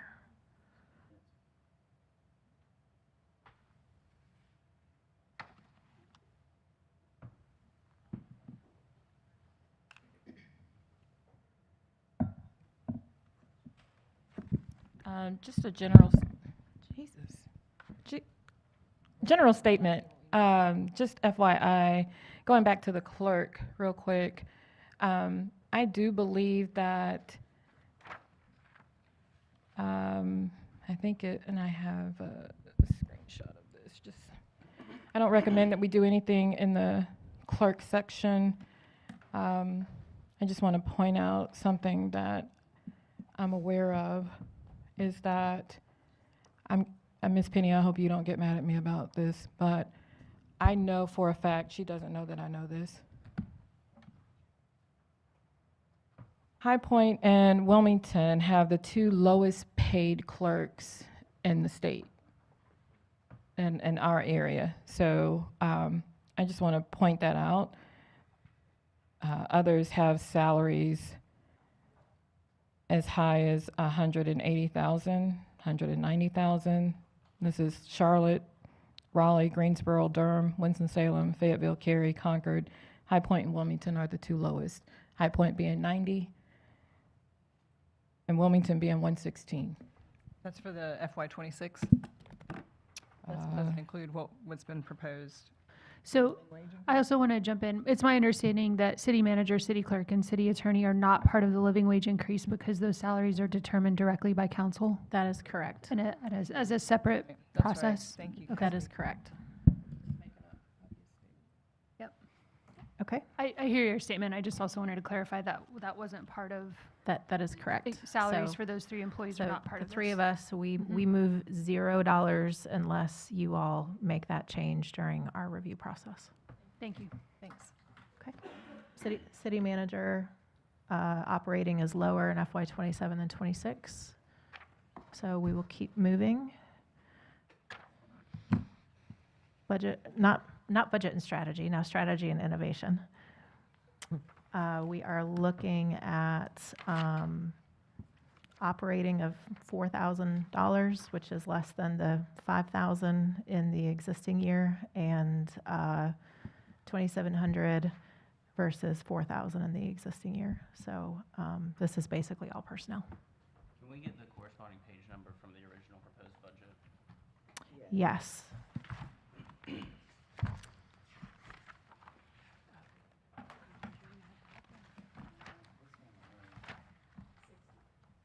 Thank you. Thank you. That's asset and property management for mine.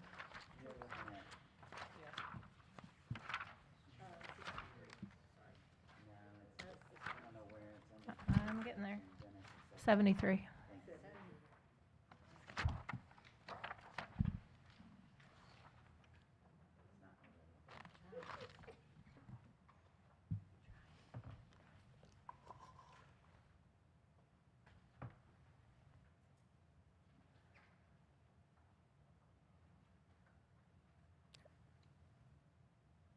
We okay to keep moving? Okay. Communications and engagement, which is 75. page 75. We do have a proposed increase in the operating budget compared to FY26 adopted. It is a $70,000 increase, and then, but then on the production side, you have a $30,000 decrease. So your net there is 40. And then engagement, we pulled from other departments over. So those were staff that was doing engagement work in other places. So those dollars came with them. But Lauren, do you want to, if we can? I can help with that. That's literally the money coming from Sundry for the newsletter, and we're just shifting it over into their department to own it. Okay. There, it's not So- new money. Thank you. What else is in operating? Can we click on operating?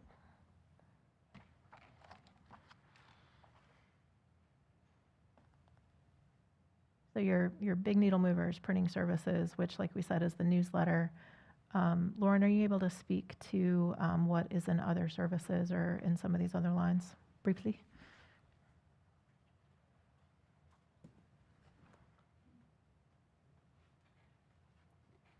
Sure, absolutely. So let's see. Yeah, so our biggest expense is going to be the newsletter. We do 2 of those with that cost every year. This year, we were able to right-size a software and service contract to at about $17,000 to do a less expensive software, as well as a $4,000 Thalian contract that we had for AV services to support a large piece of what you're looking at for our requested additions are the addition of our new engagement division. We did not have translation services, and that it feels very important as we're going into engagement. So that was part of it. And then we also had we have some broadcast and technology increases that go along with being able to live stream from out of Skyline. That shifted when we came over from Thalian to here. We have some technology increases. That's mostly what you're looking at.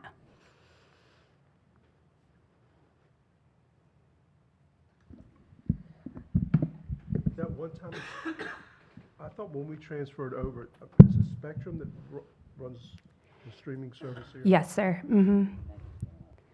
And that's just, their costs go up. It is, yep. And we have some closed captioning that's built into there as well. That's another piece of that ADA compliancy. Communications, Lauren. I'm under that section and under operating in FY26, and you may have said this and I may have missed it, so I do apologize.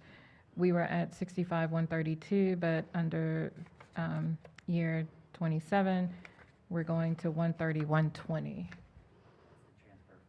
Yeah, that's the trend. So our dollars for our newsletter and for a lot of our marketing ads used to be handled in a Sundry account. This is, my first time as the department head, and so that really didn't make a whole lot of sense to me for it to live in a separate account. It's much easier to manage a budget and look at it holistically by bringing those dollars over into our communications budget. So it was just in a separate account? And you just Correct. brought it over. Yep, Okay, not new money. Thank you. Thank you. Sure. Good to keep going? Okay. City Attorney's Office. Were there 50. were there positions added, or is this just another So this was pulling, combination? this was pulling engagement staff that were embedded in other departments and putting them all into Right, one I department. remember. So it is not a net increase in new positions. Okay. It's just moving people. So there's a corresponding reduction in the departments that they came from. Attorney's Office is page 50. Operating is a $23,000 reduction from FY26 adopted. So your main cost drivers there are in salary and benefits. Meredith, how many attorneys do we have now on staff? Myself plus 5 more for a total of 6. Does that also include the one that's over in the police department? Yes. Okay. How many paralegals? 6. Does that include the Well, one that hasn't includes started? 6 support staff. So that includes office manager, executive staff assistant, and 4 paralegals. You have 12 altogether? Yeah. Yes. We'll have, I think, we've actually got the one final paralegal from a vacant position that's starting on Monday. And so it'll be seven administrative staff, 6 attorneys, for a total of 13 in the department. And like we said in the questions this morning, we're not set up by specialty. We're just set up by each attorney and paralegal have a number of departments across the city to support. And a new position starting at how much money? The new position, I believe she will be at 54, around 54. Our paralegals got a significant kick last year because they were more than 20% below market, and so they got a significant bump last year, and so I believe that's close to the bottom of the range that we've got now. And she actually, part of her, or a large part of her job, initially at least, is going to be assisting the police attorney at the police department. He does not have a dedicated support staff over there. He's got a paralegal who, is in the main office, but this one is going to be assisting him with a lot of the public records requests that come through when we get the new software on board for public records. Question. Yes, ma'am. Don't shoot the messenger, Meredith, with this question. Do our executive assistants support more than one person? So my executive admin assistant supports the whole office. She's kind of our front gatekeeper. And so, yes, she supports the whole office and actually assists the manager's offices when they need assistance as well on the same floor. And so she does. She helps the entire office with administrative tasks, with organization, things like that. What about across the board and throughout the city for executive assistants? So the only question I would have in the fire and police departments, that position supports all of the executive staff, yes? Okay, I'm seeing head nods. So it would be 4 plus in the police department, and how many does that position cover, Chief Mickler? Yes. Okay. And for mine, that's for the entire office, so all 12. It's not just the attorneys. Thank you. Yeah, and so she supports 4. Okay. Good deal. Okay, moving on to human resources. The recommended operating budget is $78,009. The adopted FY26 was $100,000, so that is a reduction of, page 77, that is a reduction of $21,000. Let's see what's in there. Operating. 77. So the training and professional development, that includes a lot of citywide training. So that is not just for their department, but they also pay for the background checks, drug screens. You've got advertising for open positions, and then the business travel would be trainings that they go to. Is there anything else that would be in that, Laura? Just to clarify, Mayor Saffalo, there was a lot of manual changes of labels, and so this must have been pulled down to all of travel. Just blame so you the may mayor. see that You're there. going to get blamed for everything. I'm always gonna get blamed Just anyway, for so the that's record, the mayor does not have hidden line items throughout the budget. This is specific to. If it does, I want to find it. This is specific to the Human Resources Department. Yeah, this budget was very challenging in a sense that we don't have ledger codes, and so we had to put labels. You just put everything under everywhere. Mayor Safa? So it was just it was just an error pulled down, but the numbers are correct. So if the mayor retires, there's going to be a lot of cleanup in this. You can balance the budget easy with me gone. This is making the cuts easier. Yeah. But you've got 12 to 13 people in this budget. So when you look at spreading that training across the number of people in that department, it's about $1,000 an employee would be applied to any registration fees, conferences, and then any of the travel and subsistence that goes along with that. So this background check, this is, this background check line, that's background checks for the entire That's organization? citywide. Okay. Oh, what is the line item for that? It's the fourth one down. It's like 16,860, it looks Yep. like. Okay. That's for the whole organization. That is for the whole organization. Okay. Thank Yeah, thank you. Like Oh, that? so much better, thank you. Yeah. Yes, thank you. Great. Any other questions? Okay, we will keep going to finance. Page 63. Thank you, Mary. All right, we have a reduction of 62,000 in operating costs between FY27 recommended and FY26 adopted. And Martha or Laura, I will let you explain allocated costs. Allocated costs are indirect costs that we can charge to other services, and this has to do with the convention center, because we have our three people in finance that does a lot of work with the convention center, and the convention center can pay the general fund back, thus giving us a credit, helping the general fund out. So we like it when it's in parentheses. Mm-hmm. Yes. And then we are combining finance and budget under the realignment. And so the numbers under budget were just pullovers from the previous budget department. Can we see what's in operating for finance? Sure.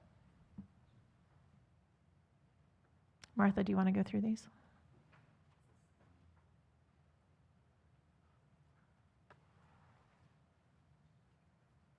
Not every single one, but just some of the general.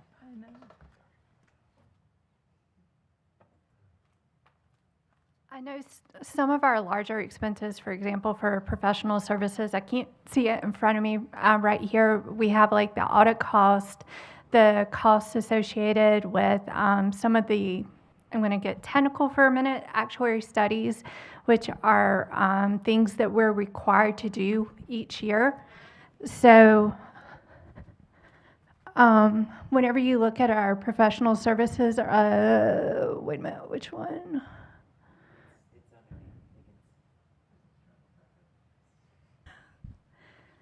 Where is it?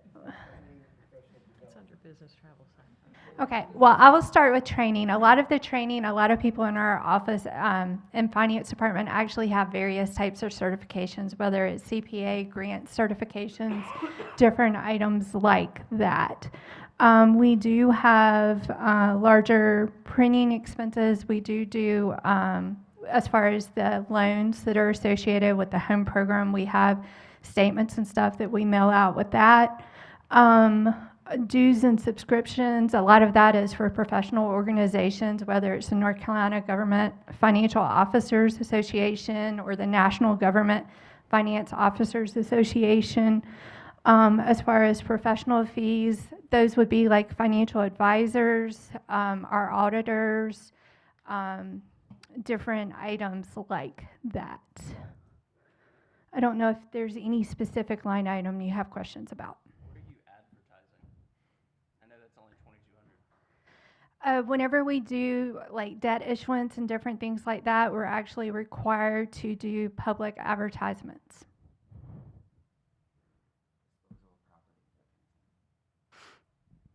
Yeah. Any other questions? Looks like the travel for Sappho is. Again, we're that is going to start such a rumor. Again, for the record, that is travel for finance department employees only. Mayor Pro Tem, I don't think they're coming for you. They're coming for Mayor Sappho. Is there any other line item you have a question about? that I can assist with. But it's still $34,000 for employee travel? That would include, I'm assuming it also includes some training and travel. So most of our travel we try to do local, and honestly, being finance, I will say there have been times when we have actually elected not to stay at a conference hotel, but stay at one that's a little bit closer, just because we do run the numbers. And so I can take a look to see if maybe there was a reclassification issue where some other expense might have been included in there, so it might have a little bit of training in there. Martha, how often do you, I mean, when you're selling the bonds or anything, do y'all travel in New York any for the bond issuance? No, we don't. In our office, for example, I am a licensed CPA. So in order to maintain your license within the state of North Carolina, you have to have 40 hours of continuing professional education. We try to do as much of that locally as we can. Then I do have staff that have various grant certifications and stuff, and they will attend travel with that, or sometimes we'll do classes at the School of Government. So, but as far as... Does bond counsel fall under you folks too, everything? Yes, under it that? does. Yeah. Under legal? Usually whenever we do meetings with bond counsel and stuff with debt, we try to do as much electronically as possible. So we'll do Teams meetings, Zooms meetings, a lot of different items like that.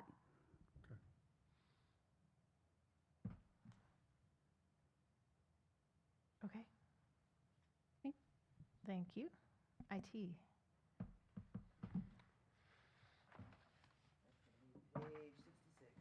Page 66. The operating budget is $19,000 higher between FY '27 and FY '26 adopted. We did talk a little bit about potential for stretching out some of the replacement schedules for computers. There are certain computers that we do not recommend doing that with, but there are a small number that we do think that we could stretch another year. So that would result in a savings of $40,000 if council would like us to pursue that. But otherwise, we can click on that number and see if there's any other questions that you have. What are the ones that we wouldn't recommend stretching out? Is there... Like some of the mobile data terminals for police cars and things like that, where they take heavy use and abuse, and they're pretty dead by year 4. Okay. You had questions about the tech fund itself, which I think is part of this too, which is in the back of the book. Technology replacement fund is on page 130. So page 130 has some additional detail.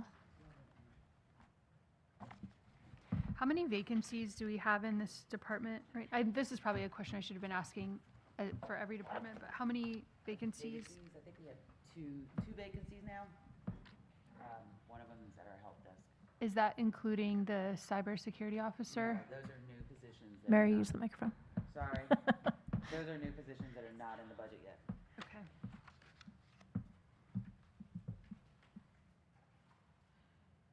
There. Any other questions? 2.6 million for software rentals and licensures. Yes. Thank you, Microsoft. This is citywide. I mean, that's the thing. Like, it's subscription based. We don't own anything. Yep. So most of these programs have moved to a SaaS format, subscription as a service, because they make a whole lot more money than us buying it once and being able to use it for years. So we are in many ways beholden if we want to be able to use Microsoft Office Suite and Adobe Acrobat and a lot of those very, very common softwares. We cannot buy licenses to not have these costs.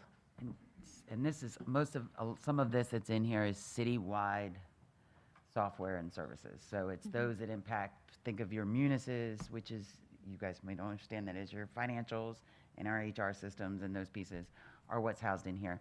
In the technology fund that you're referring to that's in the back of the book, I just want to clarify some of what is in there, that's not all replacement cost associated with computers.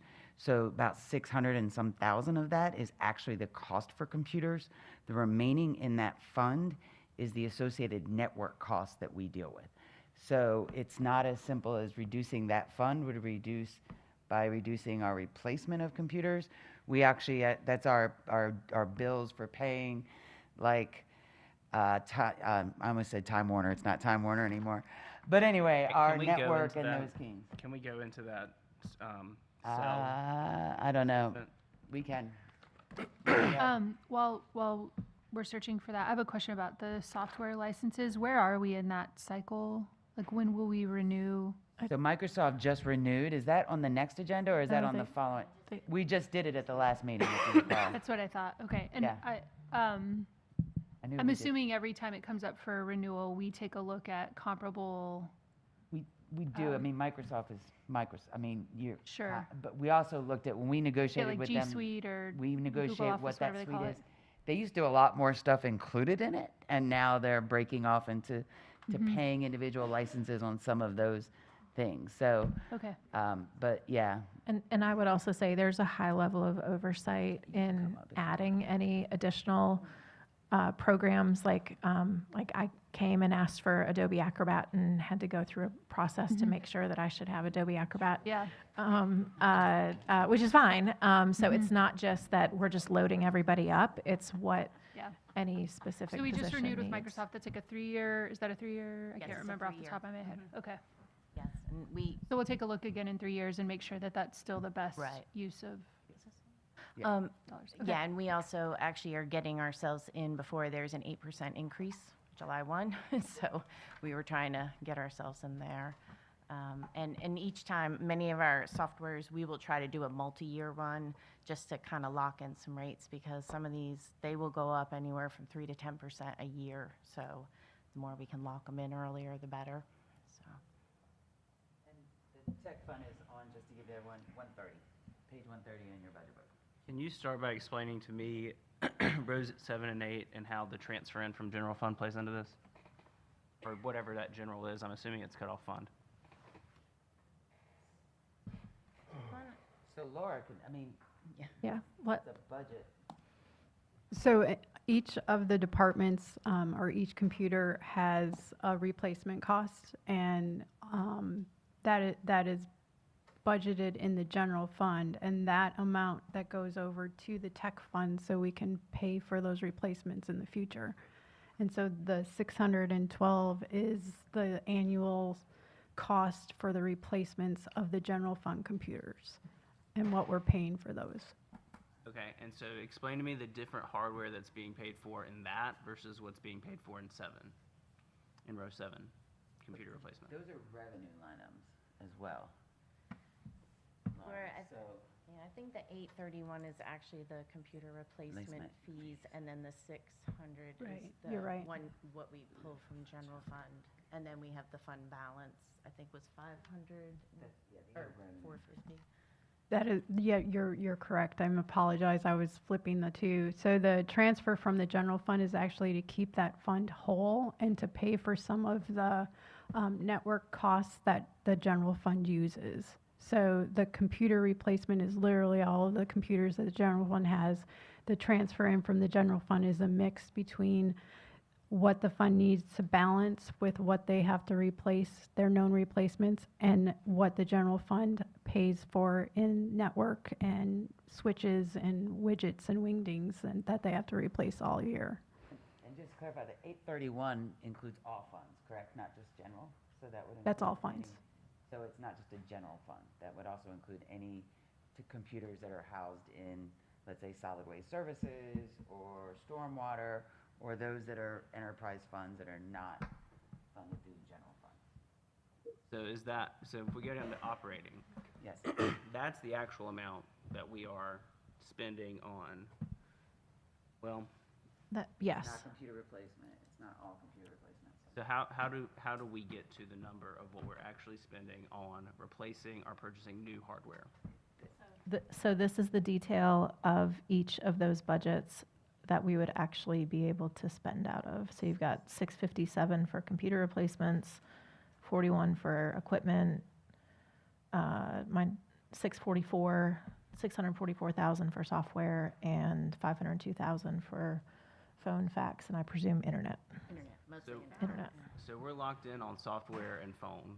We just have to pay that to use the items. Yes. So it's the 41, so it's the 41,000 out of technology equipment and 657 out of computer replacement. Where if councils, if we say no new computers this year, that's the savings? Potentially, the equipment I'd be careful of, because that's also switches and stuff. That's networking. So that's network switches, so that's not computers. And you can take away it and we find it somewhere else, we have to. But the 6-something is actually the computers, the top line.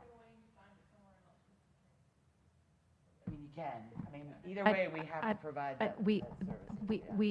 We have to provide these services. So this is not an area, again, I think we're comfortable taking $40,000 from the computer line, but we have massive amounts of equipment that is due and needs to be replaced next year.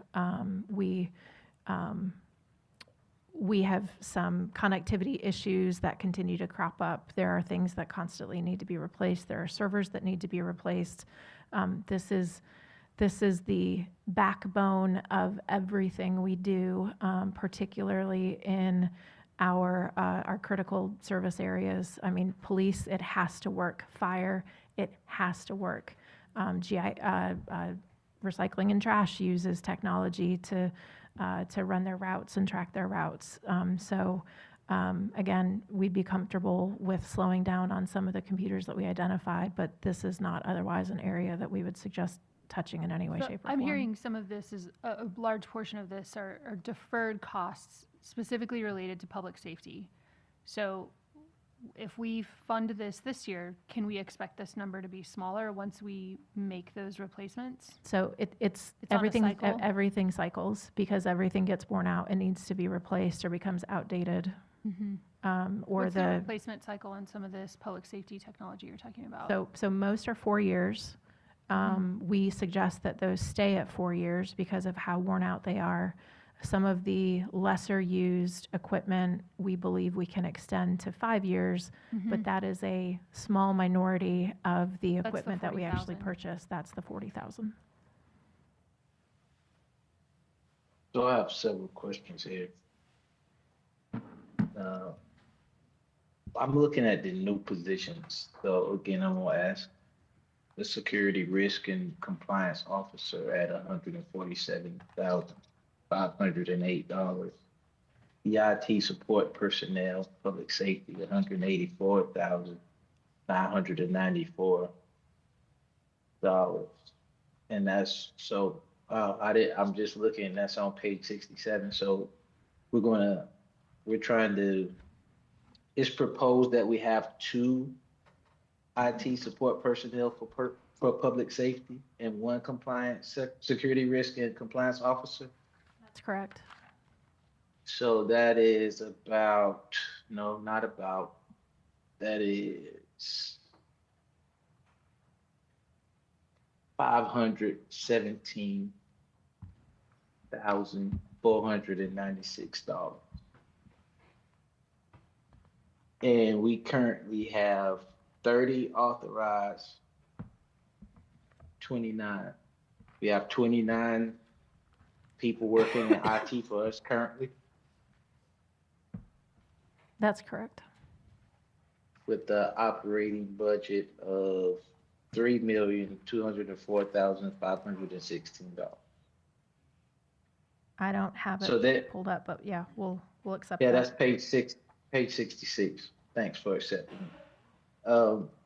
So, I mean, there's some wiggle room there, I believe, because I hear us talking about software, but again, I've been here long enough to know that we've moved a lot of services to the cloud. So I understand what you expect as far as safety and risk and things of that nature, but I also think that with some innovation and creativity, we can get support other places. And it should be way easier and way cheaper than $500,000. The support, Mayor Pro Tem, that we need for public safety needs to be available 24 hours a day. So we have had things go down in the middle of the night, over the weekends, and we send staff out to fix it because, again, those services cannot go down. There's also a lot of specialized technology in those departments that is not something that your typical help desk technician is necessarily going to have, and they're also servicing the rest of the city.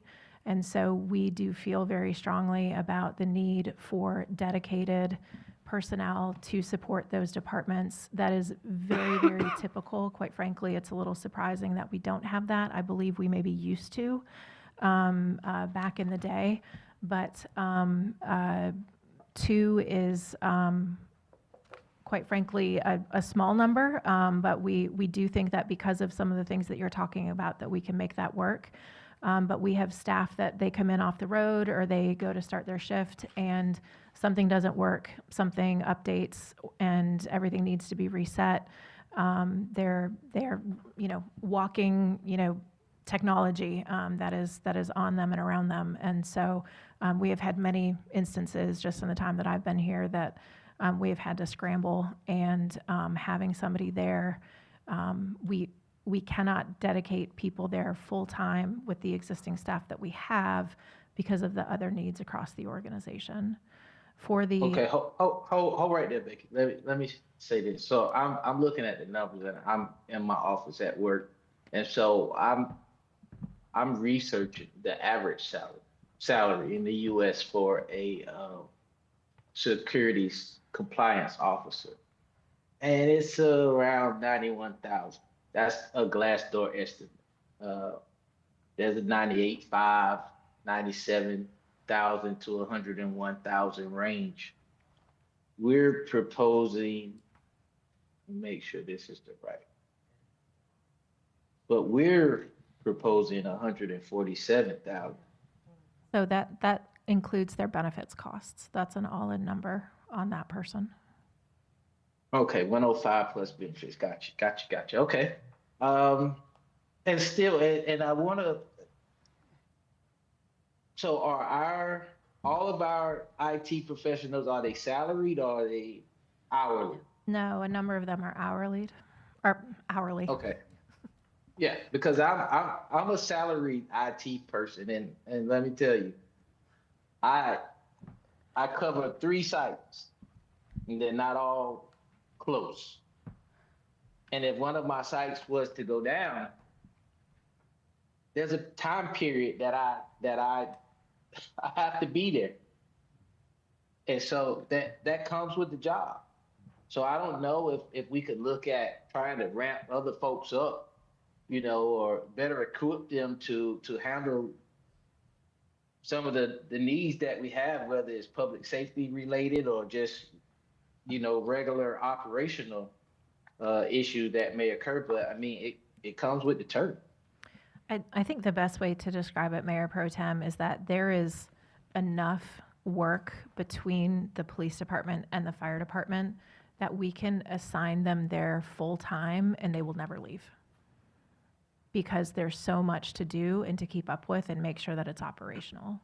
And so the needs across the rest of the city are such that we don't have 2 extra staff in the IT department presently that we can permanently assign to the police department and fire department and not then leave other departments underserved because that capacity is being taken away from them. Right, and I hear you, and I've heard that explanation when it's come to several departments, and I'm not refuting it at all. Everybody seems to be busy, almost to the point of, being overwhelmed. There's a need to ramp up personnel. I get it, but I mean, again, we're looking to do something that's impactful, right? That gets us all to a point, a good point, not a bad point. We're trying to get to a good point. So I hear you, and I hear you defending what you're trying to do. But from my position, this is what I have to do, where I can safely walk around the community and not, be questioned about, how we're just blowing money. I have a question. Of the 29 FY26 adjusted positions in this department, how many are vacant? 2?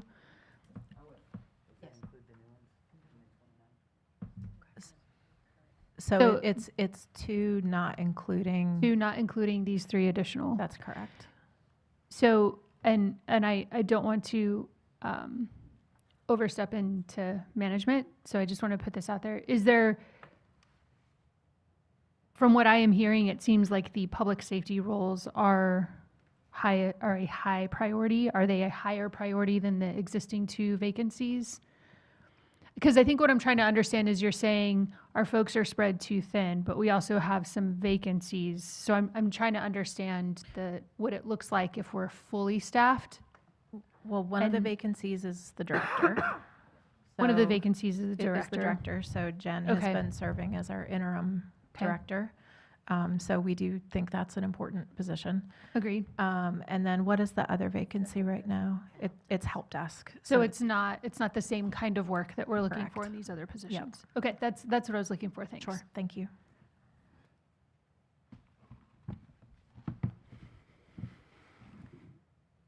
So I think there is agreement to remove the $40,000 to slow down the replacement schedule. So we will take that out. I agree, at least. Is there anything else that we need to consider? Did we click into operating here already and come back? Let's do that. I'm still proposing a freeze on these positions. Yeah, we did, because I asked about the software rental. Yes. I guess I'll say where I stand on this. I am comfortable removing the 40,000 to slow down the computer replacement. I am in favor of keeping these 3 positions in the budget.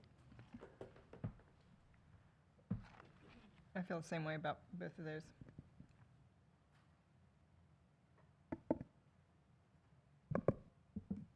Personally, I'm putting the 40,600 in the consensus column and the 3 IT positions in the discussed column.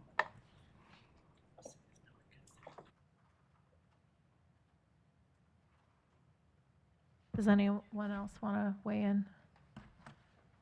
What does it mean when you put it in the discuss column, David? This is just my shorthand that I'm saying, these are numbers that we brought up, and there was some argument one way or the other about whether it could be removed, but we didn't seem to have a majority that wanted to move it forward. So I'm sort of saying, well, what can we come back to if we get through the whole thing and still need more? Okay, thank you. So do others want to weigh in to see if we want to keep it in the discuss later column, or we can potentially put it to rest now? I'm in favor of keeping the positions, deferring some of the computer replacement, but realizing that, as with the network switches and other things we've talked about, I mean, if you need them, you need them, and you're going to find it somewhere, so. I feel like where was the $657,000 number? Where was that at? That was in the tech fund. 130. I'm on page 130, but I don't see that number. Maybe. It was the revenue. Was that adding the computer replacement and transfer in from It's general? part of the, go ahead. I'm sorry. Yeah, so what you want to look at is the appropriations line, the 1.845. The numbers above are basically where it's pulled from different departments that add up to the amount of revenue that we then have to spend in this area. So we right now charge departments, so police would have a charge that would get pulled. Every department would have a charge that gets pulled that goes into this fund to be able to make these purchases.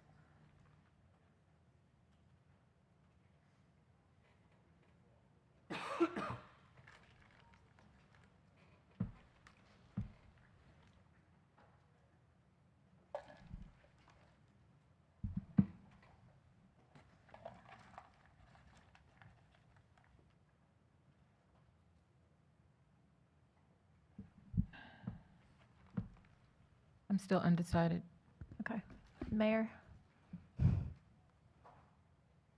We're looking at a straw poll related to the 3 positions. Do you want to discuss them later, or? Yeah, just put them in the whole column for a Okay. second, if you don't mind.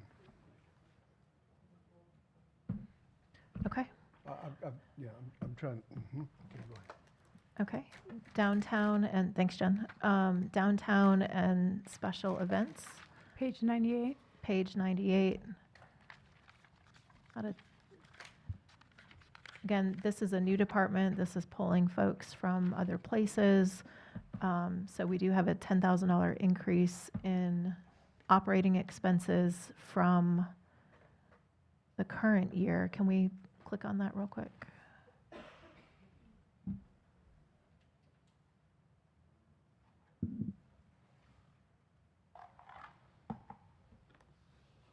Can anyone speak to what consumable materials are?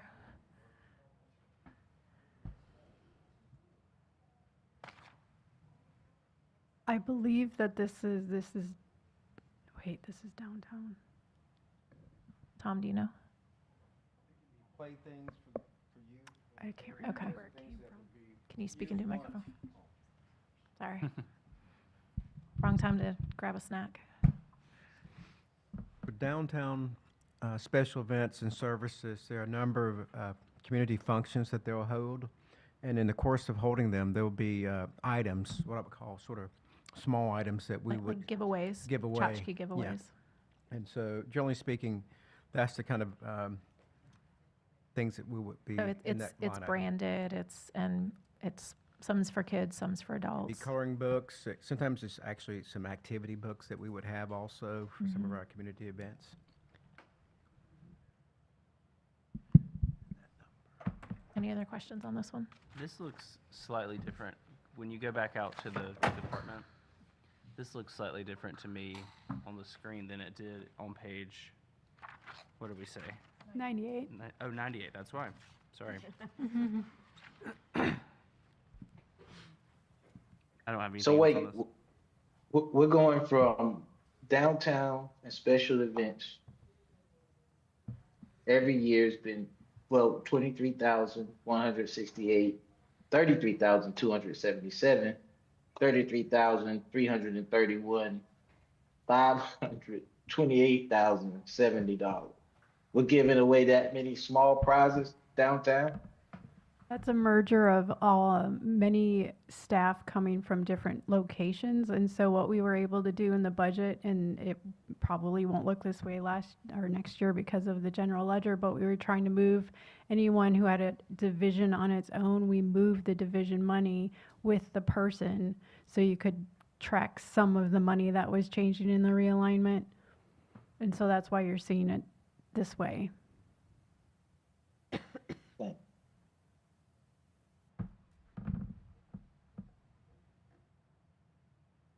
Okay, we will keep moving. Compliance.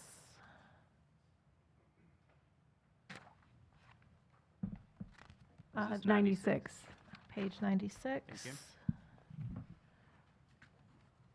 Again, this is a new department where we pulled folks that were in code enforcement as well as zoning enforcement and put them together into a new department.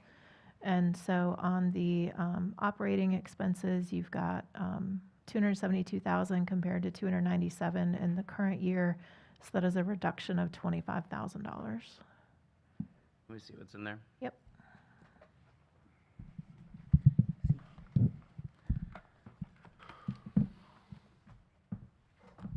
So your biggest financial driver is your site cleanup.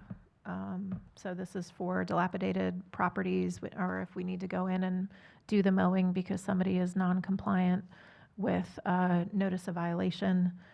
And Rachel, I'll let you go over the rest. And again, for the record, that is not Mayor Sappho's business travel line. He's going to live on a cruise ship. Yes, so with our site cleanup and abatement, that's really where a bulk of this. We've taken a look in last year's budget. We did take some funding out of that account. We did a year-over-year comparison to see what our actual spend was versus what we had budgeted. And so we've gotten it as lean as we could year over year. We did have the legal services as well as the public notice, because of course we're advertising all of our public hearings that we are having. We do contracted services as part of our administrative hearings for our minimum housing and non-residential cases. So that's a big bulk of it, as well as travel and training. I think almost every single officer has a CZO, and so that's really important to maintain that certification as well. So that is a specialty certification that does require you to attend the conference to get the continuing ed credits. So yeah. Help me understand why they need to travel to a different jurisdiction to get trained on zoning when it's our zoning laws that they're applying. It's the state zoning. So it's a state CZO certification. And so it's basically a lot of property rights of where are you allowed to go, how far on a property without a warrant, a lot of those types of laws that they have to be aware of, and best practices that we're able to apply here locally. Okay, thank you. And of course, I just want to add that abatements are added as liens to properties. And so the idea is that they eventually could get collected back and go back to general funds. They don't go back into this budget necessarily, but just back to general funds as a whole.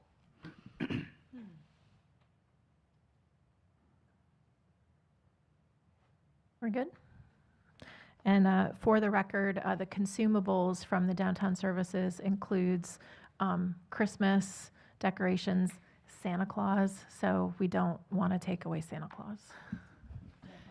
Yes. Consuming Santa Claus, wow. That is his special, and it's very expensive to travel from the North Pole, so yes. Well, especially Sappho could do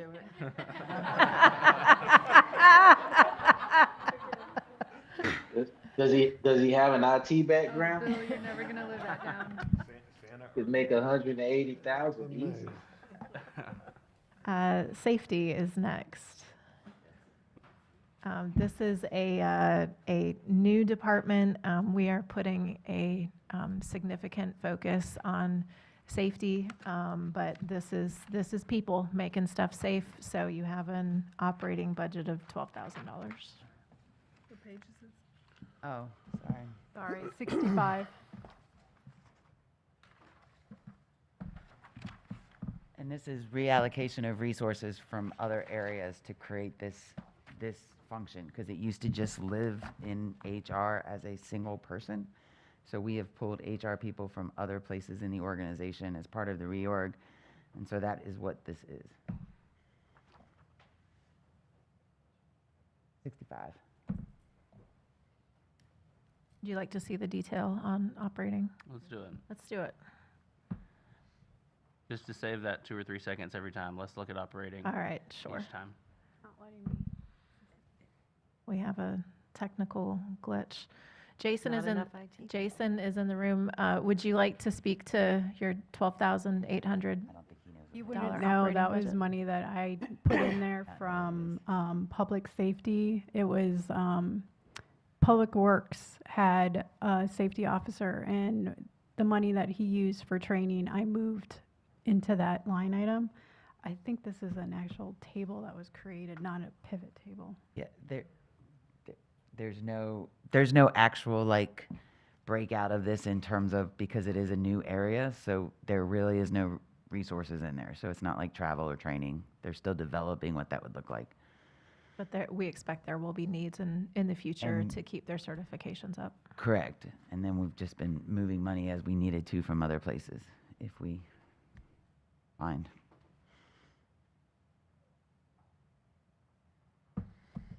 I'm not being funny when I say this, Mary, I'm sorry, Mary, but I like how you keep referring to we'll find money in other places. Well, And but let me finish. Go ahead, But I'm when you sorry. say that, I know. that gives me an idea that I can cut the budget and you'll still find money somewhere else.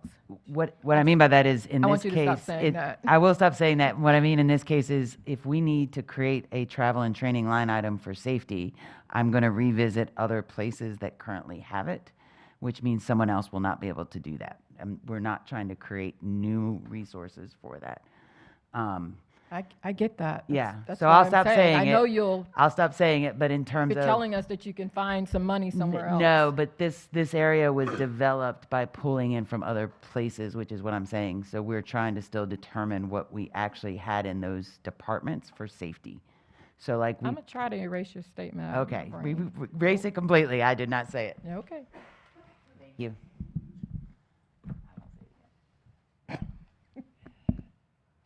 There it is. I found it a different way. There's your 12,000. Oh.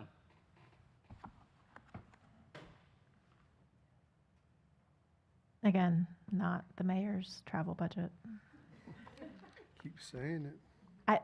I'm going to say it as I many know you times as are. it shows You up on the go, screen, you because the go. last thing I want is It's the right somebody thing to to come to the video at that point in time and they don't hear me say it, because I only said it before. Any questions on this one? How many people are in this department? There are So eventually there will be 6. 4 full-time people for next year. Hopefully, eventually we will get to 5, but at the current, it's 4. I'm hearing 6, You have and then you're 6 saying people, 4. 6 staff. 6. But I thought one of them we were, the 6th one, I'll take 4. okay, there are 6. Okay. The 6 is the public safety piece that's coming over from, use the mic. sorry, I did misspeak. It is 6. The 6th person is, number 1, I forgot about Jason. I wasn't counting him in my count. The new Sorry, director. Jason. Sorry, Jason. And We're the glad you're here. 6th Sorry. And the 6th position is actually one, as we work with public safety, was creating a safety position over public safety. And so that's what that 6th position is. The other ones are, one is a generalist, and then the other one is working with our, more of our frontline employees, like our right-of-way mowing, our what used to be public works, our solid waste, and those pieces. And then we have an ADA compliance officer as well. That's what those positions are. That's okay. I'm still learning them all. Assets. Oh, yay. So this is a new combination of existing departments and functions. So I think if you. Page 60 in your book. Page 60. This does show a significant reduction in operating costs of 433,000, and then also significantly lower operating costs for Skyline. But then again, you see some lines come over that don't have it. So everything is just kind of combined. So can we go down to the bottom and see, do we have a net?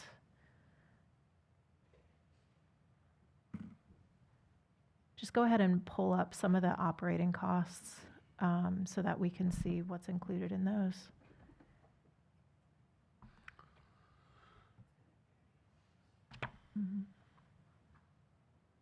You're clicking on benefits, Laura. No, I realize that, but this is no longer reading as a pivot table, which I'm confused about.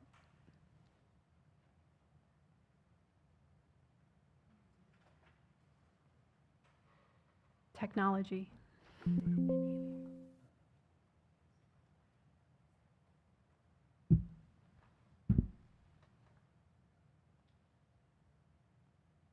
Not it. I'm going to have to pull it up a different way. Is it what yours doing?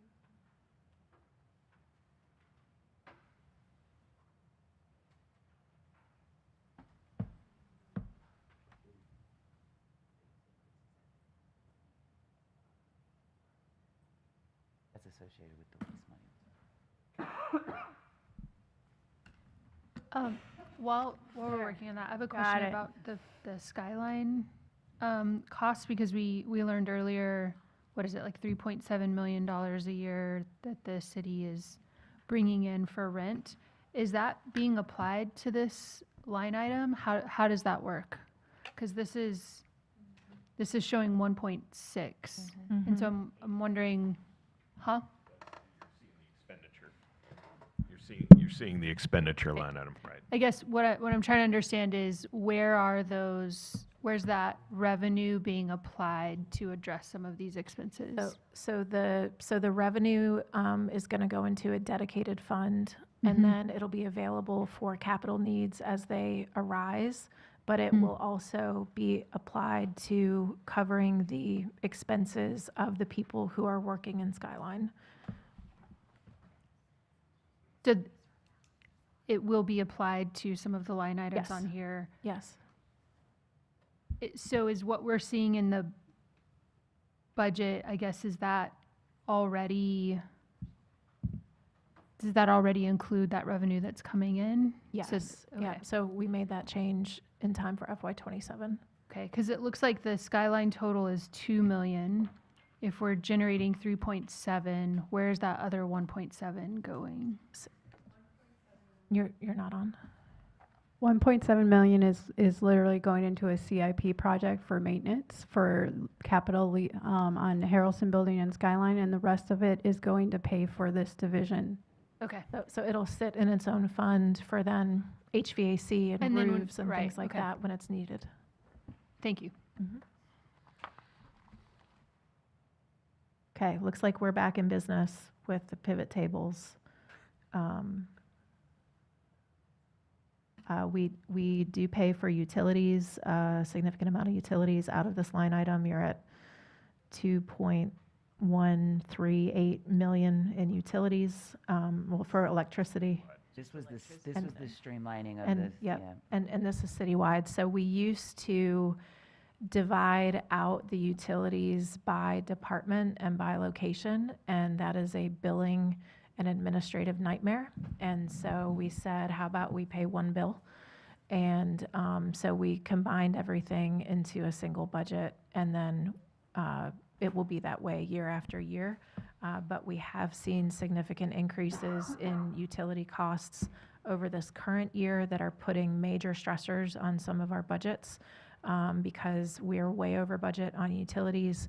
So departments are having to carve into other lines and not do a lot of other things just to keep the utility bills paid. Overall, I think we're going up about $535,000 next year just based on trending of actuals. And that is part of the tax increase that you're recommending, Yes. is that 535? Yes. Yeah. Can you scroll down, Laura? See if there's anything else that jumps out to them.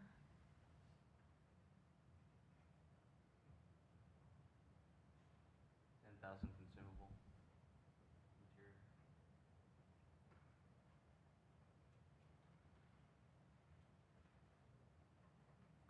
What? Is that paint? Like paint and that kind of stuff that we use for maintenance projects. Yeah, they're not giveaways. Correct. Is this where the light bulbs and toilet paper go? This is all, yeah. This is also where right-of-way mowing and those kinds of pieces are in this this area department as well.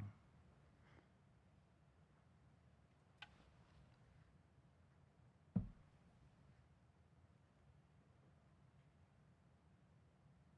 you scroll down one more time?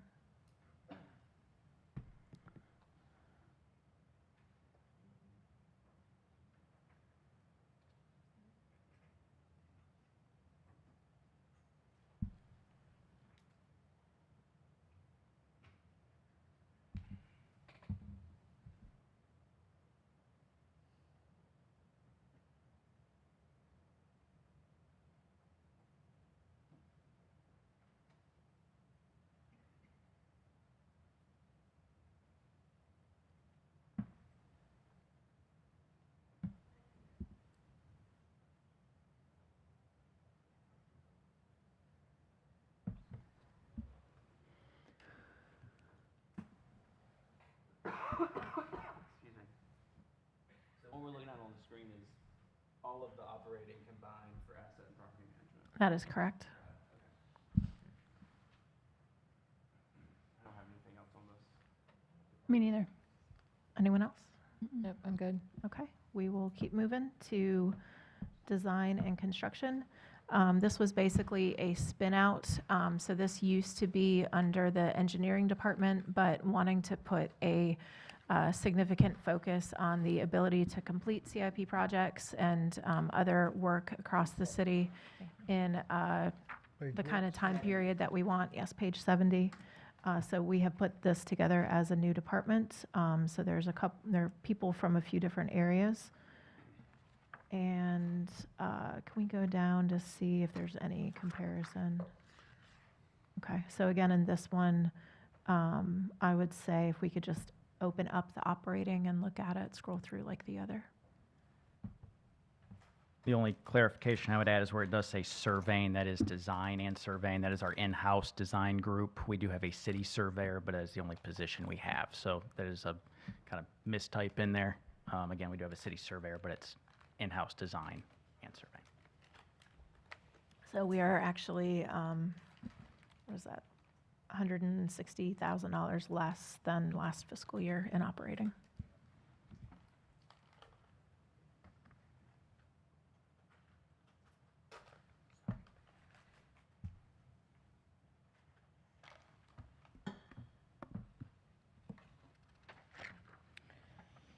Are there any specific items that council has questions on?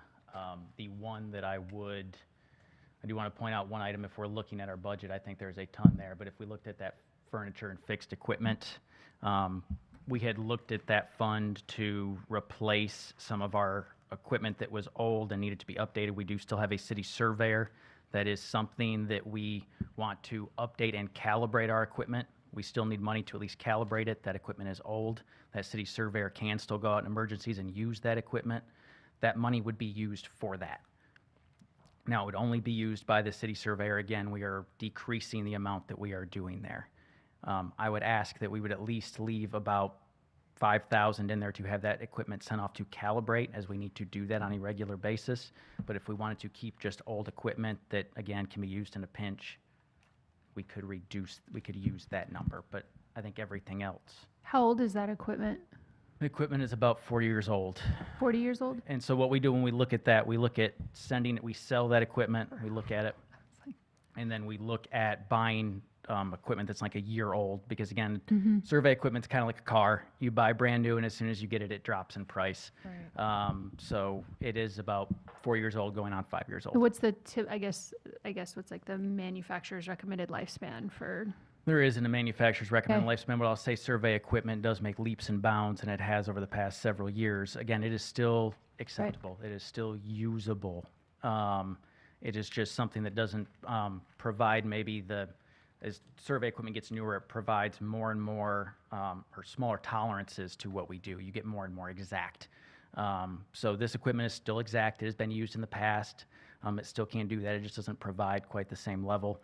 Sometimes we have software updates as we look at AutoCAD softwares and our survey softwares that sometimes struggle to talk. So when we get newer software and we have new AutoCAD software, sometimes they can struggle to communicate. We do find ways around that. It takes us longer, provides inefficiencies, but we can't do it. So I know as we're really sinking in, that would be one item as we've shifted how we are doing business. That's the one line item I would say that I think we could look at. So that can come down to 28.5. 28.5. You want That could- 5,000 left in it, right? That could come down to Yes. 5. Yes. Will we then need to replace it next year? The answer is that no. I mean, Okay, we good. again can look at utilizing that. It will be good. I think there's some point in the future we would want to, but Right. it is something we could handle putting off for a couple years. Thank you. Thanks for bringing something to the table. Yeah. Yes, Appreciate it. absolutely. I owe you lunch.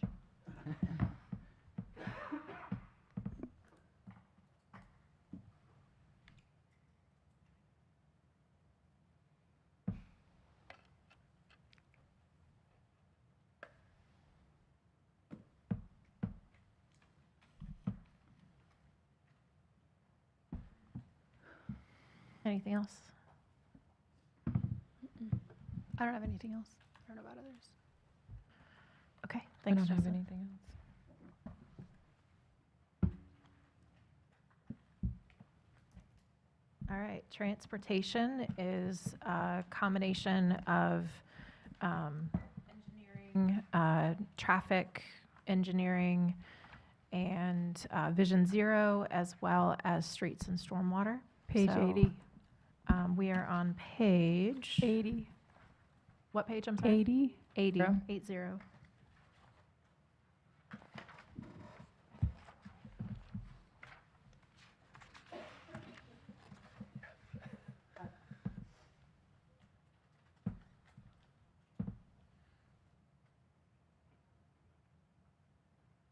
So again, with things being combined a little bit differently, the stormwater is its own enterprise fund, so we won't talk about that. And Laura, I hope we didn't just break the budget. There we go.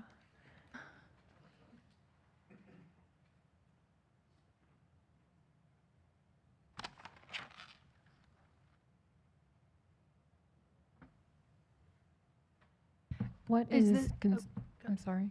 What's considered under storm management, non-departmental, 47,000?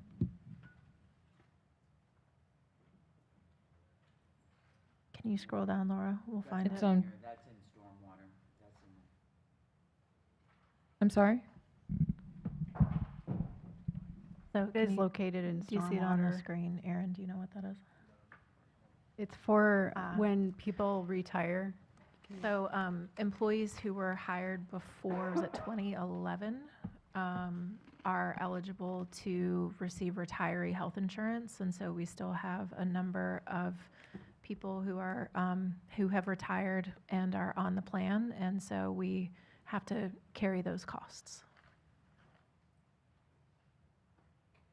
How many vacancies do we have right now in the 69.48? Do we know? Do you know where we're tracking, Aaron?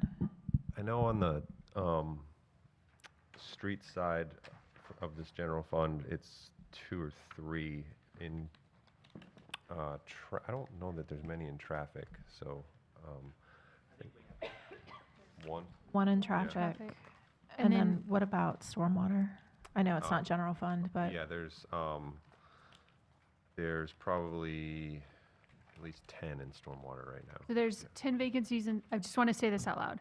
About 10 vacancies in stormwater, that's an enterprise fund. Applying the living wage to those positions and the filled positions is not part of the tax increase that is coming from that enterprise fund. that is correct. Right. Okay.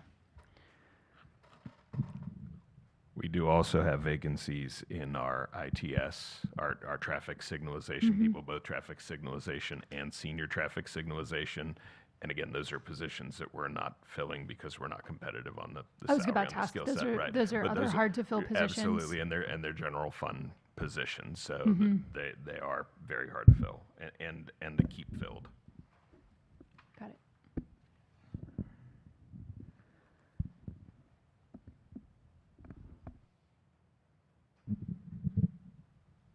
Special program materials.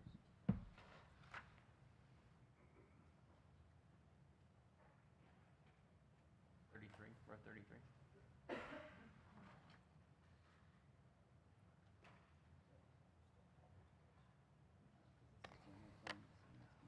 Oh, that's our utility cut program, that materials for utility cuts. So essentially asphalt and stone, which we have another line for that too, but we track utility cuts separately from regular work, so it's just its own line, yeah.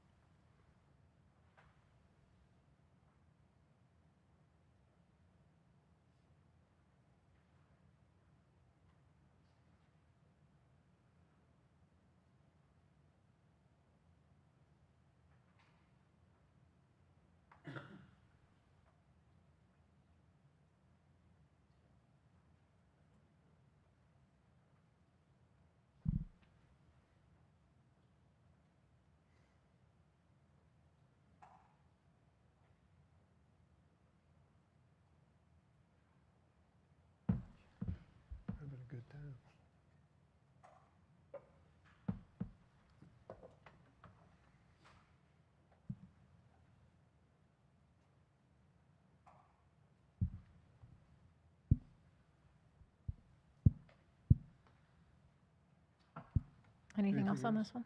Okay. Okay. Move on.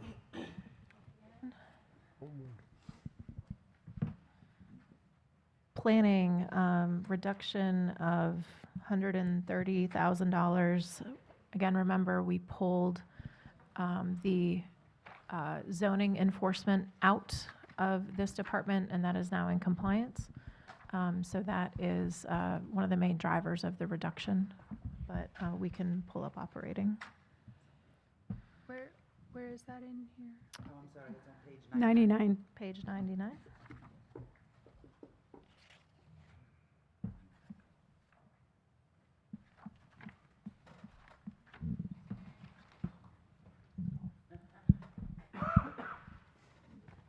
So advertising is going to be for all of your rezonings.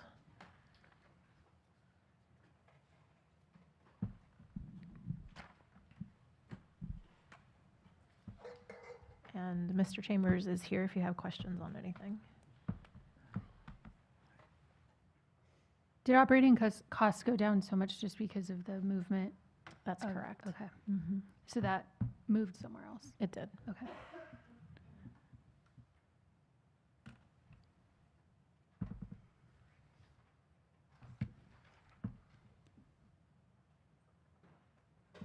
Wasn't there a consultant for the comp plan? It's not in here, it was somewhere else, but I can't remember where. It's located in Sundry.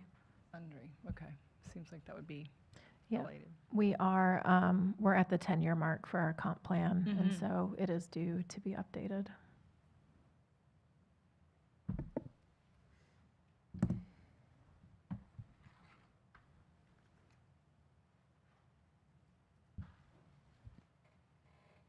Any questions? I don't have any.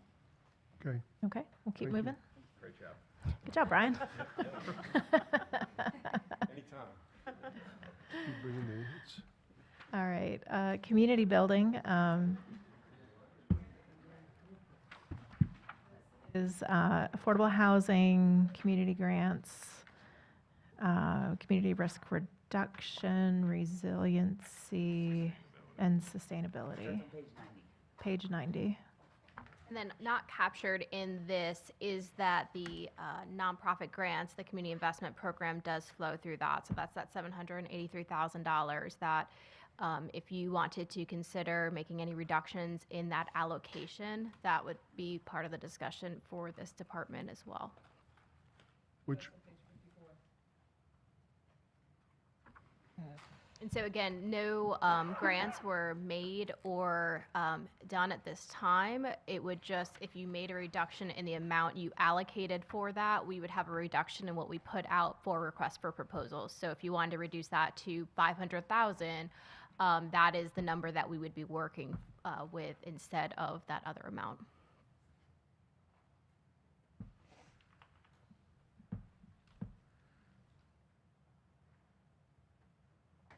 Is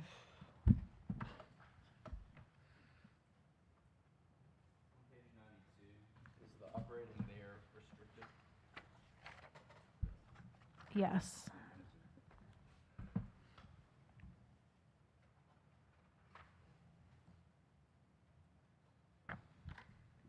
Yeah, I think there are general funds that are added as part of that 0.67 cents for affordable housing. So again, if you wanted to look at a reduction in what you were allocating for the affordable housing fund, that would in sense reduce some of what was going into that account. But that would be the other kind of lever you could pull.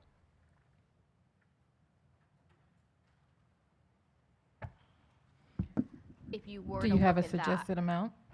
I wouldn't go more than, we're at, that 0.67 is about $2.5 million. I wouldn't recommend going below 2 million on that, just to be able to sustain programs, operating and things. What it would cut into are some of our gap financing. So a lot of the larger projects that we're doing, that's probably where you'd see the biggest impact. That would be my recommendation if you were to touch that fund. I will say, I don't think I'm interested in cutting into that 0.67. We are the only people still at the table with this. I know it costs us, but I think it's such an important part of making our city more affordable to live in. I'm not interested in cutting into that. Agreed, and it's not just our money, it's money from all over the community. It's a lot of leveraging of other people's money that goes into Exactly. those. It is. It is an investment that we can expand. That it gets bigger when we invest, and there's not a lot of places where we can do that. So I'm not willing to walk away from that. And I agree with that, and I go back to our very first budget work session when we did the fish bowls, the jars. You know, and affordable housing was something that really came up high in our priorities, and Right. I wouldn't be interested in taking from that. Right. And I think with the what is it called now, the community investment on page 54. Page 54. I think that the way that we're rethinking this, I think it's such an important look at how we make sure that these funds are going to the mission of the city. It is such a small, I mean, it's such a small portion of the budget. And I don't know that I necessarily support this. The only thing that I would be willing to cut here is to say, let's not do the 3% increase. Let's keep it at 760 and still hold the funds that we've used in the past. I'm not sure what the appetite is for other members of council on that, but from my perspective, that is, of the things that you've brought forward, that is the only thing I'm willing to cut. I was willing to go to from 783, 466 to just even 700. I wouldn't go any lower than that. I'm not willing to cut anything. Yeah, I agree with Mayor Pro Tem. I think that, you know, just as all of our residents are facing increasing costs and the city itself is facing increase in all of our costs, I think of our nonprofits are certainly, you know, feeling the pinch too. And I look at all of these organizations and they're all doing services that the city just couldn't replicate. I mean, it's a great investment, which is why I don't want to go lower than where we are. Yeah.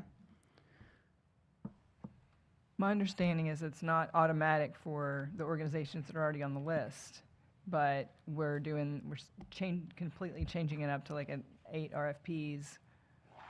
Yes, and so it would be enhancing some of the service delivery that we have at the city. So it may be the midnight basketball, a request for proposal for that to expand what's happening. So that way, the city's going to be, again, leveraging the other funding that the nonprofits have by providing this service to us and offering it to our residents at a lower cost than if we were putting it on our own. Yeah, and I didn't mean to imply that we were going to give to the exact same organizations. I'm just saying, you know, just looking at the types of missions that some of these organizations have, they're doing it and they're leveraging donor dollars and volunteer hours, doing things that the city just couldn't do for the community. So. Wait, Rachel, restate that comment you just made about midnight basketball.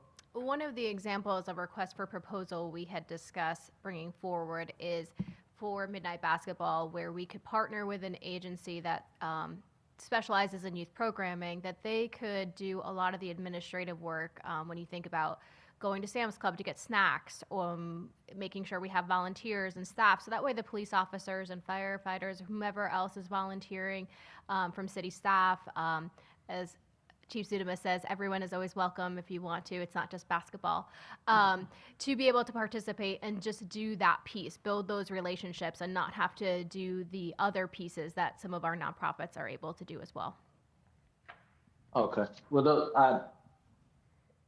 the police department does a great job of handling that. I think they truly enjoy it.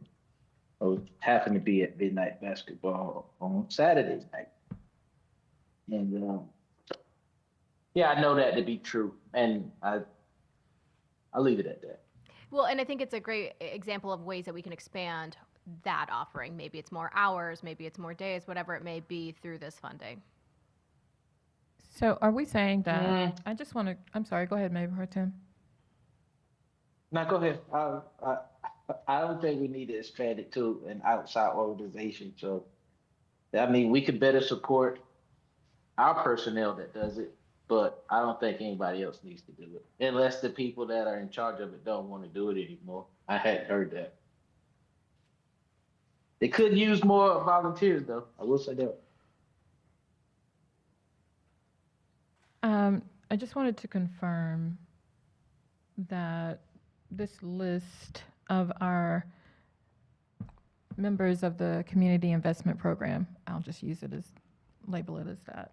So are we stating that not everyone will get these funds that are on this list? Correct. We are going to be putting out requests for proposals for specific programs that, in the past, what we have done is applications. And basically, we put it out, and whomever wanted to apply for whatever programs they thought fit into this, and that's where that came from. Now, we expect to award fewer grants and service agreements, but at larger amounts for those organizations. So if you're thinking of an after-school program, it may not be 5 different after-school programs we're funding. We may be funding one and really pouring into it at a different amount.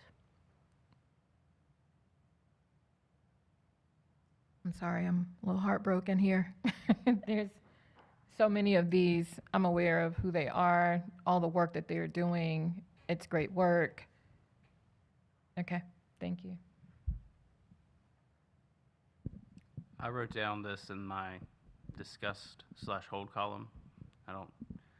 This might be something that we can revisit, but I'd like to move on to the next topic if everybody's ready. Okay. Thanks, Rachel.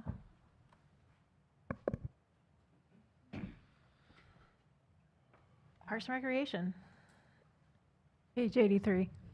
Page 83. So right-of-way maintenance was pulled out of Parks and Recreation, so that is the significant decrease in operating expenses that you see between FY '26 and '27.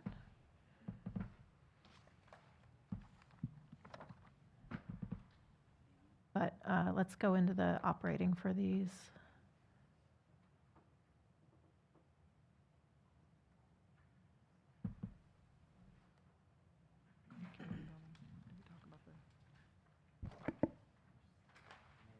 Lots of travel for the mayor in this one. Again, that is Parks and Recreation staff. Parks and Recreation staff.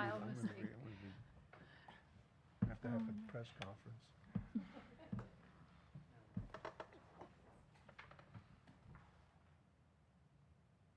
I'm just assuming the consumable materials are so higher just because of the nature of this type of programming. There's a lot of materials, things we use, give away. Okay. Becky, I don't want to, we get so much hell about the right-of-ways that are not ours.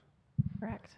Is there any way we can just put a sign up there and say, this road is maintained and operated by the North Carolina Department of Transportation? Because I've asked that question 10 years ago. Can we just get a sign to let people know that this is their road?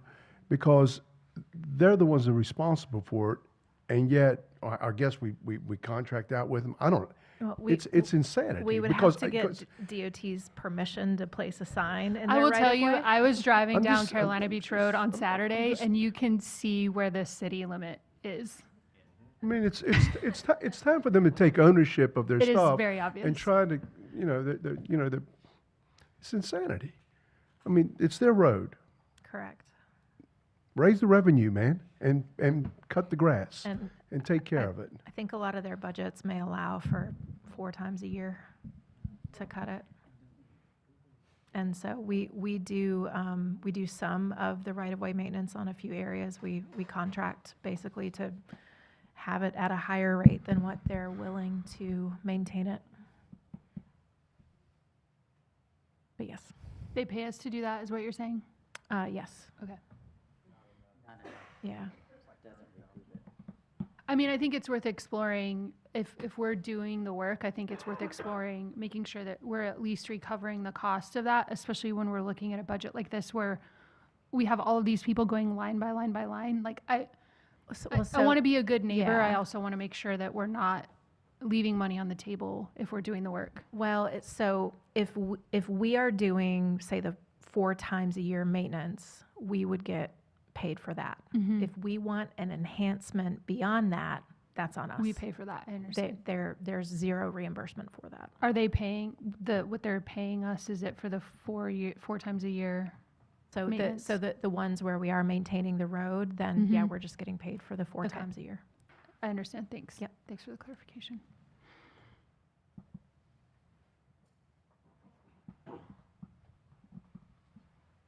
me scroll down. I'm gonna start mowing my grass 4 times a year. Just kidding. My neighbors would kill me. Yes. Funny how it works that way. Maybe we could send code enforcement out to them. Send them a letter. You can be our new revenue stream. No thanks. You I'm can not. hi- I you am can not. hi- you can That hide is in the not weeds something there. I'm very good at.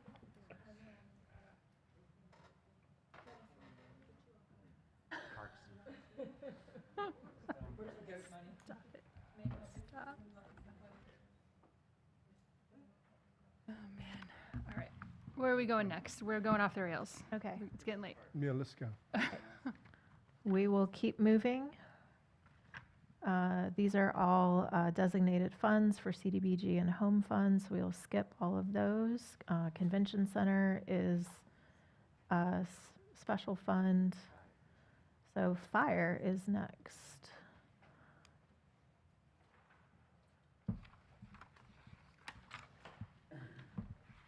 Can we go ahead and click on operations?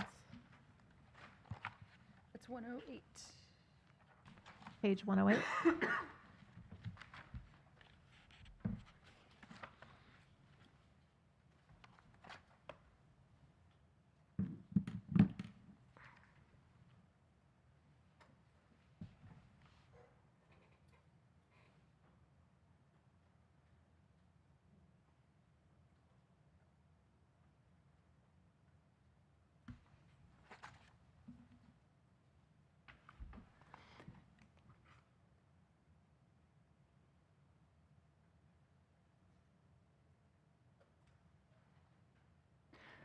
So I want to make sure what we're looking at here, it does not include the several things that are being proposed to be added for No, FY27. it does include It does those. include It that. does Okay. include those.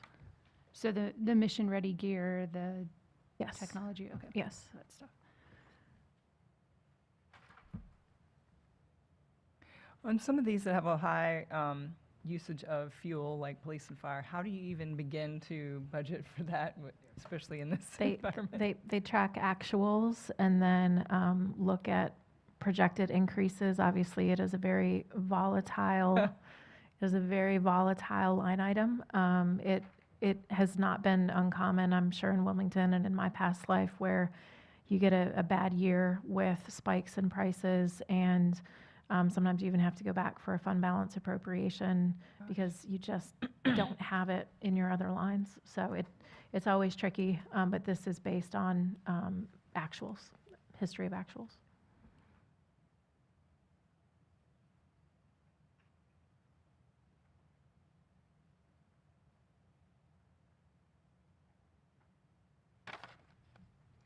I have a question about, on page 111, totally in favor of doing a police and fire mental health program.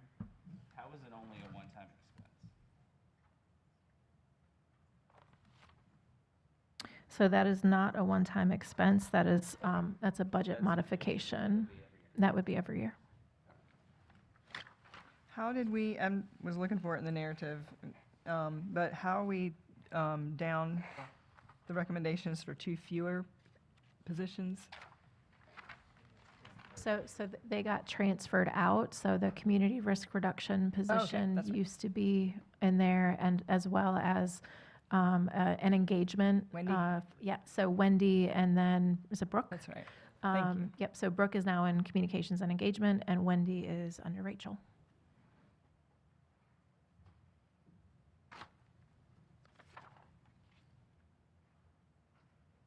Okay, we will keep going. Police. We did talk previously about the $29,000 reduction for Clearview AI. Want to make sure that that is the consensus of at least the majority of council. I am in favor of removing Clearview AI. Same. Me too. Clearview AI. It's on page 105. Can somebody give me an overview of what that does? Sure. So Clearview AI uses basically publicly available images to help with the identification of suspects. And so if somebody has public images on Facebook, it's able to search through and try to match if you have, say, a surveillance video of a suspect, then it would try to match it up with somebody who may be in it. So many other agencies have this. So we do utilize it right now, but we have to essentially ask for another department to help us, basically. And there's a limited number of uses that you can have depending on the level of subscription that you have. So sometimes they're not able to assist us when we're trying to identify a suspect. So we are using it currently, we're just borrowing it from neighbors. That's correct. I think when this came up, when David brought this up last time, it was in the context of having an AI policy for the city before we move forward with AI purchases. Because I've anecdotally heard some things about this particular piece of software that are very concerning to me. So yeah, so we're happy to remove it, work on that policy, and then we can revisit it in the future. Mm-hmm. Do we need to add in, I know we're trying to strike things, but the email you sent us about the bulletproof vests? We do. So we were hoping to get a federal grant that would reimburse for 50% of our costs for bulletproof vests. The federal government applied all available funds to jurisdictions with populations under 100,000, so we did not qualify under that parameter, and so the grant loss is $125,621. Say that number again, please. $125,621. Thank you. So does that mean that the figure in A on page 104 goes up 125,000, or is that? So it was a reimbursement grant, Okay. and so you would really, it depends on how you want to look at it. You would need to take half of the 125,000 and put it in to be able to fully buy all the vests that we had planned, but then just know that we would have an equivalent, what would it be? Half of 125,000 would be a loss on the revenue side. So if you want to make it whole, we would need to reduce the revenue and then increase the expense if you want it to fully match. Yeah. 63 and change. Okay. So we would be looking at spending closer to like 150,000 on ballistic vests. We would be looking to spend like about 125,000. We just won't get then half of that back like Okay. we had intended. But our net overall loss by the time you get to the end of the fiscal year is the 125,000. Got it. Is that do we have a consensus to fit that in? To add that back. I mean, I think that's something we have to pay for. We do. I don't- They I don't see a way around that. They expire and they're also Yeah. getting more expensive. When do the existing vests expire? They expire on a rolling basis, so we replace what basis? on a rolling basis, so they expire every 5 years. So Where are we with the existing vests? so it's because it's rolling, we have a slug that are coming up that are expiring that we have to replace next year. When do they expire? It would be in FY27. Okay, thank you. So it's like maybe it would be like 20% this year, another 20% next year, another 20% the following Yeah, year. so this we're tends always to be replacing. a pretty static line year over year, just keeping up with the increased costs that come as the equipment gets more And expensive. what we're losing is the $125,000 grant that it sounds like it's being applied to rural communities at this point. Correct. Okay. And how many, has the federal grant been something that we've basically budgeted for because it's been basically assured? No, No? it wasn't Or- something that we had budgeted for, but we went to council and had to ask your permission to apply for it, and so it was something that we had expected to get in the budget that now we're not getting. Because typically that's a grant that you always get it, like a. That's what I was yeah, asking, yeah. Yeah. I've never received a notification like that. Appreciate you continuing to look at other sources of income. Yeah. Grants. We can click on operating.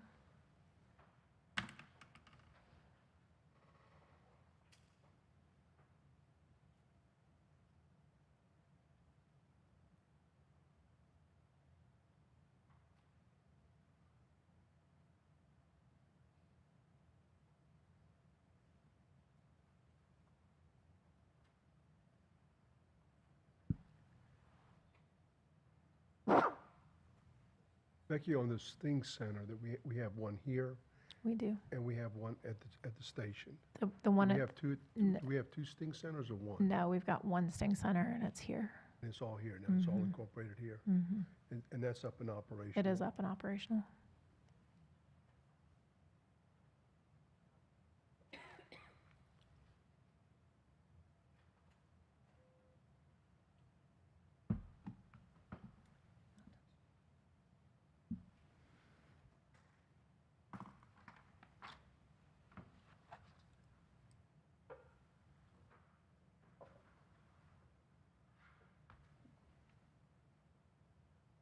I want to understand not because I'm opposed to it, I just want to understand it. So in the summary on page 106, you explain that training costs or training per employee has been $514.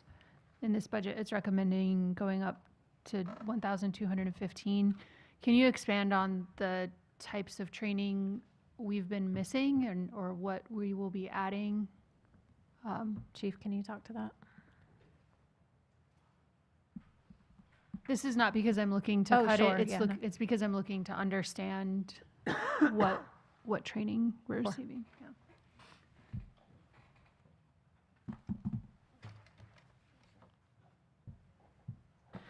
So generally speaking, that was very bluntly significantly underfunded for a department our size. We've got, if fully staffed, a total of 370 employees Mhm. that we were running on $50,000 of training money, maybe a little more. So some of the training we're going to is just, we try and do it first and foremost locally whenever we can. Obviously, so we don't have to pay travel costs, lodging, meals, things like that. But there's a lot of the training our folks do that is very either technology laden or very specific training that you can't just go online and do. A lot of the training that our folks do is hands-on training. So it Mhm. could be training like training for a SWAT team where they are getting very technical, tactical type training. And when you do that, because it's a team, we can't just send one or two. Usually a lot of times we'll have to send larger groups and we'll try and segment them out.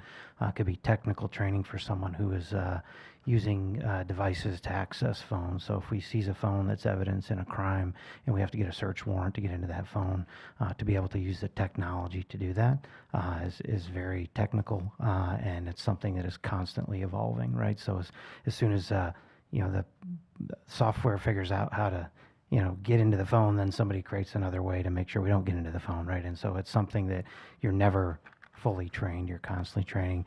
There's training like crime scene training for our crime scene technicians that are having to go out there and learn how to properly collect blood and body fluids, how to properly photograph scenes, because all those types of things, if they are not trained very professionally and technically, and then when we get to court, they've got to be able to basically state their credentials in front of a judge or a jury so that they can obviously get whatever that evidence is into the record. And there's a variety of others across the spectrum. Is there ongoing training on like laws that change and is that included in this? Yeah, a lot of that we will get legal updates either in conjunction through the district attorney's office as well as through our in-house legal staff that will provide those things. So a lot of that type of stuff will come in, but there's some very technical stuff sometimes that we will send folks to get. But again, try and do as much as we can locally here whenever possible. And how many hours a year is like standard for training for a sworn officer? So What's the best Elena- practice? Is maybe a Yeah, better so question. state standards require how many hours, Elena?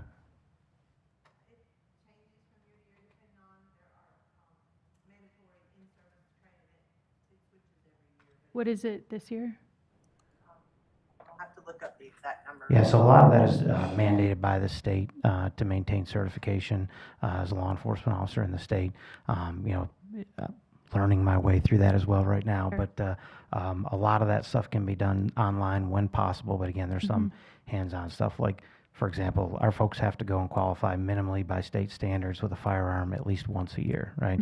That's ammunition that we have to use to shoot, obviously, to qualify for that. And then there's different courses that they mandate. So it's not just, hey, go shoot 5 rounds and make sure you hit the target. It's both scored targeting as well as what they call some tactical training courses as well. So of this list, I'm concerned that we maybe have not been training to the extent that we need to, or is there additional training that you would add to that list with this budget that our department needs? So I would say we want to make sure that all of our officers are trained up to best practices and standards, one, and then yes to your other question as well, which is, are there other trainings that we want to do to expand our officers' knowledge, right? And you know, the story I'd tell you, and you may have heard this story before, but you know, there's two managers sitting in a room, an older one and a younger one, and the younger one says, you know, we keep spending all this money to train people and they keep leaving. And the older one says, well, what if we don't train them and they stay? Right? So, you know, there's this piece that, and there's also a retention piece to that too, right? Which is, you know, a lot of our folks are very interested in taking on additional responsibilities, collateral duties within our department.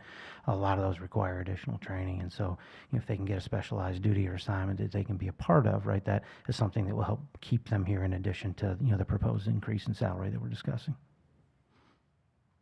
Thanks for that detailed explanation. I appreciate it. So Chief, let me ask this question. If we're talking about training, right, and I'm hearing Councilwoman Santiguida say that she feels as if the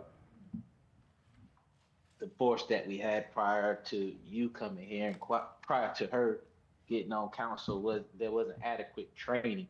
The responsibility of training for the officers, how much of that is self-initiated? So I'm not sure I answer or understand your question completely, but I'll try and answer, and then you can clarify if you need to. You know, there's certain standards that we've got to meet state standards, right? So, you know, the criminal justice standards for the state says that officers need to do X, Y, and Z each year, and they'll put out what they call mandatory in-service training, and that's something each year they publish. Our officers have to go through that. Firearms qualifications.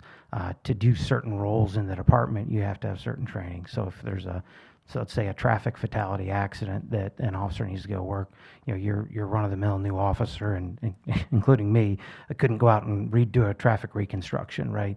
There are certifications that you get to be able to do a traffic reconstruction. So again, if you ultimately charge somebody with, you know, vehicular manslaughter or something like that, we can go to court and say, we know that this vehicle impacted that vehicle in this way because this officer has such and such certifications to do traffic recreation of traffic accidents.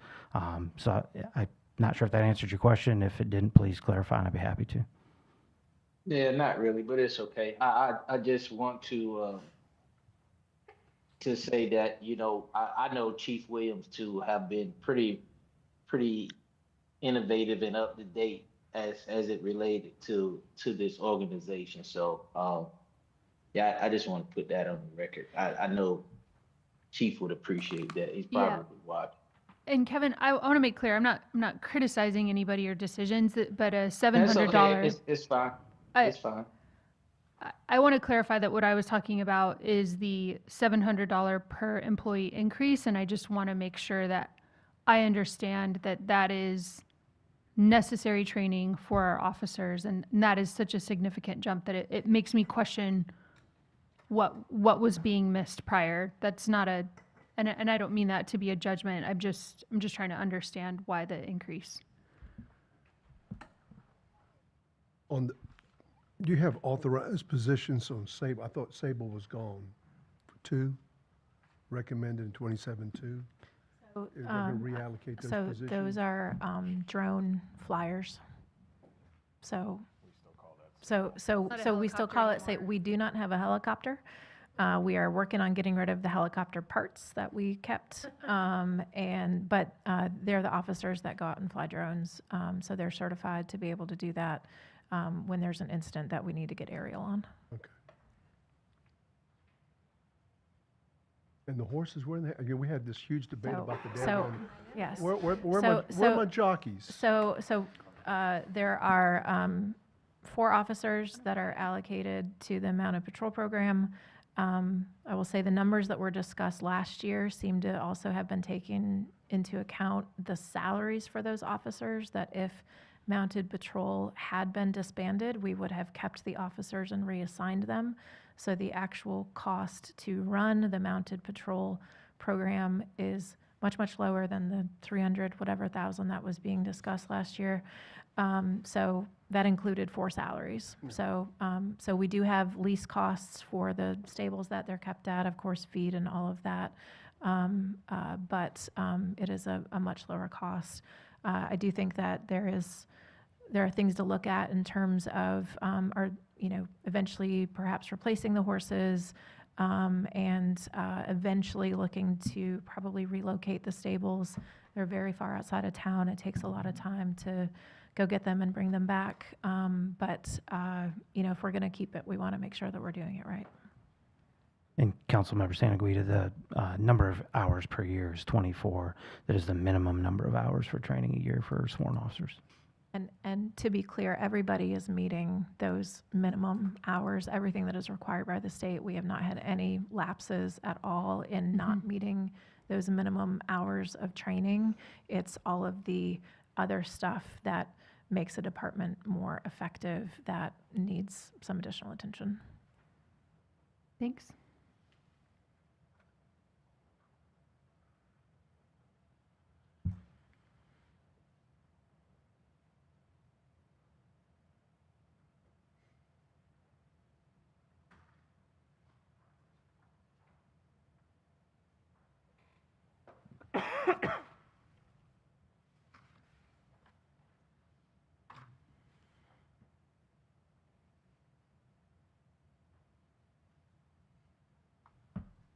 How many more departments in the general fund do we have to go through? Was So this it? this is the last one.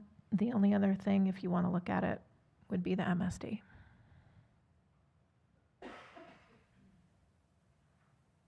Okay, thanks, Chief. Thank you. Thank you, Lord. It's almost over.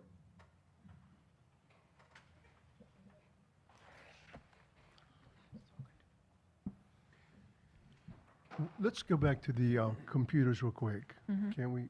Yep. You folks need those computers, Yes. correct? And how much were the cost on that? So the overall cost was 600 or so thousand. We can reduce it by 40,000. And I would need to go back and look at which of that is But- general. Well, I'm just going to ask the question because, we've done this in the past. I see other governments are using it. I'm looking at the undesignated fund balance. It's 24%. It's $38 million. If we got it down to 20%, which follows our policy, and took it out of there, because these computers are going to last 4 years, 5 years. It's one-time expense. We have to replace them 4 or 5 years. Why can't we do that and just, and at least use some of that fund balance? This is a savings account. These are the taxpayers' money. And we're trying to accommodate what you need, at the same time trying to be fair to the taxpayers also. This is a tall ask of all of us here. So we're trying to be innovative Yeah. here. And I've seen the fund balance go as low as 19%. I've seen it one time when the county made a miscalculation on taxes where we had to take, it went down to 12%. I would never dare want to go that way, but I think we're pretty healthy there. And I feel that it's a one-time expense, and if we're not going to do it there, we ought to look for another one-time expense that we could appropriate some funding there to deal with it. So I would not suggest computers because this is next year's slug of computers. And so if you take that away, then there's no funding for the FY 28, 29, 30. So Can you find me again, something else? it's a We got plenty revolving. here. Is there anywhere we can find some? I think that I want to be fair to budget and finance and be healthy, and I think we would be healthy, but I'm not talking about a heck of a lot of money, but it would be something, and we could help reduce some of those costs. How much are you looking for? $1 million. $1 million. How much is the mission-ready gear? 378. And 45. I'm sorry. I just heard 3 different numbers. How much? That's just what it says right Oh, here. I was just there looking you at that go. page. I'm sorry. Where? The 378. So for the mission-ready gear buys a set for everybody, and then it would be how many years before we would expect to need to replace it? Started this 5 years, 5 or 6 years, and so there was 38, 33. annually to start the replacement. Okay, so I would say you could take the 378 out of fund balance if you wanted to cover that cost, to still make the purchase. But that would be a reduction that gets you about a third of it right there. Because right now, I mean, we've got, I just want to be clear, we got, somebody's saying 21% fund balance, you're saying 24% fund balance. I know there's a calculation based on cost, and you take it out of the cost estimate, some of that. So I just, I've got two different finance people here right now. So the difference between the numbers, the number that I originally had provided to you, historically, whenever we're talking about fund balance when doing the budget, we start with where we ended the last audit. And so based on the last audit, we ended at 25.27% of the general fund. So that was the unassigned fund balance. Now, during fiscal year 26, we did appropriate approximately 1.9, close to 2 million of the fund balance during the year. So if I were to take that into consideration, it would bring the number down to 24.64%. Now, one of the things that gets a little bit complicated, so it's not a one-for-one switch, is if your budget increases, then your fund balance percentage decreases even if you don't use any more, because it's based on the operating expense. So I think Laura's number that she has shown in the budget is based on a projection based on what the proposed budget is. So remember, we took 1 million out to purchase a park, which was a lot of it. And you've taken into consideration the 24, but making the adjustment that if necessary was some adjustment in cost. I think we're safe. I think at 20%, I'd be more than happy. I just think this is a savings account. We keep it for hurricanes. We understand that. I don't think it's reckless. And I think it gives us some leeway, some breathing room to at least help reduce some of this cost. It's not a lot, but it helps. Every little bit helps. And I hope it shows the community that we're doing everything we can to be fair to not only the staff and the manager's budget, but also to make sure that we're being able to pay these folks what they need to be employed here and be competitive, and at the same time, taking into consideration the issues that they're dealing with in the general economy, with costs going up, especially with fuel costs and food and everything else. So that's just a take on it. I don't know. How old are the computers that we have now? Maybe I missed that earlier.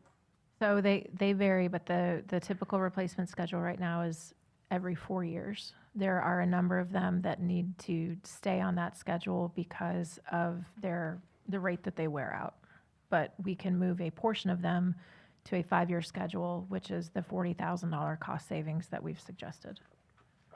Right, and then the rest need to go ASAP? So the rest should continue on a 4-year cycle, which they would be then due to start being replaced in July if there's funding available. So, I mean, but they have to be all Windows 11 at this point, right? So It should be- it's not that they're not Windows 11, it's. No, I'm asking like how current they are.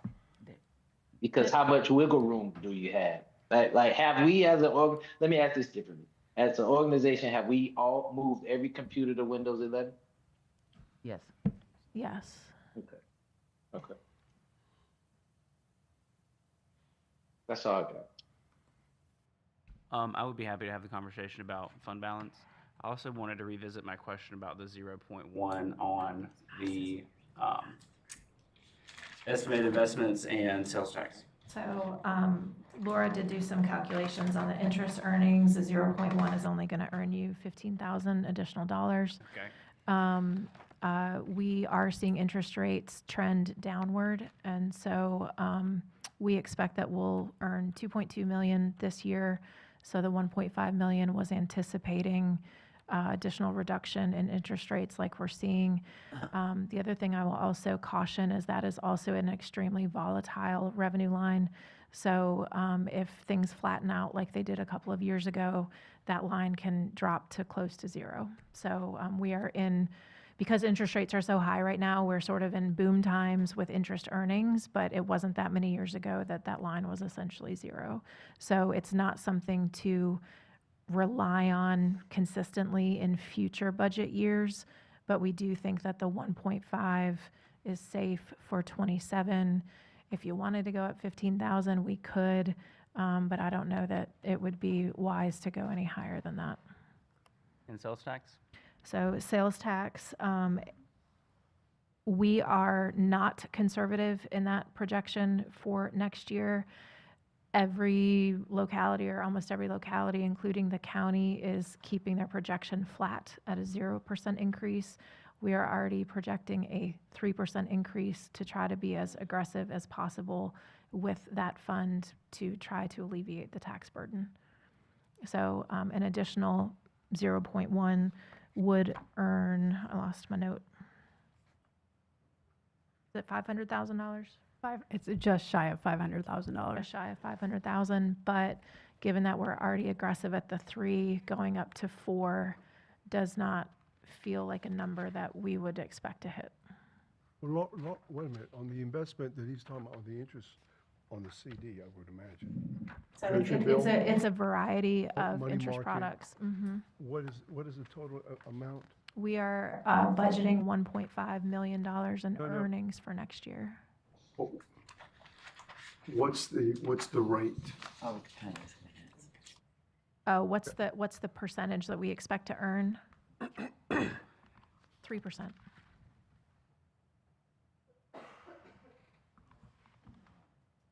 On average.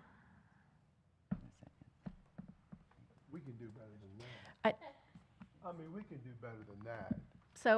So here would be one suggestion, would be to, if you want to budget a higher amount, we can do that, knowing then if we miss that mark, we would be coming back to you all partway through next fiscal year for a budget amendment to pull money out of fund balance to cover any loss of revenue projection that we didn't hit. But you would then need to, it's moving shells, but you would then need to understand that for FY '28, we would then have to adjust based on actual projections at that time. We may not have natural growth to be able to accommodate It's it. a conservative estimate, but let's just say we make more money based on a locked-in rate. Then we're in better shape, right? 15,000 per 0.01 you go up. Yeah, add it to my travel budget. I can do much better than that, but anyway. I have a quick question about what is the potential we would get back from the Live Oak Bank incentives that they have walked away from? I don't know that we have. There aren't any. Our agreement is a pro rata share for the county. There's an agreement with the state, and then there's a local agreement. And so they're hitting their goals on the local agreement, and we pay pro rata, and we've just certified their requests. There is no, we're due to pay what we owe under that agreement.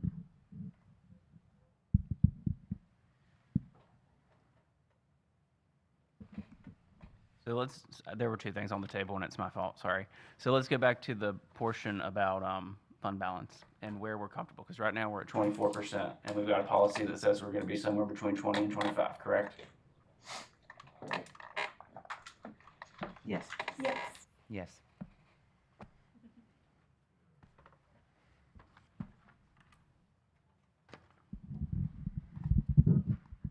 One of the items I want to make sure is clear, though, that the fund balance percentage is based off of the operating expenses budgeted.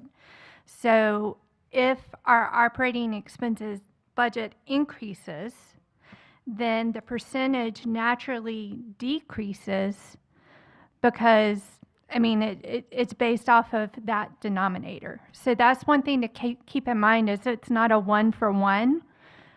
there is a correlation that we need to kind of keep in mind. Yeah, but you're at 24 now. She's budgeted at 21, so you're still within a threshold of 1.5%.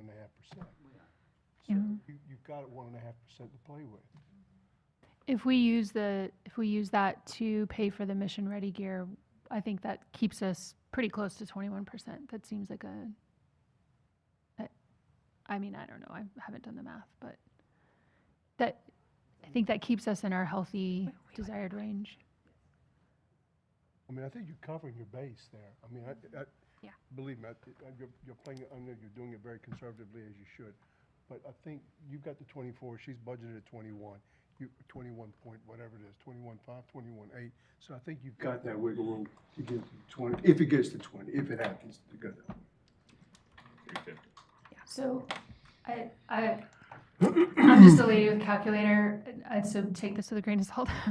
But if we look at the things that we've talked about, if we use the general fund balance to pay for the mission ready gear, if we move forward with reducing computer replacements, $40,000, if we move forward with alternative one for the living wage, which is a $15,000 cap for public safety, $12,000 cap everywhere else, that brings us down to a increased tax rate of 5.492 is what I'm just a lady with calculator. That's not 4.9, but it is below 5.75. And based on this exercise that we've done, I think we're using taxpayer dollars responsibly in the city. I am comfortable landing there. If I've done my math correctly, please double check me. We will double check you. So what I came up with was the 29,000 reduction for Clearview AI, Oh, I left that out, yeah. the $40,000 reduction for computers, the 28,500 reduction for equipment, the survey equipment, but then adding back the 125,621 for the grant loss, and then using 378,000 in fund balance for mission ready gear. Our net out of those things is $350,000.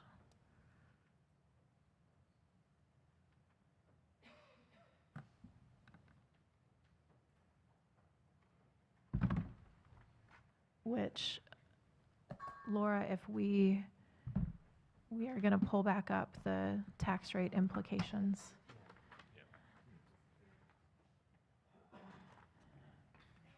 Sorry, Cassidy, to clarify, you were starting from alternative one or, okay. Yeah, I was So that's looking at alternative one. 15,000 for public safety, 12,000 for everybody else. Yeah, that looks like that's 0.14 cents. Might only be about Plus. 0.1. Well, what it shows here is 5.75 down to 5.61. Maybe I'm doing the math wrong. Yes, yep. So this is related to living wage implementation. And then 350,000 would be another 0.1 of a penny. So you'd be down to 5.51. If you made it 5.5. Yeah, we could play with the fund balance numbers a little bit. That was if we remove the things that we've all already agreed that we would be comfortable removing. We use the general fund balance to pay for mission ready gear. We add back in the $125,000 for the ballistic grant, and we implement alternative one. That would put us at 5.5.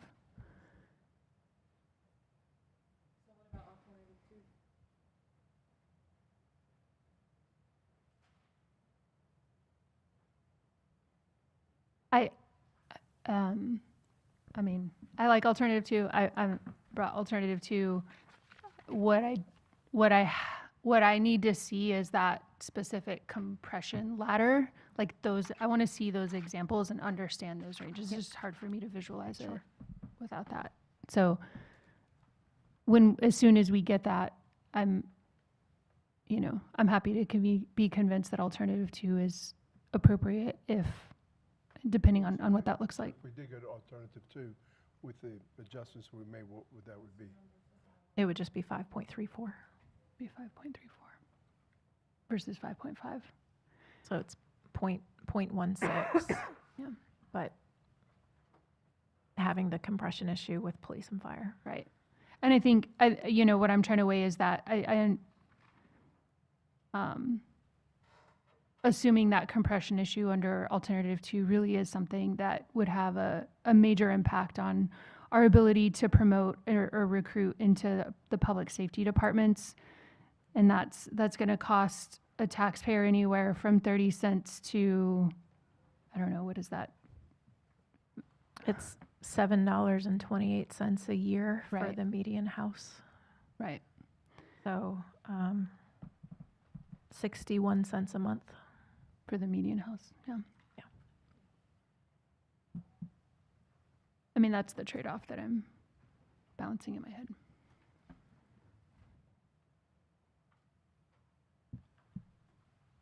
I appreciate this exercise because I think for me, what it highlights is what it costs to run a city, which is a lot, but also that I think you all have taken a look at what the budget needs to be. I think we've found a couple of things here and there. So, I'm prepared to support 5.5 based on everything we've looked at.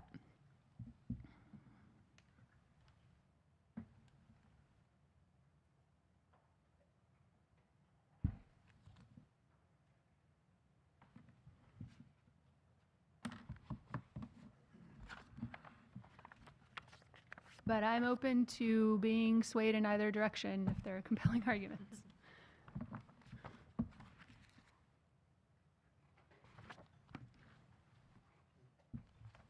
Anybody else? Anybody else?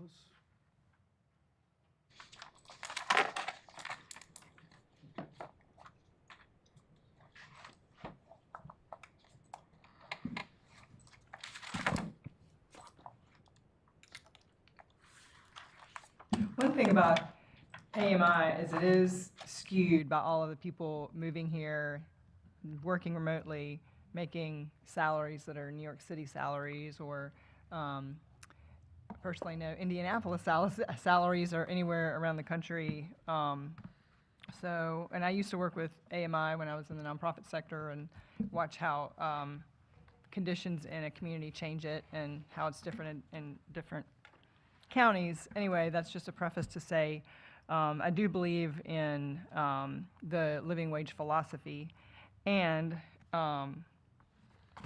considering where we are and how hard we've worked to dig through all this stuff and how little of a dent we've made in getting our number down. One idea, because I gave you some really complicated math, and I regret that. But you threw so much.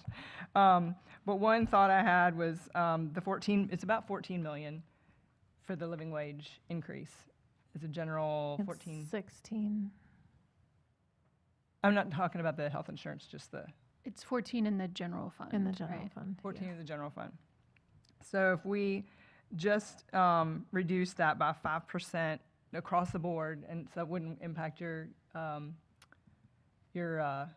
compression, because everybody would be like just eked down a bit. That would be over $700,000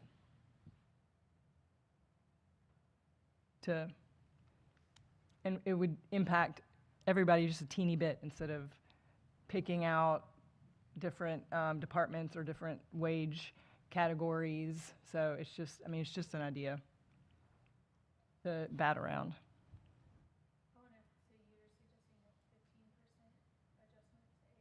No, not to, take the model she's already set up and just shave off 5% off of every number. That would be about a savings of $700,000, and it would kind of be a lower impact for everyone instead of, at the end of the day, it's a great raise for everyone, minus the 5% of what the ideal is, so. The issue that you have is it's not placing us at that level of aggressive competitiveness that we feel like we need to be able to move the needle on some of these positions.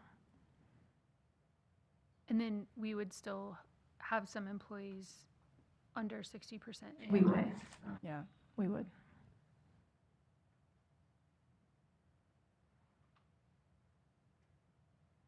Okay.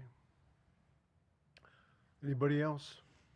It's been a long day, thank you. So is this what we're everybody voting on Tuesday? I think this is what we're looking at right now. We still have several hours before we go to the meeting on Tuesday. You bring any more thoughts, ideas by Monday to the very last day you vote. I've seen it happen. So You I can make want to adjustments. clarify, what are we voting on Monday? What is the number? Correct. Let me go through that. So you all left question marks by nonprofit grants, council pay, and the 3 IT positions.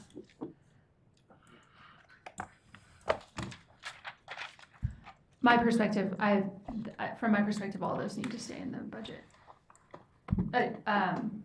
The positions and the community investment funding. All I got is you should get some rest Tuesday. We're gonna be in a council meeting all night.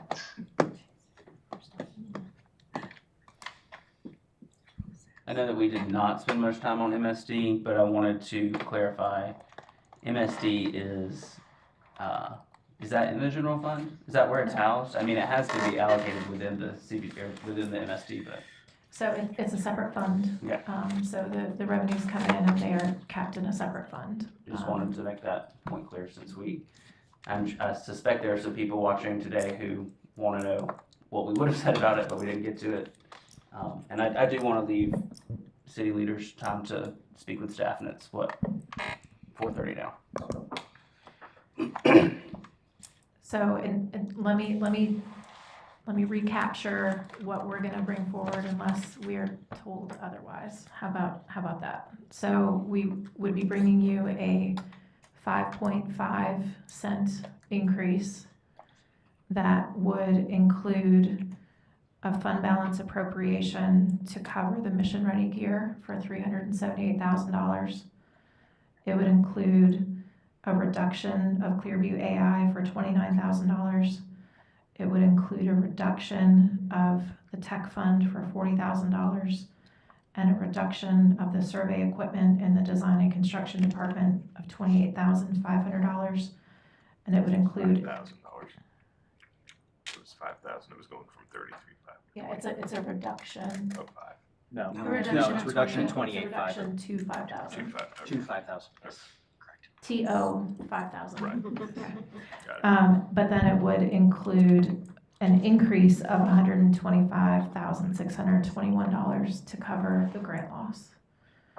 And all of that, we will figure out the 0.01 to get us down to the 5.5. We may throw a few extra dollars in on a revenue line or from fund balance. It's a nominal amount.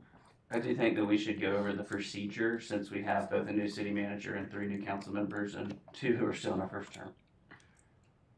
Would somebody else like to do that? Because I'm one of the people that needs to hear it. For passing the budget. How will it be on the agenda, and what will the procedure for voting be? So So you've got 3 different ordinances that are coming forward. There's the main ordinance, which is the budget ordinance, and you've got a fee schedule. And then what's the other one's the capital And then the projects. capital project. So there's 3 separate ordinances. You'll be able to vote, you'll take separate votes on each of those. You've got to have 2 separate votes on the budget, so your final vote for the budget won't be this time, it will be next time. So this is your first vote on the budget. So what'll be coming forward is what the manager's bringing to you. You still have an opportunity to talk amongst yourselves, but we've already had the public hearing, so there won't be a public hearing. So you'll still have whoever wants to make a motion will be able to make a motion either to accept the budget or to amend the budget. You'll be able to discuss that amongst yourselves, and then you'll vote on the budget, and then it'll have to come back at the next meeting, the second meeting in June, for a second reading. But there will not be any type of public hearing for this one, just council discussion and an opportunity to ask staff any further questions. But we have two people that have already signed up to speak on the public information about the budget.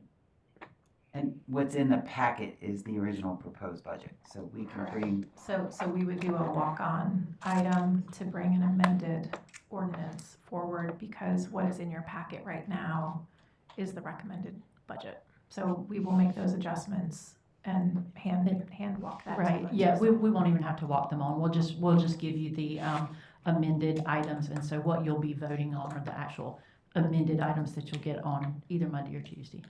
We'll try to get them out to you as soon as possible. Just for And we'll clarification, the ordinances that are currently being looked at does have the Clearview Way out of it. It has council's stipend reduced, and then it has a shift of the economic development for NC film partnership of NC from your economic development. So those are the That things wasn't that are agreed in upon, the film commission. Yeah, It came to me. it's okay. So We will bring you a correct budget. A revised- for Tuesday. revised ordinances for all A of revised ordinance. We did not talk about the film commission. We did not talk about the CJC was another item that was requested to be talked about. Is there any quick discussion on that? We do have council contingency if you want to do something with the film commission. So there are dollars that you could use for that if you so choose. So I just had a quick question. It seems like the information that we got from the Film Commission, I mean, this is lovely, but it's really not the kind of proposal that we would look for an economic development partnership grant. And those grants would be made next year, is that right? I think actually the year after. Yeah. So FY '27 is year 2 of a 3-year cycle. And I do believe that the county ended up giving the film partnership 300,000. They gave them 100,000. 100? They gave the CJC 300,000. Oh, 300 to the CJC, okay. Thank you. So the film commission's request to us was $100,000, and the CJC's request to us was $100,000. It's the film partnership, not the film commission. Excuse me, film partnership. And I understood that part of this when I talked to Ms. Hamilton is the fact that she's got, I guess, some money in the state budget. The state budget hasn't been passed. This is kind of a holdover to help her get over the hump until the state budget, which they feel pretty confident will pass, and finally get a budget after so many years. And that was part of it.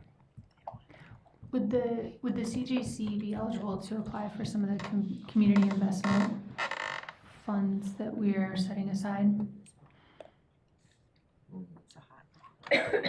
Probably not. The biggest thing that we looked at with the CJC is there isn't a great mechanism to put money into the budget because it doesn't really fit under either category. So we looked at their cost to rent per square foot and then how much space we are taking up with our own staff to potentially look at a lease agreement. They are getting a heck of a deal on how much space they rent and what they pay for it. So our equivalent space is worth about $8,900 a year.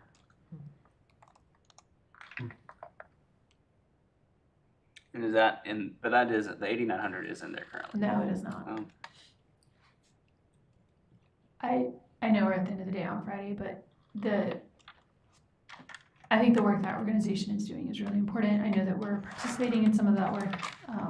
We're sitting in the building, so I want to, maybe that needs to be part of council contingency that we discuss, but I don't want to open a new topic at the end of the day on Friday, but that is something that I think is important to. So I believe there's $135,000 in council contingency. So that is a pot of money that you can always make that decision after July 1. Mhm. That's something that you could take up and make an allocation out of that pot of money. You could do a fund balance appropriation if you so chose. If you want to look at it as you're open to continuing these conversations, without it impacting the actual ordinance amount, because you'd be looking to pull it from council contingency, then ordinance stays the same, and those are topics that you can take up at a different time. I just think timeline where we are, I think that's the best option. Okay. All right, just wanted to I'm make just sure one of that seven, was, though. that was on the table. I think I'm the deciding vote on the council stipend, if my count is right. And I have been thinking about it a lot since it was brought up the first time. And I don't think you should have to be independently wealthy to do this work. And I'm very confident that the city council members are the absolute lowest paid per hour of the entire staff. So since we're including the living wage, I think it's fair to leave our city council stipend that you have calculated for us in there. Okay. The one final item, and then I promise we're done. Just wanted to bring y'all's attention that we had some additional discussions about parking fees, and for 4 years there has been requests over and over to bring back the hour of free parking in downtown. It got reduced to 30 minutes. We looked at the revenue loss that we would expect if we were to make that adjustment. It's about $35,000 a year. We then looked at what we believe we could generate if we increased the fee for special events. And we believe that we can offset that revenue loss. And so the net result would be the same, but it would allow us to bring back the hour of free parking in our decks in downtown, which a lot of the business owners have been asking for. So if council is amenable to that, that would be included in our fee schedule that we would be bringing to you next week. Yes. I see 3, I see 4, I see 5, 6. I'm not sure if there's a thumbs up from Mayor Pro Tem, but we will move forward with that.